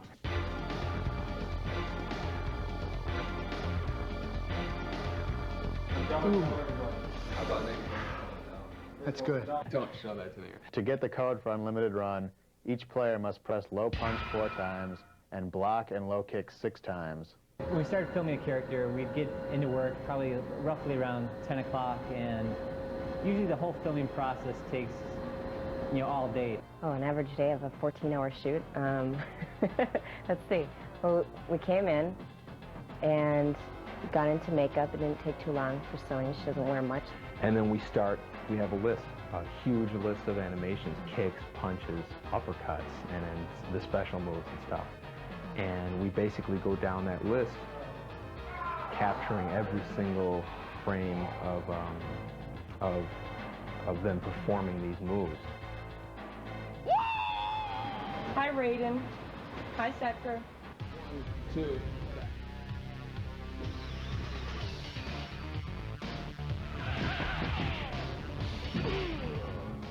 You have to do each move 8 ways. As you see, a joystick goes 8 different ways. So if I was to do a front kick, I'd have to do it frontwards, backwards, sideways, and diagonal 4 different ways. This is why we have the tape on the floor, just to keep them facing the right direction.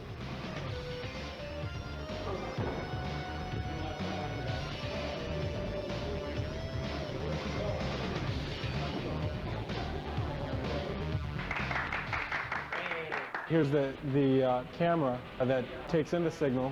We run signals into our beta camcorder, and we also run a signal here into our PC. And then on our PC here, we have one of our boards connected to that. And also, this is where we do the actual grabbing of frames to be digitized. You can kind of see our talent out there, and I'll really quickly grab some images of them.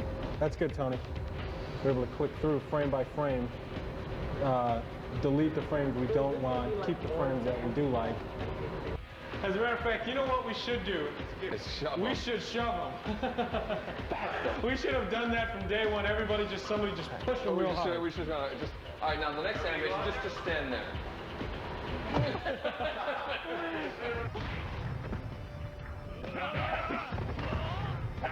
One of my favorite fatalities in the game is with the character Kung Lao, and to execute it, you stand right next to your opponent and press forward, forward, back, down, high punch. And what he does is he throws his hat at the opponent and it flies back and forth across the screen, cutting your opponent up into small pieces. The day that we spent filming is probably, you know, like 2% of the entire amount of time that has to be devoted into doing it. Once we get the digitized image, it's a lot like painting. And right now we're going through a process where we sort of filter the images through. We'll grab the image and Steve Baran will start and do some Photoshop on the guy, and then we'll hand him over to Tony, who does some touch-up. And then it gets passed over to me, and then I do some of this more detailed touch-up, and then I give it back to Steve, and he kind of separates the different colors and creates the different palettes, and then we give it back to Tony, and he does the final touch-up and stuff and gets it ready for the game.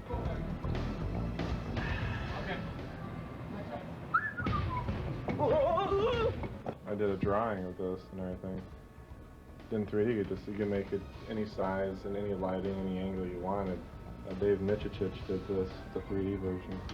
It's just ornamental, you know, it's just like kind of a really neat background thing. But I was telling Ed about the story, like it's a soul cage. I'm working on a friendship move for our Shigoro character. That's her tentative name. She doesn't have a real name yet. Her move is she's going to turn around and she's going to pull out sort of plates and little sticks, and she spins the plates and the sticks and balances them on her hand, and she does this with her back towards you. Shiba wins. Friendship. Friendship? Remember that? This is Shang Tsung morphing into the robot ninja, who we call Ketchup right now, because right now there's a red guy and there's a yellow guy, so we call them Ketchup and Mustard. But they will have real names later on. There's new combos that you can do on the ground, like you chain a series of buttons together, a series of moves to get like 7 hits or whatever on the guy, and the first one hits, and the successive hits after that are unblockable. Most combos will start with either a high punch or a high kick. You would press like high kick, and that'll give you the first 2 hits, and then you can move to another button, which is usually the same type of button, like high kick, low kick, which will do a 3-hit combo, or some of them can be chained like high punch, and those are usually followed with like a high kick or a low kick.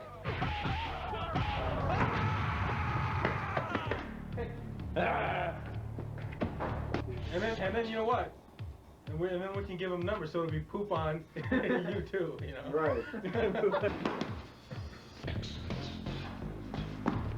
Whatever can possibly happen in the game, I have to program the game to be able to do that. As you play the game, when you first start, the computer's very dumb. It'll just stand there, it'll let you beat it up, and then as you fight the second guy, it'll get a little smarter, and then third guy a little smarter, and it has to be progressive. It has to be something that's, a smooth increase in the difficulty, because if you play the game the first time and the computer kills you, you're not going to want to play it again. There's comfort in knowing that the other person is doing their job beyond your expectations. The good thing about working with that is you can hand them some artwork, and you can, you'll see it in the game pretty quickly.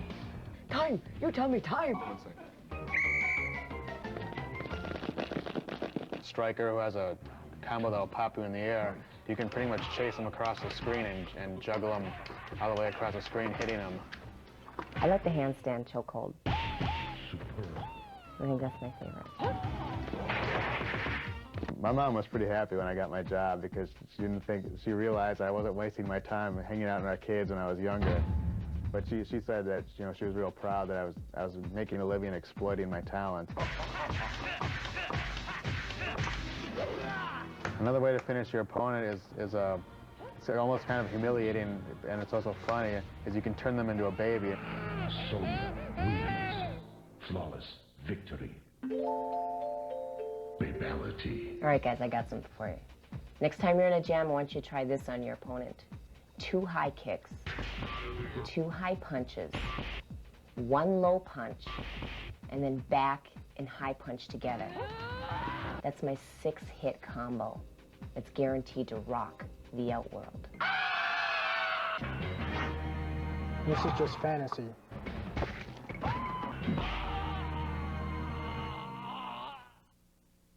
Players really seem to freak out when we put it on test when they would see something incredible happen, like a fatality. Just all the blood and whatever. It shocked them a lot.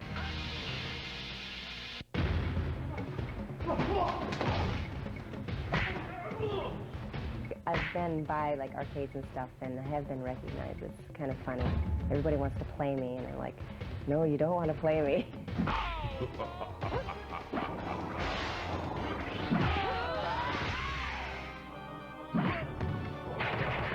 Kids can write me if they send like $3. I send them an autographed picture, and I actually do write them back. I try to write everybody back.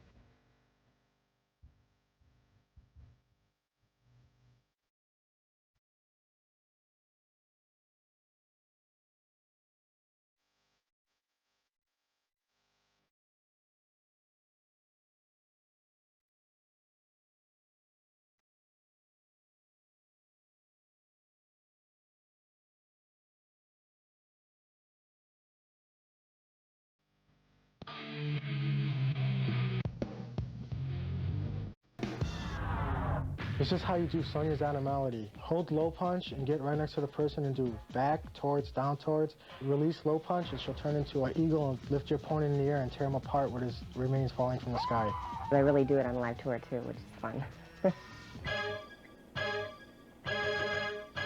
This is the sound area. This is where they make all the sounds for the games.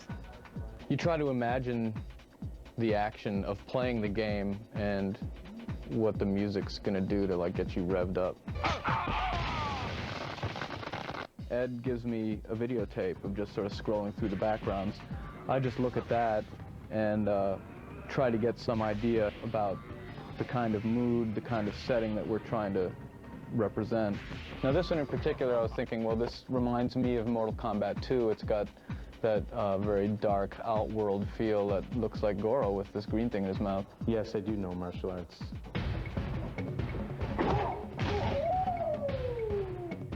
Kung Fu. I try to get a rhythm going and then fill it out with harmony. It evolved from your toast.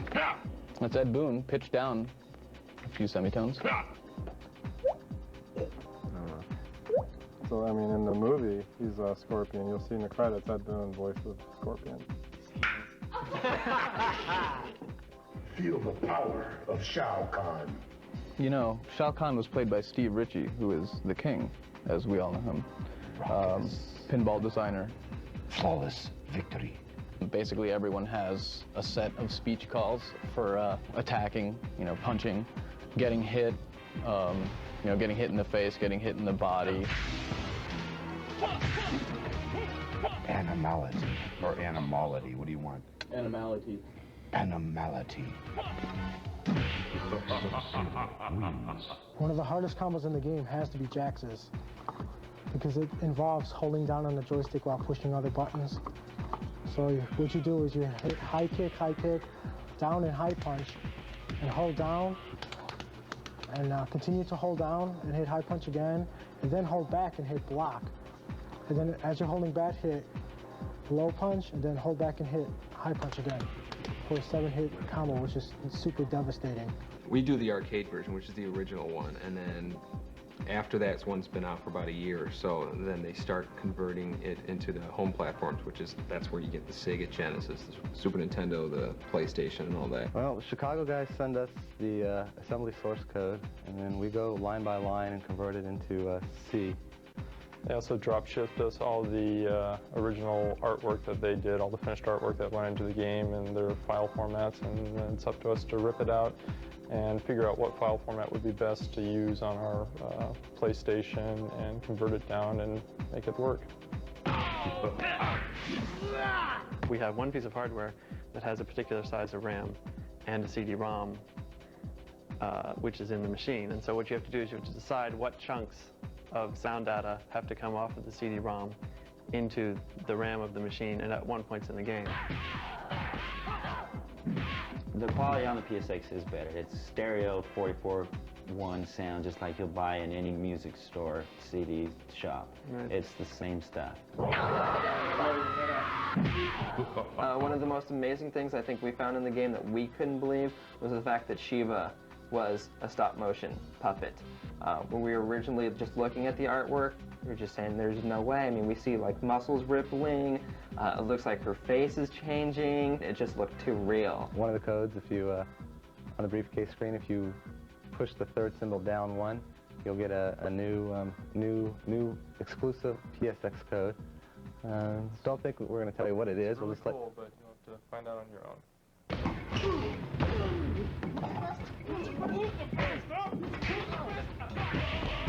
What's this dude doing? Great thing. You're the best, man. No, man. You're the best, man. Ray's the best. Ray's the rules, you know, man. Ray's the best, man.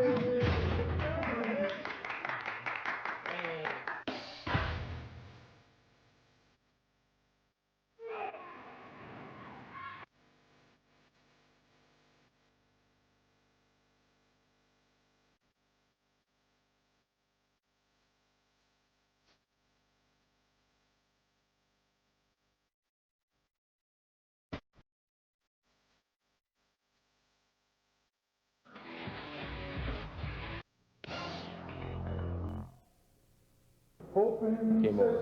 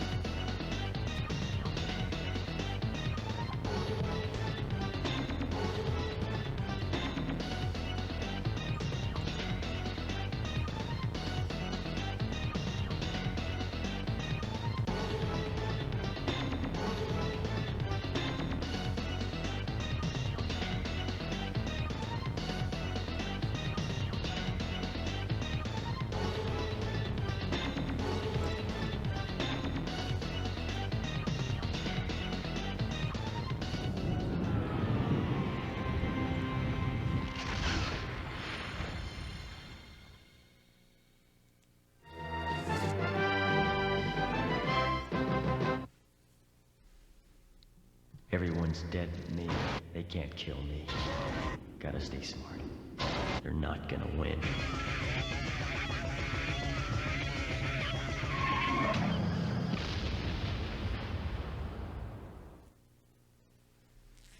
Noch eine Doom-Werbung mit reingemacht.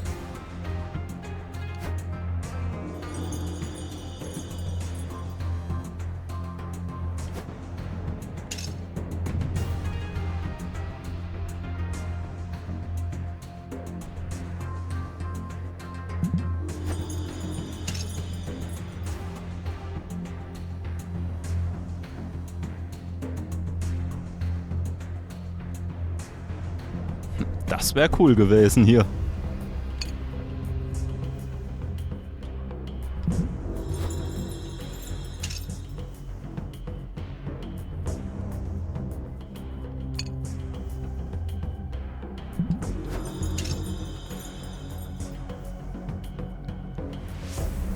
Zeigt doch noch einen fiesen Tritt.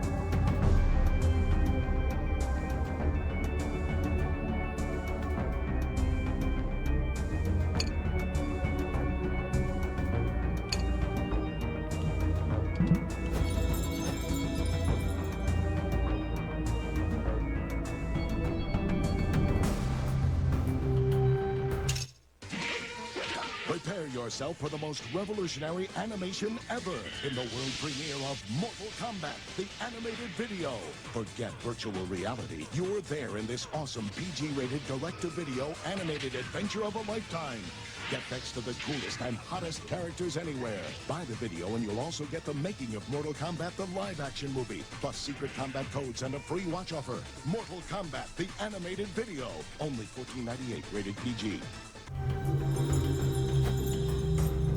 Der Mortal Kombat Film. 18. August 95.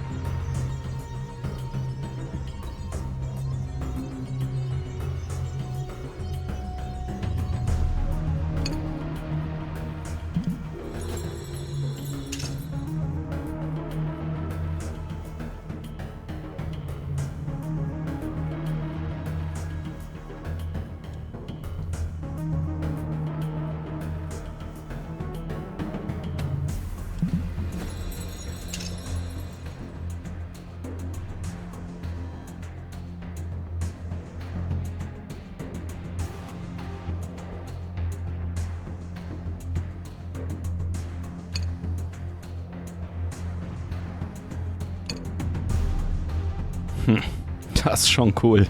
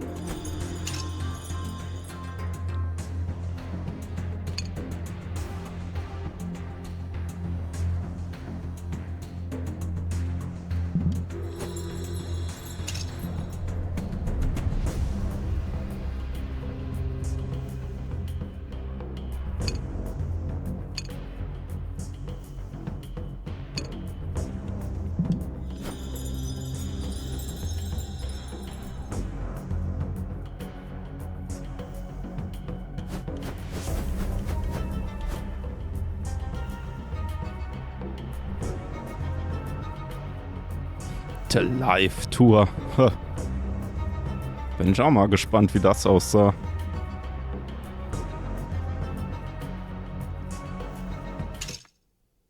I thought it was fabulous. The show was just incredible. I loved it. I thought it was way much better than Power Rangers Live. Mortal Kombat, live on stage. The best family show of the season ranks USA Today. See illusions, gymnastics, lasers, stunts and more. So excited. Würde, denke ich, auch heutzutage noch gut funktionieren. Calls it an action fantasy spectacle.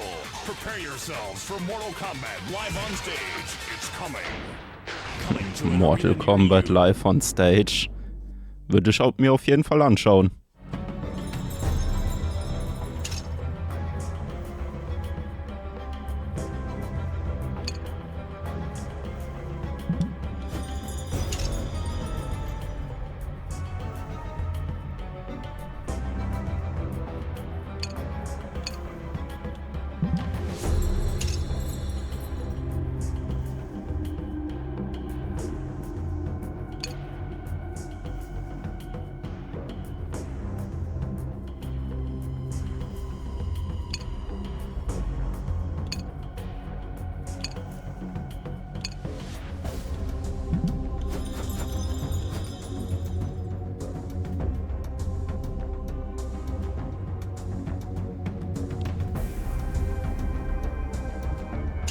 David Fishoff, who had worked on some other live events, we had a meeting. I think we can do the Mortal Kombat live.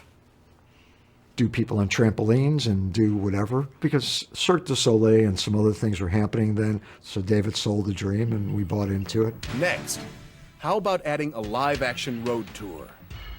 Beginning in September, Mortal Kombat the Live Tour will sweep across the globe, bringing martial arts and illusion to more than 200 cities. David Fishoff was the producer for that tour, and he really, really wanted me to be on that tour, even though I sucked at karate, to do publicity work. Pat Johnson, the director, said I sucked. It's like, she has no training. She is absolutely horrible. I can't use her. Fishoff was like, she'll learn. And we trained for 3 months in the Catskill Mountains, and it was 12 hours a day. I would get up before everybody in the morning, and I would be in the gym on the treadmill, and I would show up for our routines, and I had my headphones on all the time, learning the lines, and just wanted to prove, like, I could do this. You know, sometimes people ask me, have you ever been to this state? And I always think, probably. I'd be on the tour bus and we'd wake up in a new city every day. We'd do sometimes 3 shows a day in the city. It was exhausting. It was for about a year, I believe. We even did South America. I remember we were in Kalamazoo, Michigan, and I was fighting one of the ninjas, and there was this part where he throws me up, I do a back tuck, and then I land back down and we start fighting again. And when he threw me up, I fell back down, and his foot was there, and my foot caught his foot. So my knee just went. He looks at me with these big saucer eyes, and he's like, are you okay? And I'm like, no. Put me in a headlock, drag me backstage. And my knee's out, like, out here, right? And I go, pull it. And he looks at it, and he says, I'm not fucking touching it. And he's like, you're on your own. I go get me some tape. And as he was gone, I just went like that, and it just popped right back in. And I taped it up really tight, and it sucked because I had to go back on, go up some stairs, and then Shang Tsung was behind me, and he had to make me disappear, and I had to go down a trap chute, and that was a jump. So I had to like land on one leg, and then out the back with a cab waiting for me to take me to the hospital. And I blew out my ACL, and I was like, I'm gonna finish this tour because we're almost done. I came back on stage within a week. I got a brace. I had to finish. You could not tell me that I was not gonna finish this tour, and I did it. The way that they were crafting with all the various talent, Carrie and everybody else, to see it live. Bringt die Tour zurück. And Ich by hab the Bock end drauf. of the tour, Pat Johnson came up to me and he said, I just want you to know that I think you have balls of steel. And it grabbed my heart because it meant so much to me for him to actually see how hard I was working. I got a little, verklempt. It was so important for me to impress him because he impressed me. And I did it.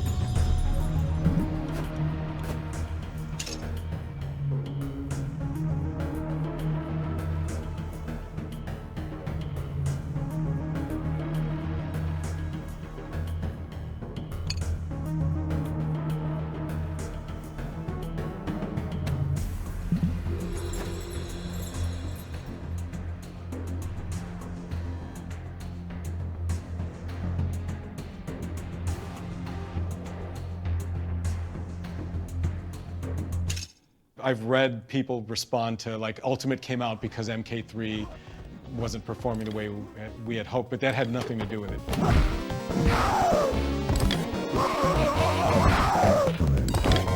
We were going to be releasing the home game, MK3, relatively soon. Round 1. Fight!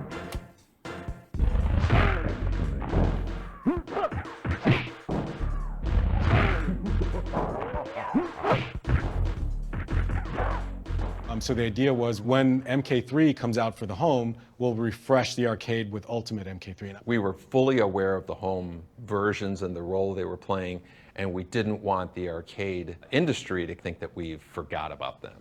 You'll have a cooler version.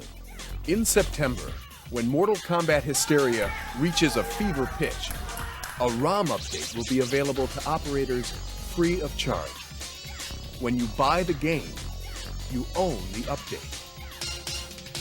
This update will feature new characters, new secret moves, and additional fighting environments not available on any home platform. The update will make your arcade game a brand new fighting experience. That was planned, and so it was part of the plan all along, and so we withheld purposely what we thought were the most popular characters just so that we would give it a bump when Ultimate came out. The fact that it was Scorpion and Sub-Zero and Kitana and Mileena just meant that we were able to squeeze more characters with less memory.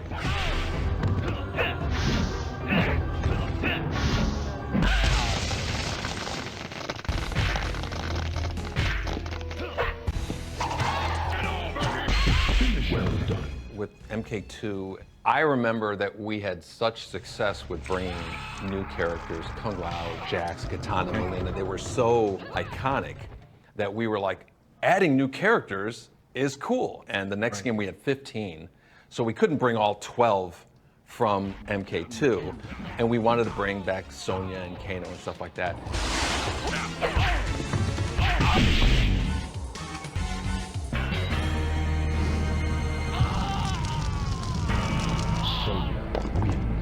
So from my perspective, I just remember not really realizing how much Scorpion and Sub-Zero were the poster characters. Yeah. So we were just like, okay, let's make Sub-Zero unmasked, and he wrote a story for him. Right. And Scorpion, we'll just give him a rest, you know, which was blasphemy.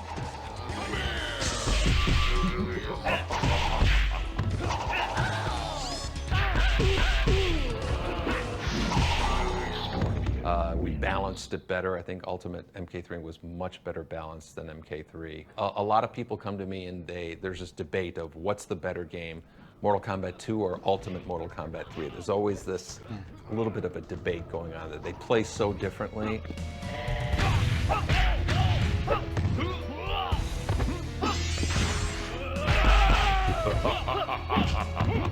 But the fact that they're so different to me is what's cool. Is like, you know, they're two very different games as opposed to the same game with prettier graphics.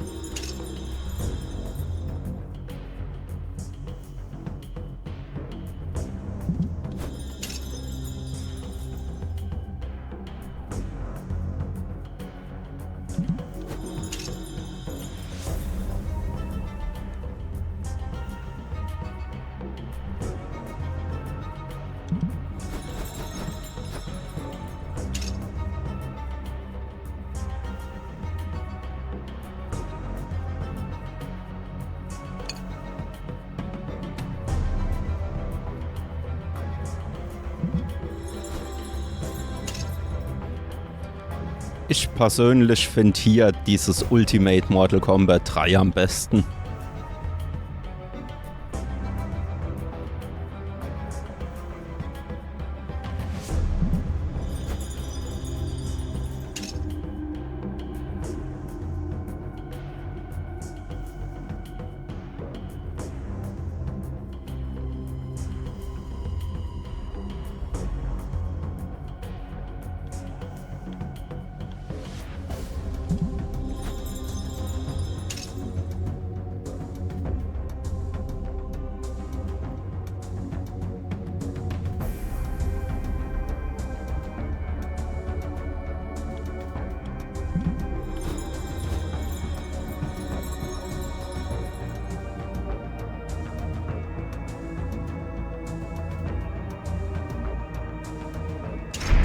Okay, Kapitel 5. Unsterblichkeit.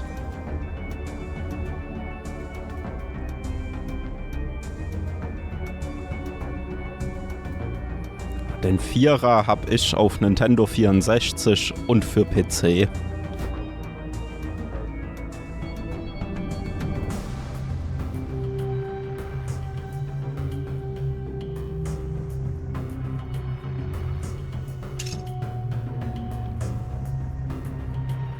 Wargods gibt's ja auch fürs Nintendo 64.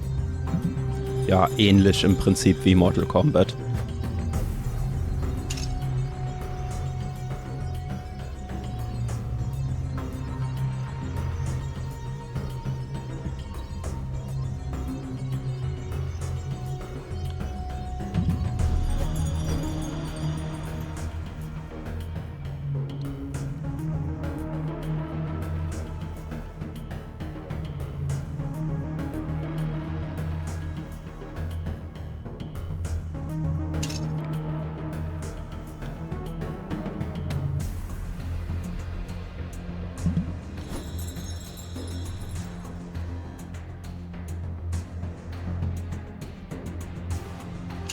After Ultimate MK3, we had released MK Trilogy, which did amazing.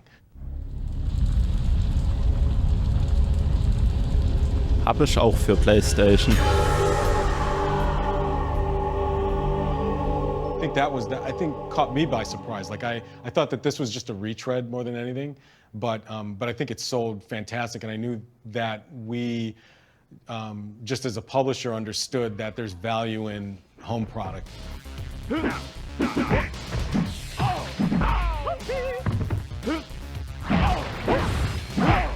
They were looking for something that brought up all of the last 3 Mortal Kombats and kind of brought them all together. We were working on Ultimate Mortal Kombat 3 at the time on the Super Nintendo and the Genesis. But Midway came to us and said, hey, since the CD on the PlayStation is huge, we could actually get all the old characters on. God, this is genius. Yeah, it would be awesome to be able to play, you know, old Kano versus new Kano. So since I had worked on Mortal Kombat 1, some of the guys had worked on Mortal Kombat 2 with Adam, Jim was directly like the Genesis programmer on Mortal Kombat 3. We had worked on all of these things even as we're doing the ports of Ultimate Mortal Kombat 3. And so we knew how those old games worked, we knew how the characters worked, we knew what the differences were, all of that kind of stuff, and said like, hey, we could probably go through and do some work on this to try to make all this stuff fit together. And so we just started going through and doing some prototypes to bring some of those things back in. We showed it to them and they were like, yeah, this feels really cool, so let's go ahead and move forward with Trilogy as that kitchen sink kind of version of the game.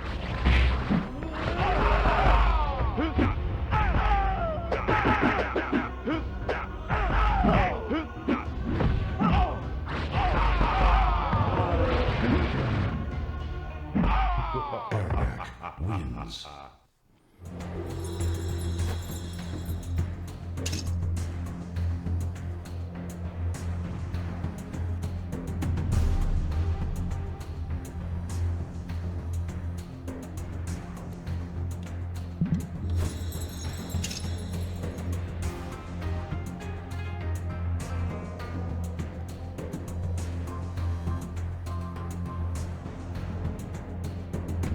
Macht kaputt und süchtig, macht geil und süchtig, macht arm und süchtig. Mortal Kombat Trilogy. Probieren Sie es aus. Ha.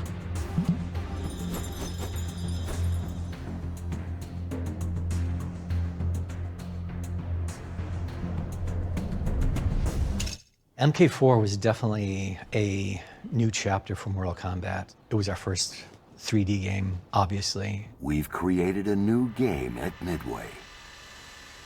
We could tell you about its new Zeus chip and how it renders 1.2 million polygons per second.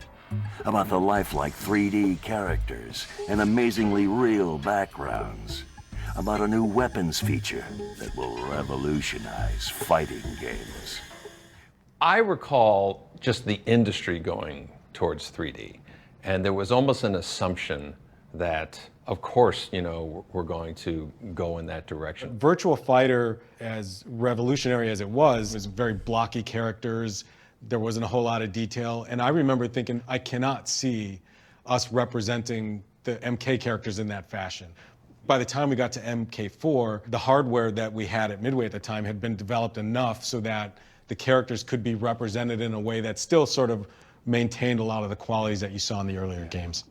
There was not a whole lot technologically that we could carry from what we had been doing into that game. When you think about it, to some extent, Mortal Kombat 2 built on 1, 3 built on 2, and we just had a whole development environment that just kept getting more sophisticated, and we could do more.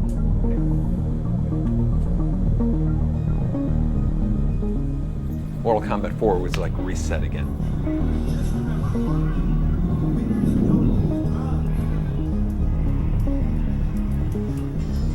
It's like we're in Polygon land. That constant balance between, do we wipe the site clean? Do we keep the block button, high punch, low punch, block, and whatnot?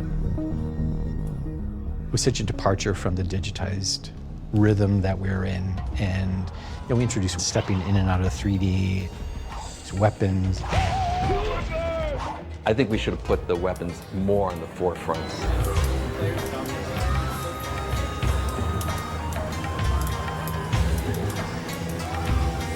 I think between Mortal Kombat 3 and Mortal Kombat 4, the novelty of hiding moves in the game was starting to wane a bit. I don't think we quite identified it. So we put down away high punch is pull out your weapon. In retrospect, we should have just put a button on there and you pull out your weapon.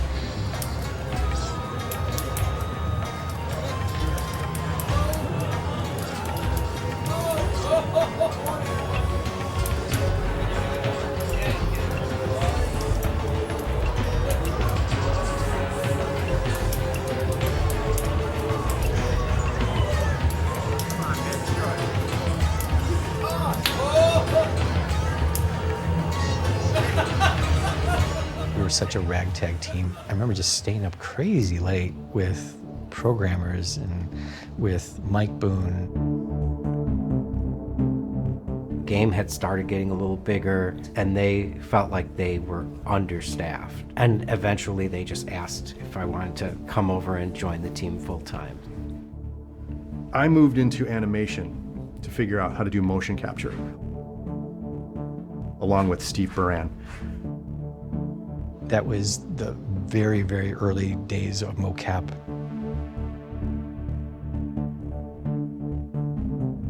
It's hard to work with, and cleaning up the data was really rough. It was literally 6 mocap cameras, where now we have 50 plus.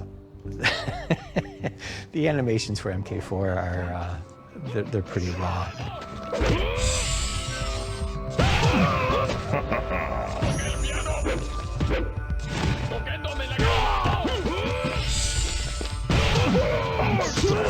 Things like stage fatalities. In den Propeller. So sieht's aus. The endings. All of those things were done in such a hurry. I forgot about all the silly endings that we did. It's over, Jarek. Shinnok is dead. The good guys won. You're coming back with me. Never, Sonya. I agreed to help defeat Shinnok, not turn myself into the Special Forces. The Black Dragon, live on! The Black Dragon died with Kano. You're the last one, Jarek. Never! We were doing an ending every day. Just go through all the animations in the game and find ones that that might apply to these particular situations. That's why the game has a lot of sections in it where it looks like the animations are really not made for what they're being used for. Scorpion!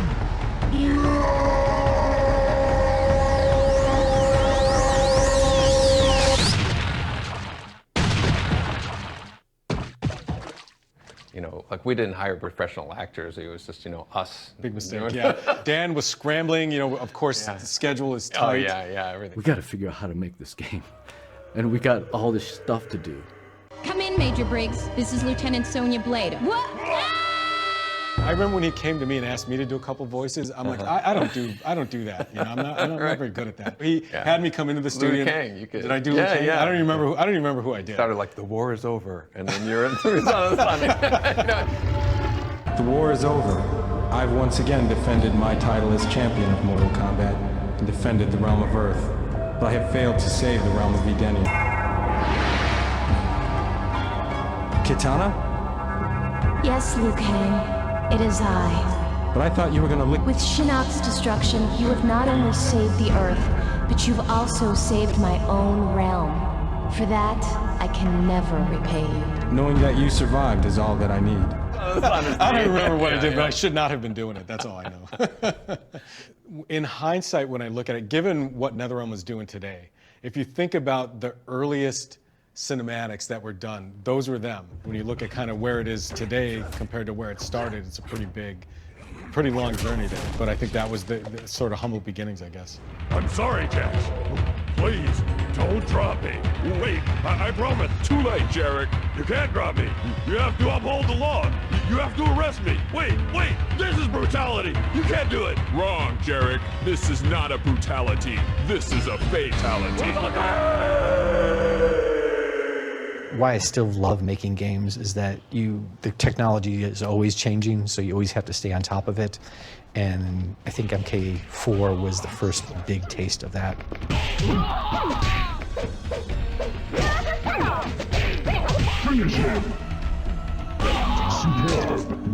You can't make a bigger jump pretty much than from 2D to 3D. Mortal Kombat 4 is about change.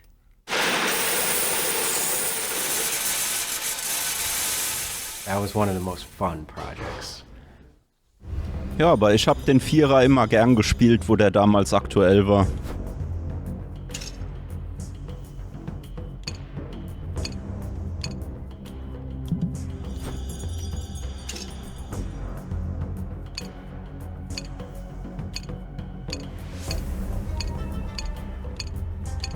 Hier, das war mein Liebling, Quan Chi.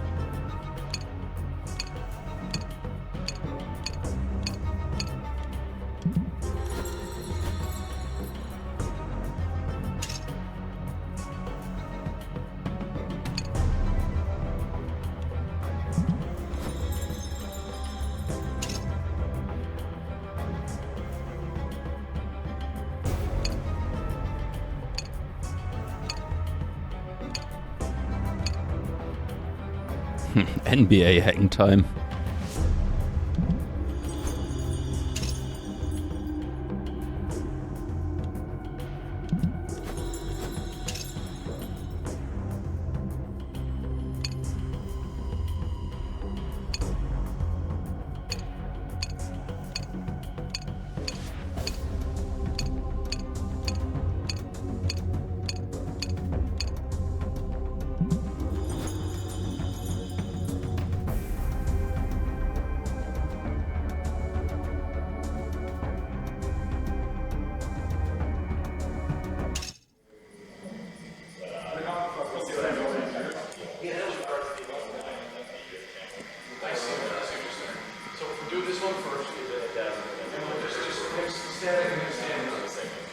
Das Game war ja richtig mies.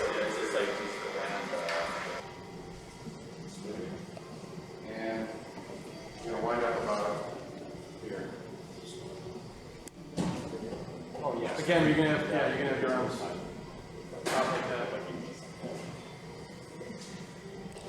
Okay, I'll go back to about here. So this is the shot here. This is actually probably better.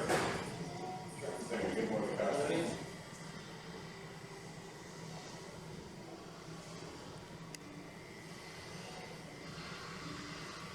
Good. So one more.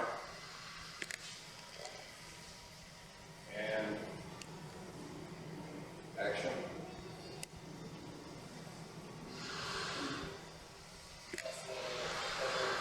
Really, over there.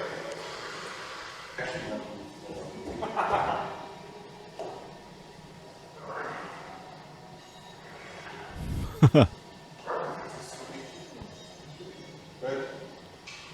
I don't know. That's good. As good as it gets, I think. Yeah, it's good. You want to do the foot thing? Thanks, John. We're gonna do the blocking after this. It's the last shot, and we'll do some rehearsal. You got all the lines memorized, huh? First and second sections, and the end section. I think by the time we get to that part filming. Oh yeah. Okay. First section is the most important. Yeah, the first thing's the main deal. That's First, what we're gonna second do first. section, Yeah. and actually the last section I pretty much know. Cool. I'm just working on the Serena part, which we probably won't get No, that to. won't- We're good. I mean, the one that But all we the really, other stuff I know, like that. Cool. The big one is the one tomorrow. Is the first one. Yeah, I So- agree. That's like Cool, man. That's like Excellent. greetings and all that. And you know the whole thing.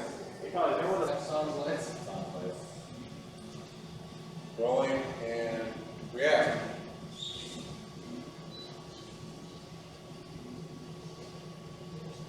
Good. One more looking around. More looking around before you react. Yeah. We'll just get a little bit more of the searching before we say react this time. Okay? Still rolling. Yeah. Action. React. Move around. Good. Let's do it like that. Exactly like that one more time. Yeah, first, yeah, rolling, yeah, that's right, look around. And then, bam, bam, look up. Good. Blinding, try to cover your eyes. Blinding, covering your eyes. Good. Great. Up on the top. So, that looks so cool. Oh, damn, I got a big old monitor and I'm looking through the eye hole.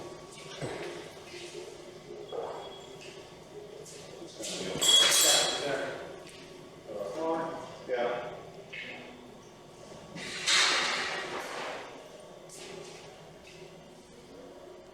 We got our new pillars in here too somewhere, right? Yeah. Here we go. Grandmaster, in honor of the Lin Kuai, I have brought you the sacred map of elements. Once again, our most cunning assassin and thief is successful, and he is my Greetings. I see the ninjas with successful retreat. That's right, that's right. That's right. As I have foreseen. Stay on camera, Rich. Let's get some. Yeah, remember, this is where the timing comes in. Right. Remember, find the camera. The camera's over here. All right, Middle hold of the walk. Hold your hand. Yeah. So I can have Middle of the walk. Yeah. Ready? Find your. Okay, go ahead, action, Rich. Greetings. I see the ninjas been successful in retrieving the map. As I have foreseen. Let's get something straight. Perfect. Keep going. I am not a ninja. I'm Lin Kuai. Scorpion was a ninja. Good. Good. How unfortunate. That was as a shot. Scorpion was tipped off. He knew I was breaking into that temple, and if he wasn't there, there wouldn't have been a battle. You're responsible for the sorcerer. I'm also taking Scorpion's services. In case you fail, I am his mission. Well, your peace of mind almost cost me this mission. Enough! Plenty. What about our payment?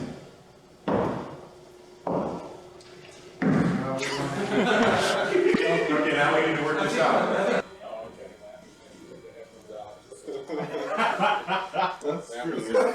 Did you go? Exactly. Good beer. It's the one. Gutes Bier.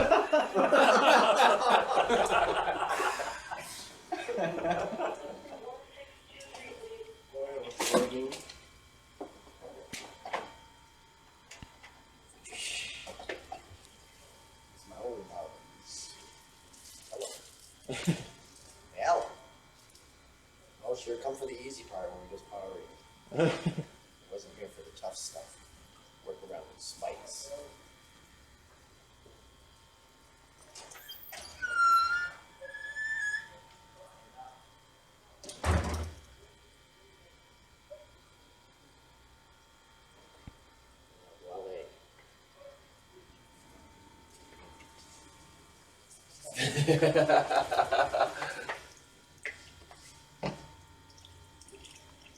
Get a nice close up of those eyes.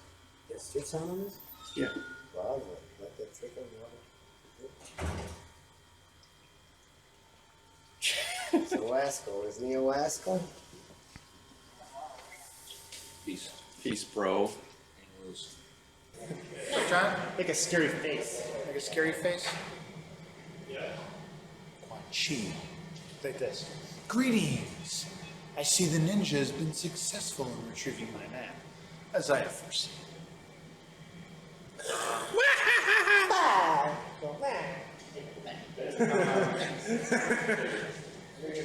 How would De Niro look if he was doing this? Just a little bit.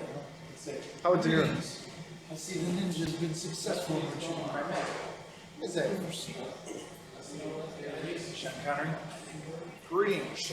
I see the ninja has been successful in retrieving my map, as I have foreseen. Quay. It's Quan. Quan Chi. Quan Chi. Quan Chi. Min Kuei. I'll never be that far. Sub-Zero. He freezes things. He's cold. He's very cold. He's a very cold person. Now, Chi, on the other hand, is a very bad person. Ruthless. Cunning. Bad hygiene. But like I said, he's very cold. Very cold. As he's getting up, we're gonna start at the center. Ninja. Actually, no, he's not a ninja. He's Lin Kuei. That's right. Lin Q. Lin Kui. Quickly. Okay, let's just take it from there. And action. At ease, my Lin Kuei warrior. Greetings. I see the ninja has been successful in retrieving my map, as I have foreseen. Let's get something straight. I'm not a ninja. I'm Lin Kuei. Scorpion was a ninja. Ah, yes. Your Japanese counter.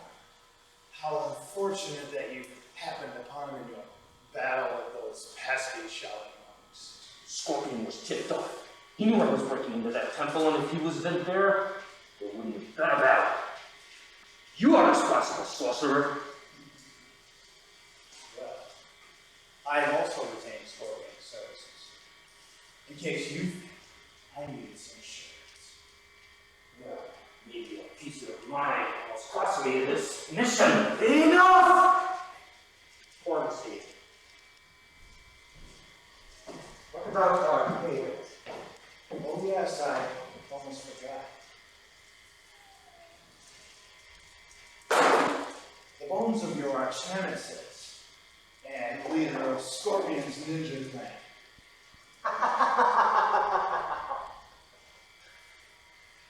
Our ancient foe. Vanquished in one transaction. And I personally made certain that every last remnant of their clan has been eliminated forever. You see something.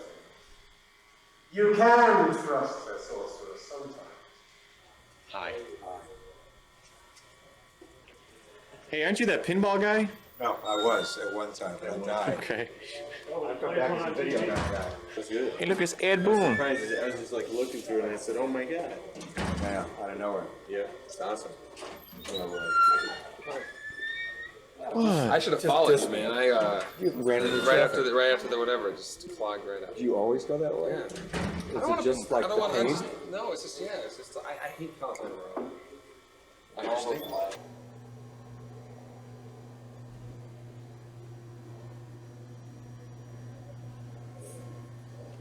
In the right position, Will?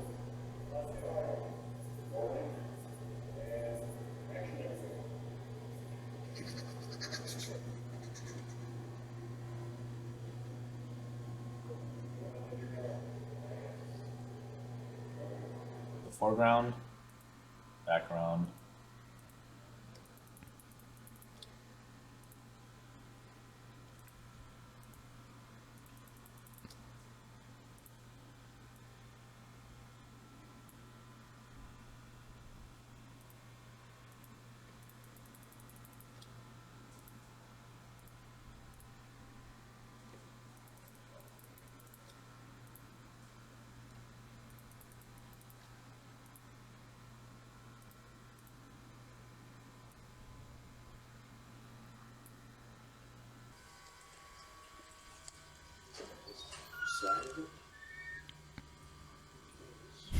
Yeah, this does take off.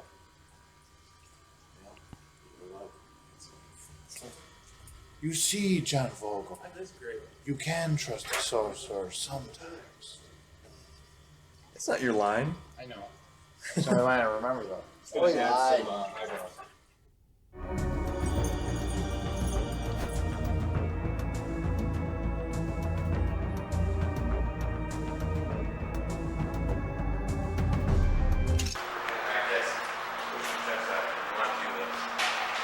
Exact thing. Where you go back.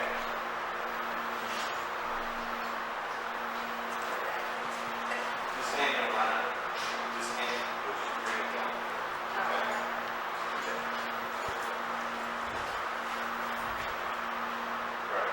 That's good, but you don't care. You don't want to keep it so mechanical looking. Like don't consciously bring this end down and then swing.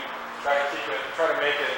You know, let's just have to make it fluid. Yeah, you gotta make it fluid. So you're just relax your mouth. So So your right hand goes down just this one goes, just as that one goes, yeah. Try not to be so conscious about it.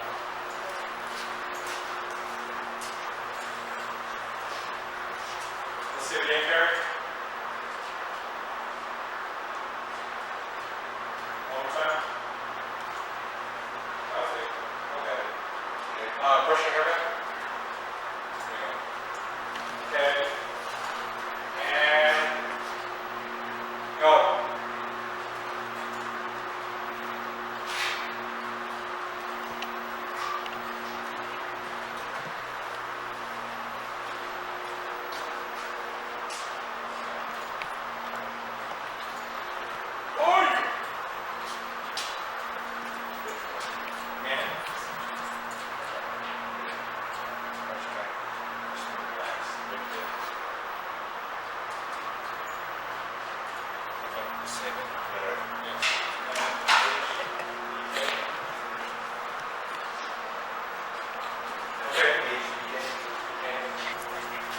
No, you don't want to go. You know I've got to get you guys eating. You don't want to get me eating either. Wait, do that again? Show your food. Do that again? Come on, one time. Ready? Go. So like you're in the air flipping, but then you're going to come out of it. So what we want is you can kind of just stay held a little bit, and then come out of it like this. And actually, do you want us to give you something to hold? Would that help? Just too much holds. Yeah. Throw it. Actually, throw it like that. Yeah. And then you want to just get your legs in cool position. You know, you can get them similar to where they were. Well, something that's comfortable for when you throw in the boom. It's just like an airborne thing? Yeah. Actually, you don't want to like.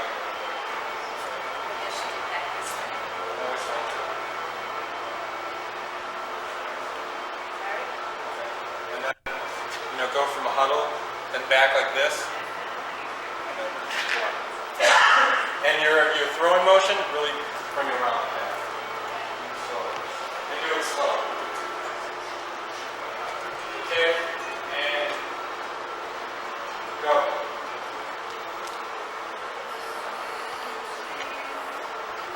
Same exact thing, Gary, except this time, when you throw, carry more, reach out higher, going that way. But other than that, it's the same exact way. Am I all right here? Yeah. Okay, go.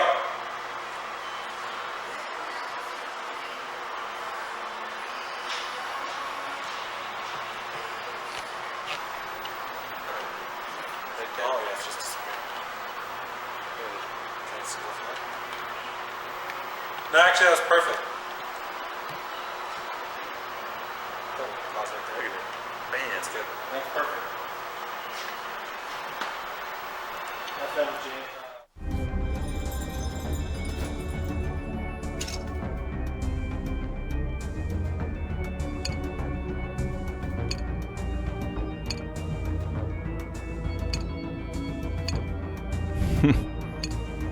Raiden sieht komisch aus.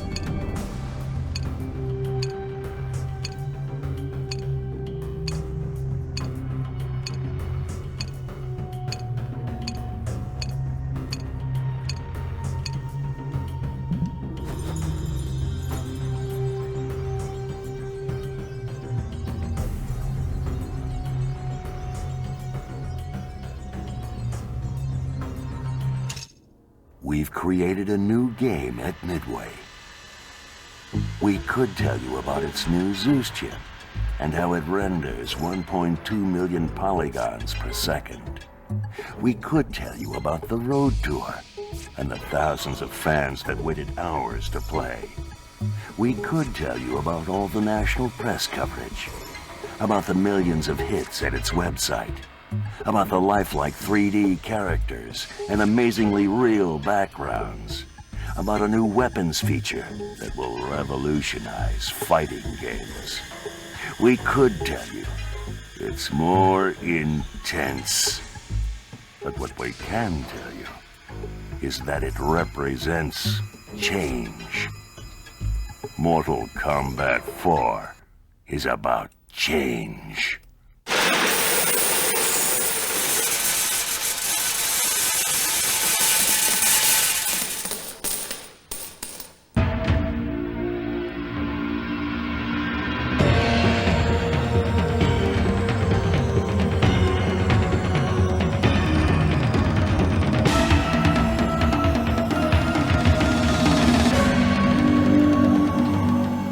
Mortal Kombat has become an industry upon itself. Every version of Mortal Kombat that has been introduced into the marketplace has become a blockbuster. The thing that really astounds us is that this one arcade game that we made in 1992 has managed to spawn off all these different forms of media. The Mortal Kombat movie has made over $100 million worldwide. The Mortal Kombat home games have sold 15 million copies. The arcade game alone has earned what's estimated at over $1 billion. And this fall, with the Mortal Kombat sequel movie being released and Mortal Kombat 4, it really seems like the legacy continues to grow.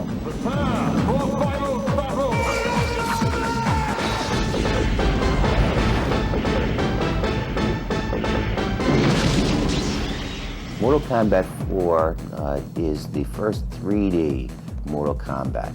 I don't think we would have even done a Mortal Kombat 4 had we not known that we could do the kind of advancements that we did. Up till now, no other technology was capable of truly presenting the fast-paced action necessary in a Mortal Kombat game.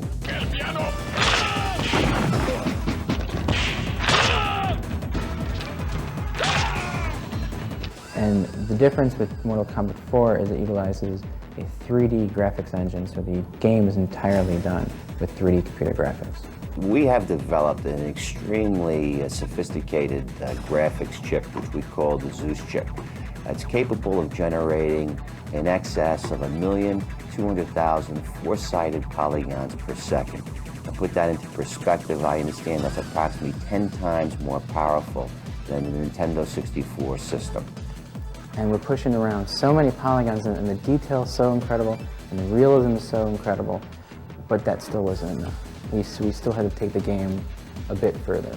So we decided to change everything. We decided to change the presentation of the graphics, the gameplay, add completely new elements to it all. What we did was we introduced weapons, and weapons are in other 3D fighting games, but not in the way that weapons are in Mortal Kombat 4. The speed of Mortal Kombat 4 and the way that you can drop a weapon, your opponent can pick up your weapon and use it against you is so incredible and adds so much to the fighting. When we designed the Zeus chip, we designed it for extraordinary performance, but at a very low cost relative to any other 3D product on the marketplace.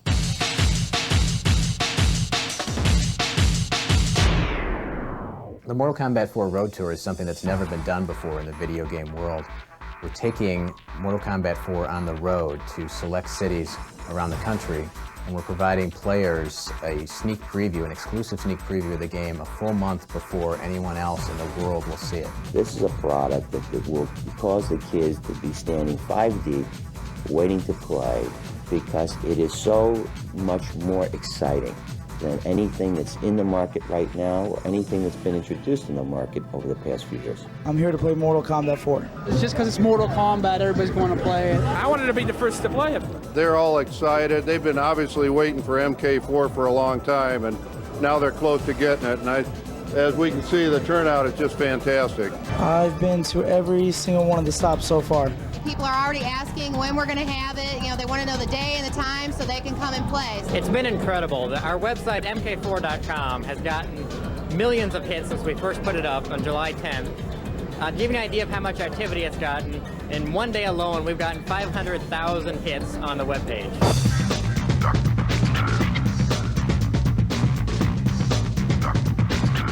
We've had wonderfully positive reaction everywhere we go. People are amazed at the difference between MK3 and MK4. They love the 3D. They really love the fact that you can take away a weapon from your opponent and use it against him.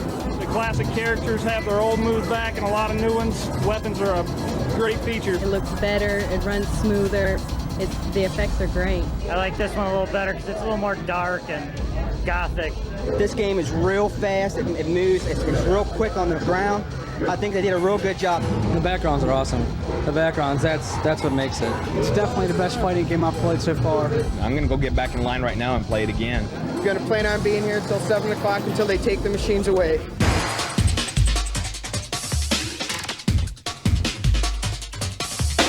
from what we saw inside, this is going to be a great promotion, and this is a great way to get some of the major locations the game early.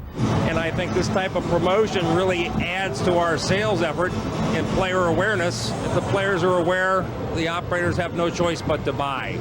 I don't think there was any question that I'd have MK4 in my facility. It's a matter of how many and how many kids are going to come in here and play it. It's going to kick some serious butt. It's going to be the best 3D fighter probably out there. That was really cool. Really impressive. Dude, man, this game ruled. Yeah, I love it. Oh, that rocks. It's a great video game. Best one yet. I'm not a freak about it, but I enjoy it. Awesome. It's great. Excellent. It's hot. Mortal Kombat 4 is the mother of all fighting games. Mortal Kombat 4 is the pinnacle of all Mortal Kombat games that have preceded it. It is the most sophisticated, fast-paced, a beautiful fighting game that has ever been created.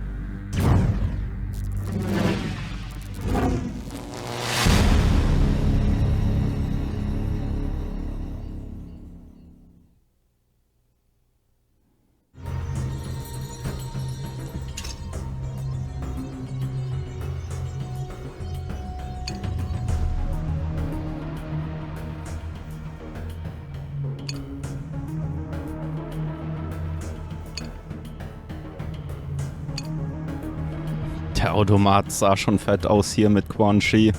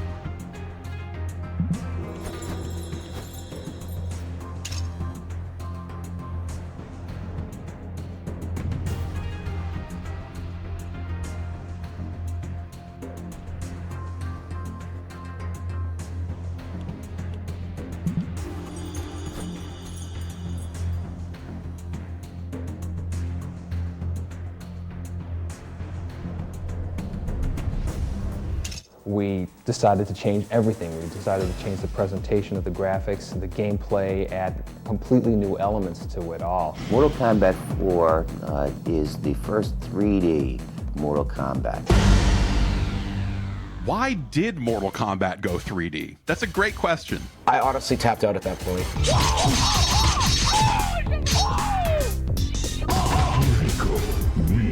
I was not a fan of 3D fighters. I looked at 4 and I wasn't really vibing with it.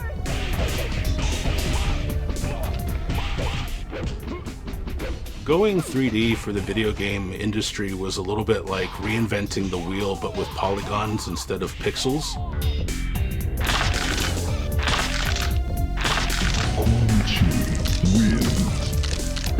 When Mortal Kombat 4 came out, I was absolutely taken aback that it was 3D. You know, the transition to go from 2D to 3D is always tricky.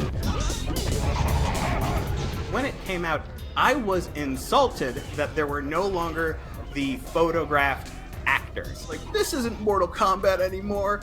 My biggest problem is whenever Mortal Kombat changed, I made the decision as the arbiter of Mortal Kombat that it was no longer Mortal Kombat. Midway put out War Gods, which was kind of their first attempt at making a 3D fighting game.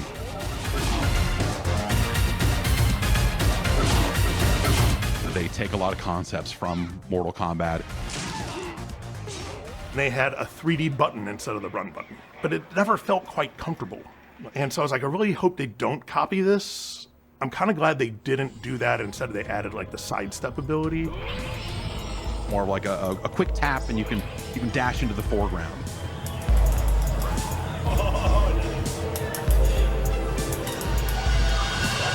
In Ultimate Mortal Kombat 3, you had the dial a combo system, which was kind of like punching in a phone number. You have to know the phone number to do the combo.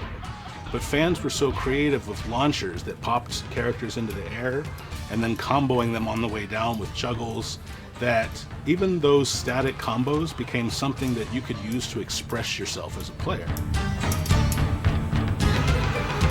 Mortal Kombat 4's combo system was called Universal, where everyone had the same combos, and not everyone had the same special moves. So you could still, weave in special moves into the Universal combos to put your own little spin on them, but it wasn't the same as what you could do in Mortal Kombat 3. Mortal Kombat 4, I think, was one of the games that made the jump to 3D rather easily compared to a lot of other franchises. It felt like it was not doing things as well as other 3D fighters in that space. It was just so different. I couldn't get into it the same way.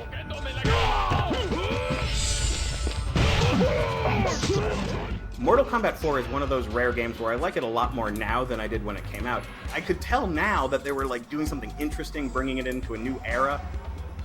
Mortal Kombat 4 is kind of that bridge game to what is coming next, right? It's their kind of first attempt at 3D. And so I think it makes sense nowadays when we look back on it to go like, well, Mortal Kombat 1, 2, and 3 are such amazing video games. Like, what do you do after that? Like, yeah, you have to strip it all down and rebuild it from scratch, or else you're just making the same thing over and over again forever, and no one wants that after a certain point.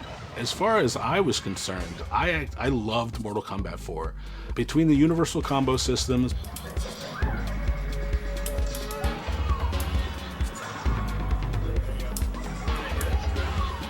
between the weapons, between the characters, the endings. We had a deal. A deal? I am not a god of my word, reptile. All deals are off. I just thought Mortal Kombat 4 was this perfect package, and I played it to death. It's probably the game I've spent the most time in, even more than Mortal Kombat 2 on Super Nintendo.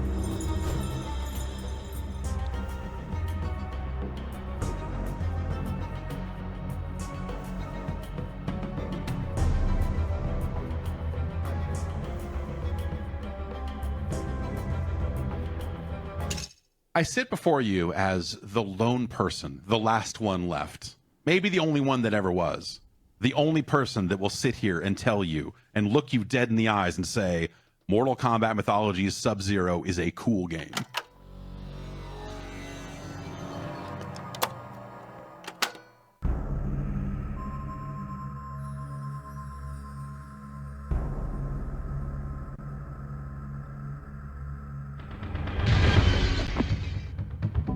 You will fail. Damit konnte ich nie was anfangen mit dem Game.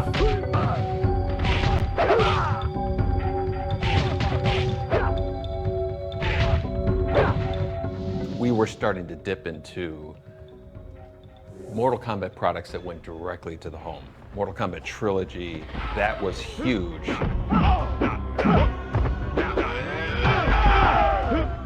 Even, I think, when we were starting MK4, we understood that the coin-op as an industry was sort of starting to wane a little bit. Ed and a portion of the team was focused on MK4, and then, of course, myself and a portion of the team, largely a new team, were focused on mythologies.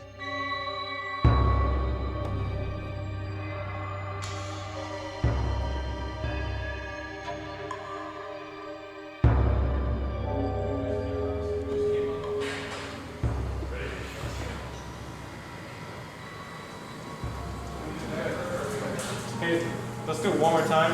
And John, don't hug the ladder so close. Let yourself out a little bit.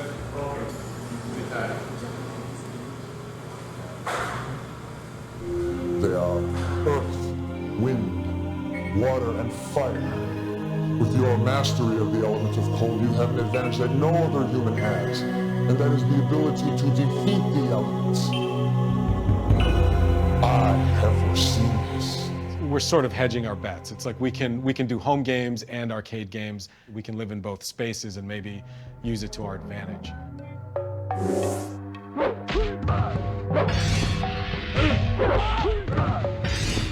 The concept of adapting a character from a fighting game into a full-on game. It's a good idea. You know, like you've got all these characters with backstories and everything, why not investigate it? You're going to the Nether Realm, and you're going to bring back the amulet. We must act quickly. I have no dominion in the Nether Realm. You are reality's only hope. I'll do it, Thunder God. It was fun mixing 2D and 3D more than other MKs did. It was 3D environments, but 2D characters, so it was kind of a cool bridge between the old school games and getting into 3D. The thing that Mortal Kombat Mythologies Sub-Zero does is that it doesn't sacrifice being a Mortal Kombat game. Now, that's either a good thing or a bad thing from depending on where you're sitting. But MK Mythologies, you use the same button layout that you use in the fighting games. It means that a lot of the combos and concepts that you know from Mortal Kombat still work in this game.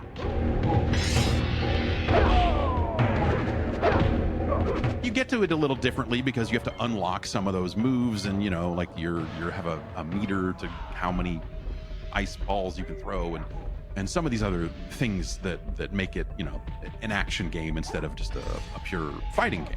But they added a button that just makes it so you can turn around. And that simple thing is what lets them take everything that worked in Mortal Kombat and apply it to a game where enemies might be attacking you from both sides. It's a simple but very effective concept that I think makes that whole game work.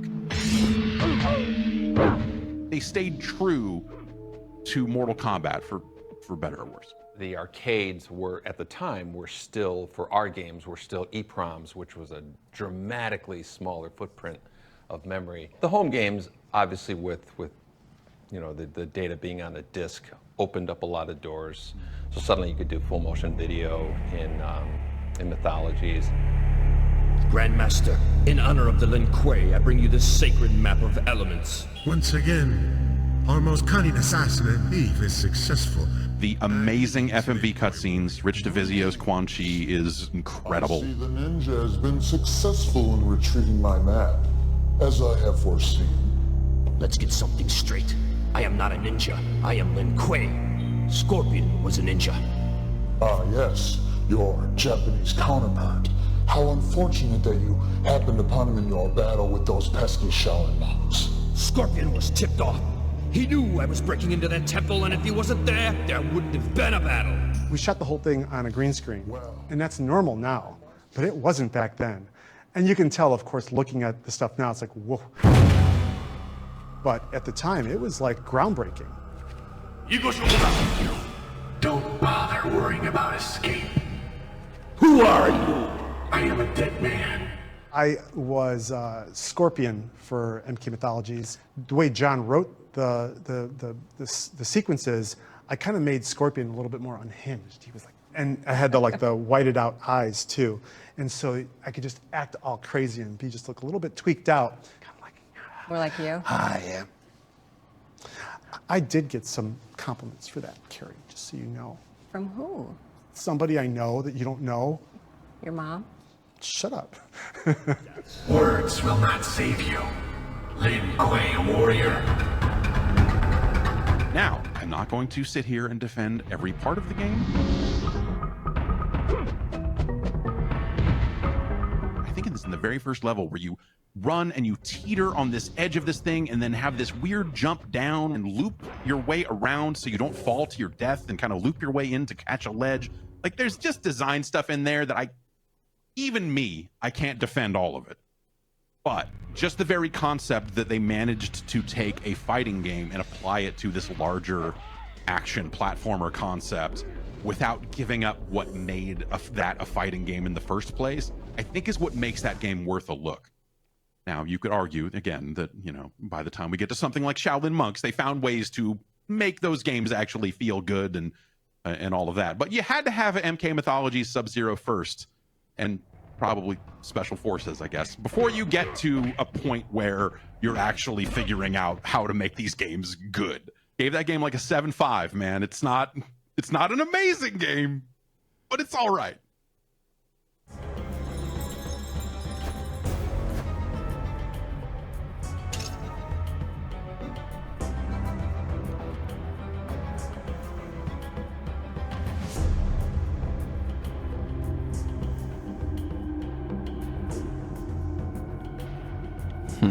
Leider habe ich die Big Box hier nicht mehr.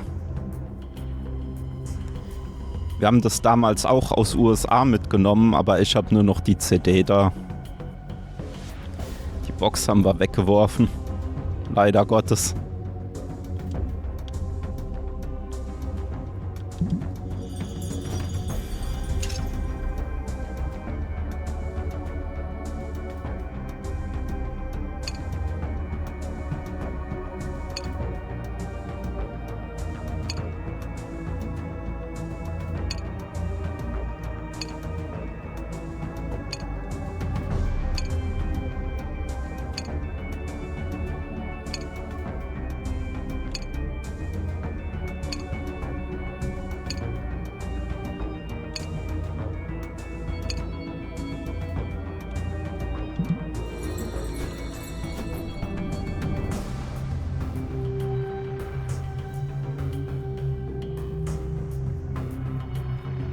Towards my later years of Midway, what I became conscious of was that there is business outside of Chicago.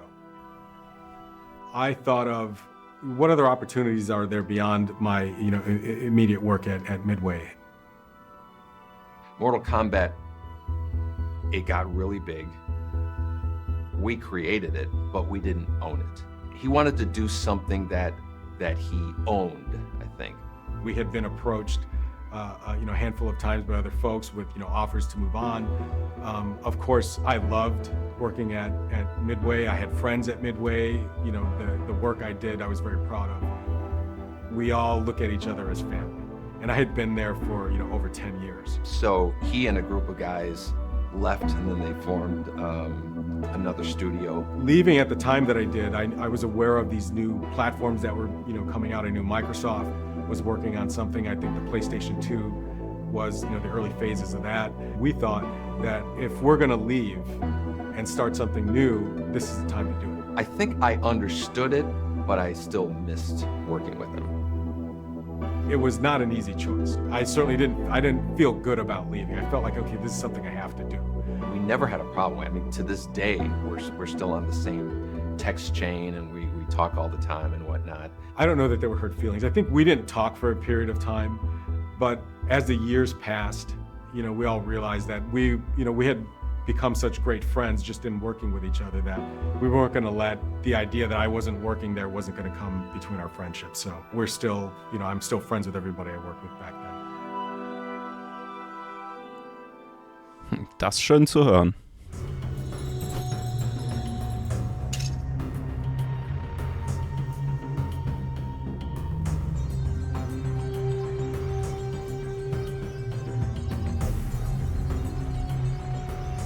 Das habe ich nie selbst gespielt. Keine Ahnung, was das überhaupt ist. Sieht aus wie Fighting Force.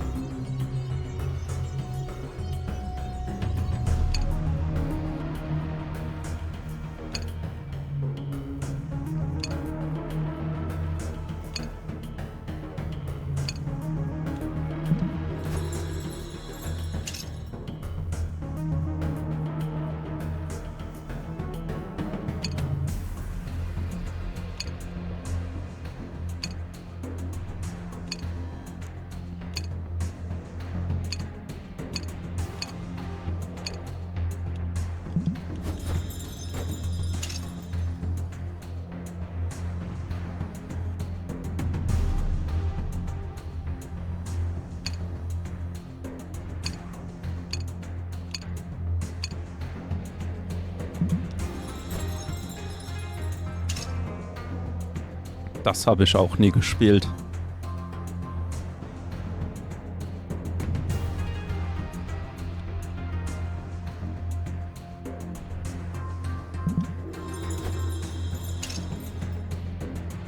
Das wiederum haben wir gespielt. Auf Xbox damals.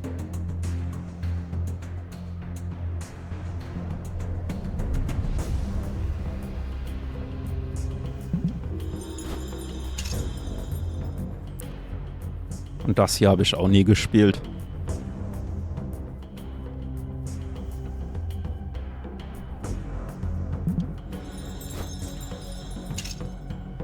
Das kenne ich wiederum auch nicht.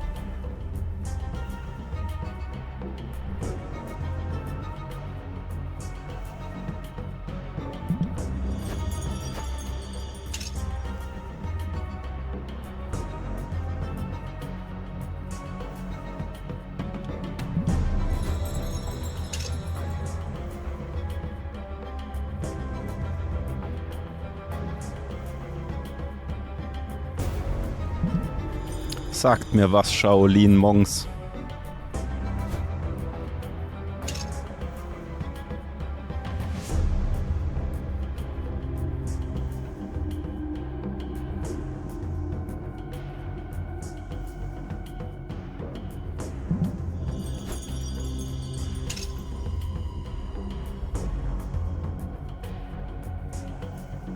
Ja, das hatte ich damals auch gespielt.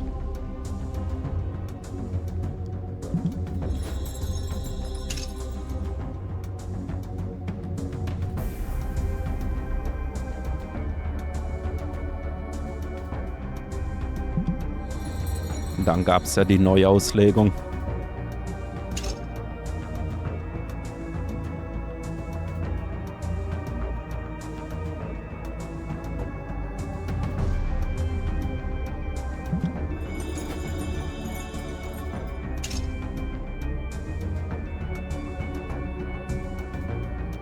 Das habe ich damals auch gespielt in Justice.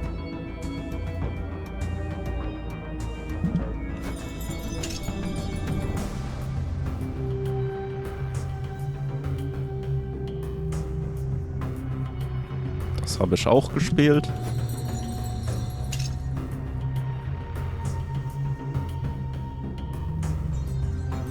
Ich meine das hier auch.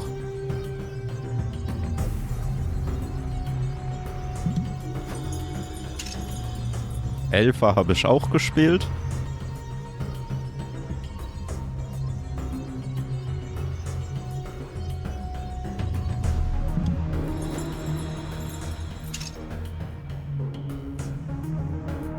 Dieser Film da hat mich nicht abgeholt.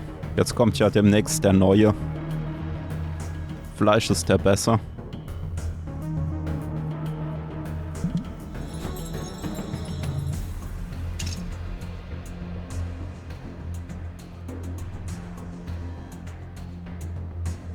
Das hier ist der aktuellste Teil.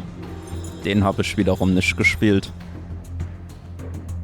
Oder Moment. Doch, ich glaube, den habe ich noch gespielt. Es gibt noch einen neueren.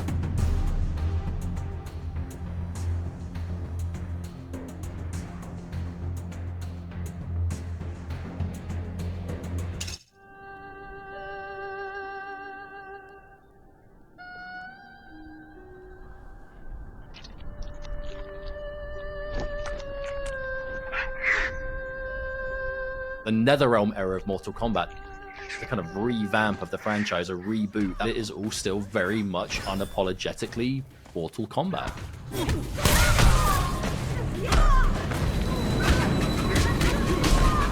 We wanted to play it against each other, we wanted to see all the cool finishing moves and how all the old moves have been brought back, because it was back to 2D. Finish her!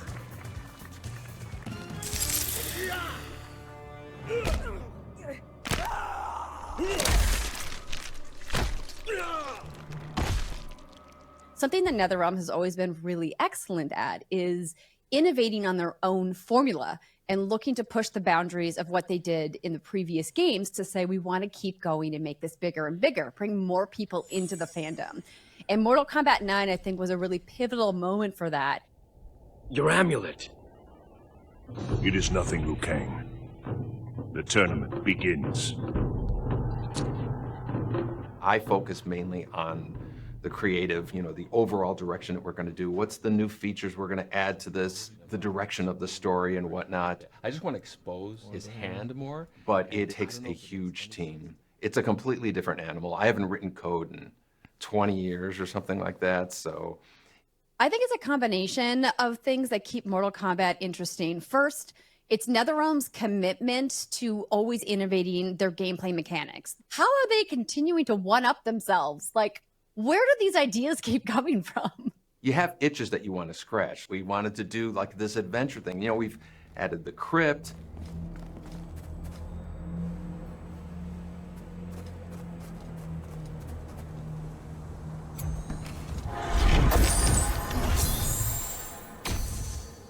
And we've added, conquest mode.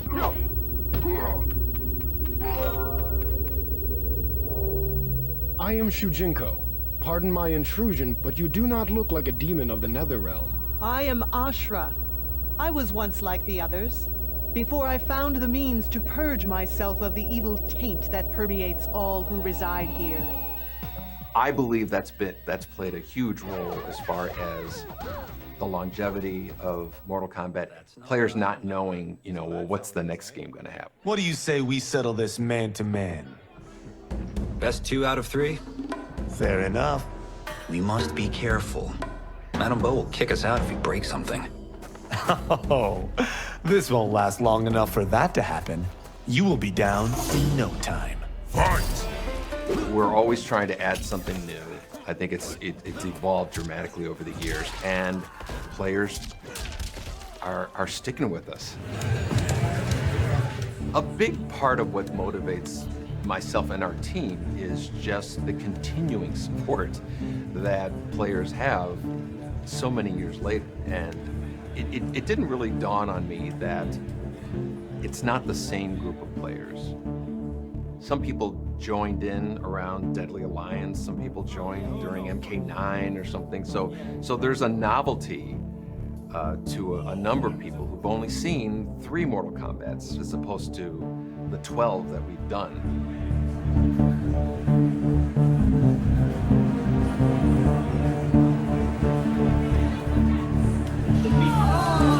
Something that I think really keeps the franchise going iteration after iteration is their ability to make it more accessible to a broader range of players and also a changing player base, adding simple fatalities that are a single button press.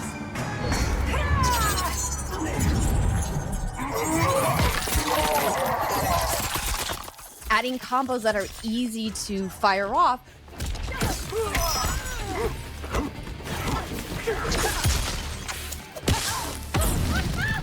All make older gamers like me a little bit more willing to jump back in, but it also makes it really friendly for new players, which is fantastic. But on the other side, if you want to punish yourself, there are all the tools in there that you can make it as hard for yourself as you want. And I think that's what gaming in a modern era is all about, is giving gamers tools to play the games that they want. And NetherRealm has always been so excellent at that.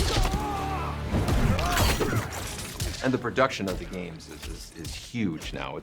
The team was 4, and then it was 5 for MK2. I think it was like 7 for MK3. Once we got into doing directly to the home, where it was writing to a DVD or CD, there was a lot more memory to fill.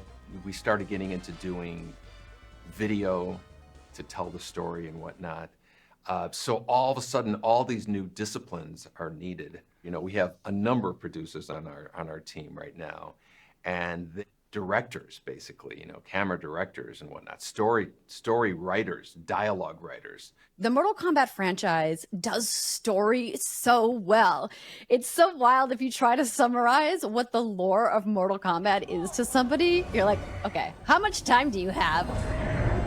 Surrender Kronika's crown and the Elder Jackson Briggs. No harm will come to you. Can we take an Elder God? Cassie beat Shinnok. Only because the cages are born with crazy magic powers. Maybe we have our own magic. These really wild, fantastical characters. You have gods, and you have robots, and you have animal humans, and wizards, and all kinds of stuff that makes it so fantastical and so fun.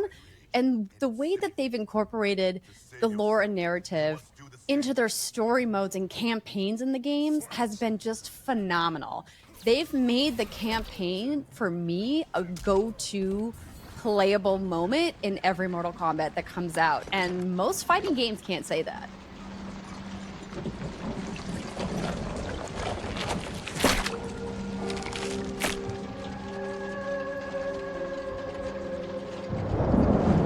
It is an excellent ruse, your disguise.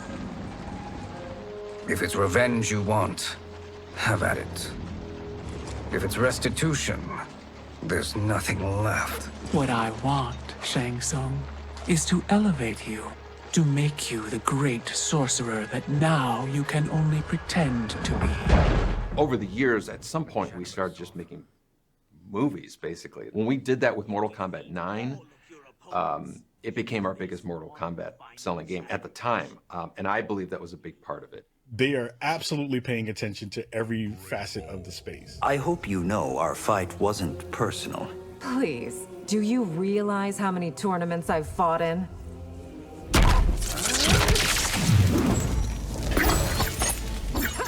If you were to say, you know, which series and which IP and which kind of game has continued to figure out interesting ways to reimagine itself, MK has been doing that for such a long time.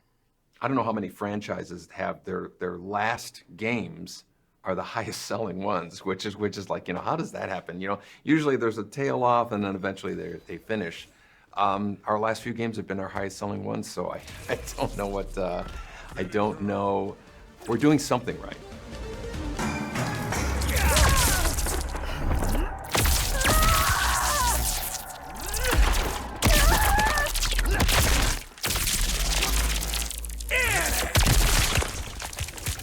Fatality.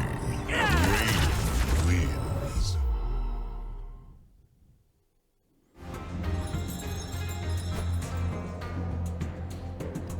Okay, das letzte Video, das Vermächtnis von Mortal Kombat.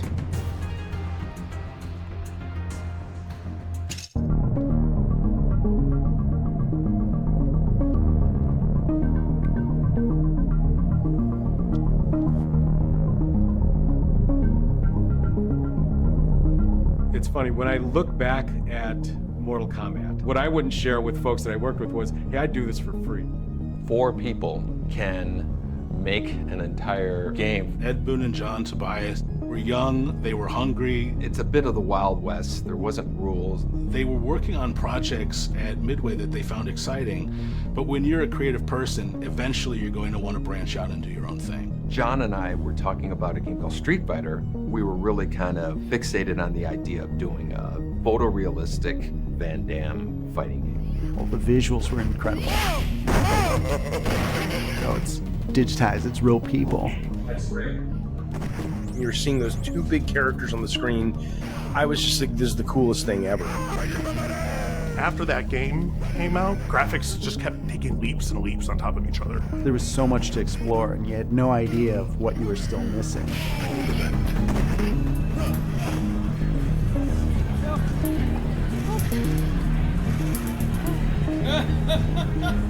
And not having the internet at the time to go to, it made it very social. When I first got a chance to see a fatality for the first time, I lost my mind. I didn't know that was allowed in a video game. It was really the first mainstream hyper-violent game. The way the local news would cover it was, can you imagine if Pac-Man could kill? When a player wins, the so-called death sequence begins. The game narrator instructs the player to finish his opponent. Certainly, the game being ported to the home kind of changed things a little bit. That was a shocker to the moms and dads of suburbia. The very idea that like Mortal Kombat was going to destroy society or the fabric of our youth was always ridiculous. If it was just like, hey, it's a cool fighting game and you can chop off heads, like we wouldn't be sitting here talking about it. These games would just start showing up at arcades, copying Mortal Kombat. Bloodstorm time killers, tattoo assassins. These games played terribly. It was more than blood, more than guts, more than even a fighting game.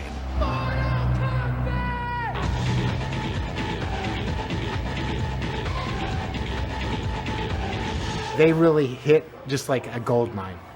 Back then, it was kind of like you make a game, you hope it's a success, and you move on to the next game. And if it is a success, cool. You move on to the next game and you do something else, right? When the game was done, certainly in my head, there was 10 things that I would have done differently. And so that was the first time that I thought, oh, okay, I guess we're signed up for a sequel. The hardware that we were working on was improving. I think if you look at MK2 next to MK1, you notice the difference in terms of the aesthetics.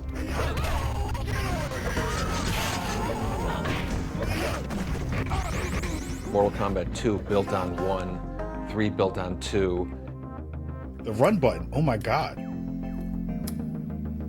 Oh my God. Mortal Kombat 1 and 2 were still great games, but they felt so much slower that it was hard to go back.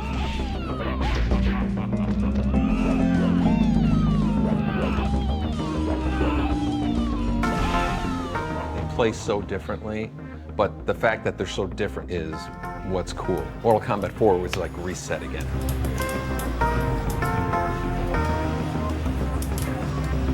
The game had started getting a little bigger, going into 3D for the first time. I was super excited about it.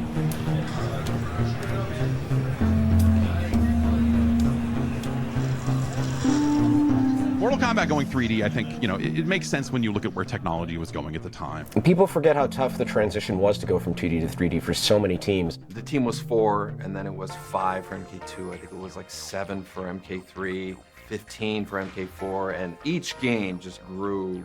And once we got into doing directly to the home, or it was writing to a DVD or CD, it takes a huge team. Like, they experimented and did all this different stuff with Mortal Kombat. We're trying to up the game, like we're trying to come up with something that, progresses the game. This was over the course of, 20, 25 years. I think back to a conversation I had with an uncle of mine. He asked me, what do you want to do when you grow up? And I said, hey, I want to draw Spider-Man. And he said, well, somebody's already drawn Spider-Man. You got to make up your own thing. And I remember thinking to myself, yeah, I guess I got to make up my own thing. And Mortal Kombat was that thing. I mean, I think that it's, I don't know that I'll ever create something that resonates the way that Mortal Kombat did. That's kind of a once-in-a-lifetime thing. Ed, John Tobias, and, a handful of other guys just did a great job. That's it. Mortal Kombat is actually the best-selling fighting game franchise in the world. It's always been my favorite fighting game. When Mortal Kombat came out, it was like, oh, this is the pinnacle of gaming. It changed the way the marketing happened. It changed the ways that people thought about violence. It caused the industry to grow on so many levels. It brought in the shock, awe, and humor that I think has represented the pure definition of video game entertainment.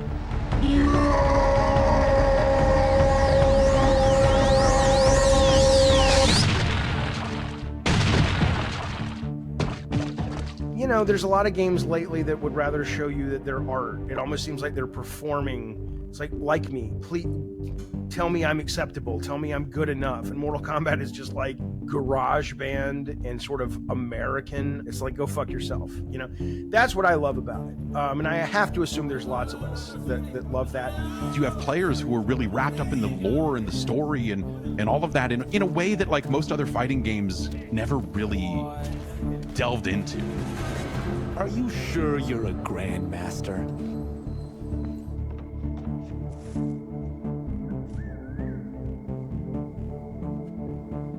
Interesting. Kung Lao, over here! It's why the games still have these, amazingly crafted story modes to this day. We must fight for each other, Baraka, not with each other. Got anyone suspects? He said as much to my face. Aid us. and I'll make sure you sit at Kotal's table. It's this giant soap opera built on top of this super fun fighting game that really captured this feeling of mystery and magic that you get from old kung fu films. And it's that curiosity, I think, that drives people to continue playing Mortal Kombat, and that has helped it remain a pillar of popular culture today. I am not yet defeated. Yes, you are.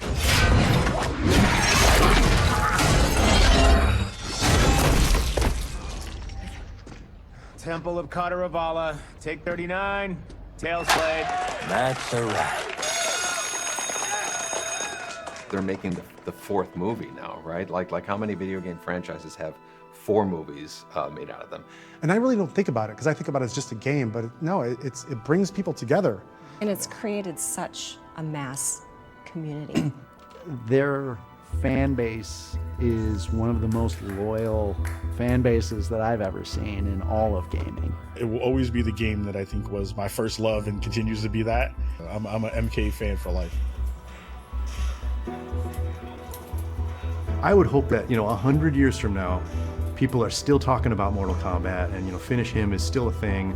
There's such a fervent base of fans for it. So if they don't get sick of it, we're gonna still make it. I think if that could be the legacy of Mortal Kombat, that it's just this evergreen thing that will always be with us, I think I'd be very happy.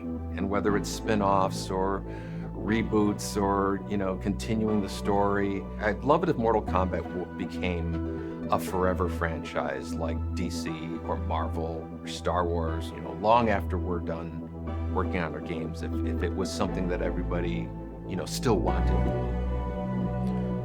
Ja, glaube ich dran. Das wird's auch noch in 20, 30 Jahren geben.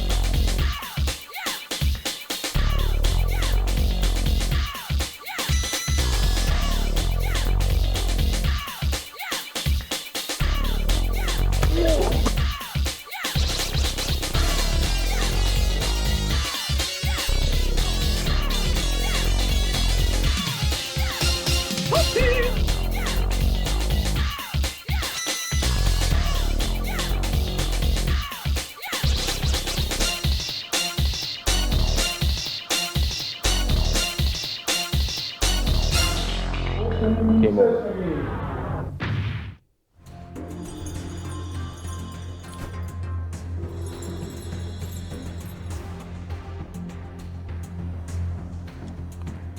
Ja, das war's hier an der Stelle.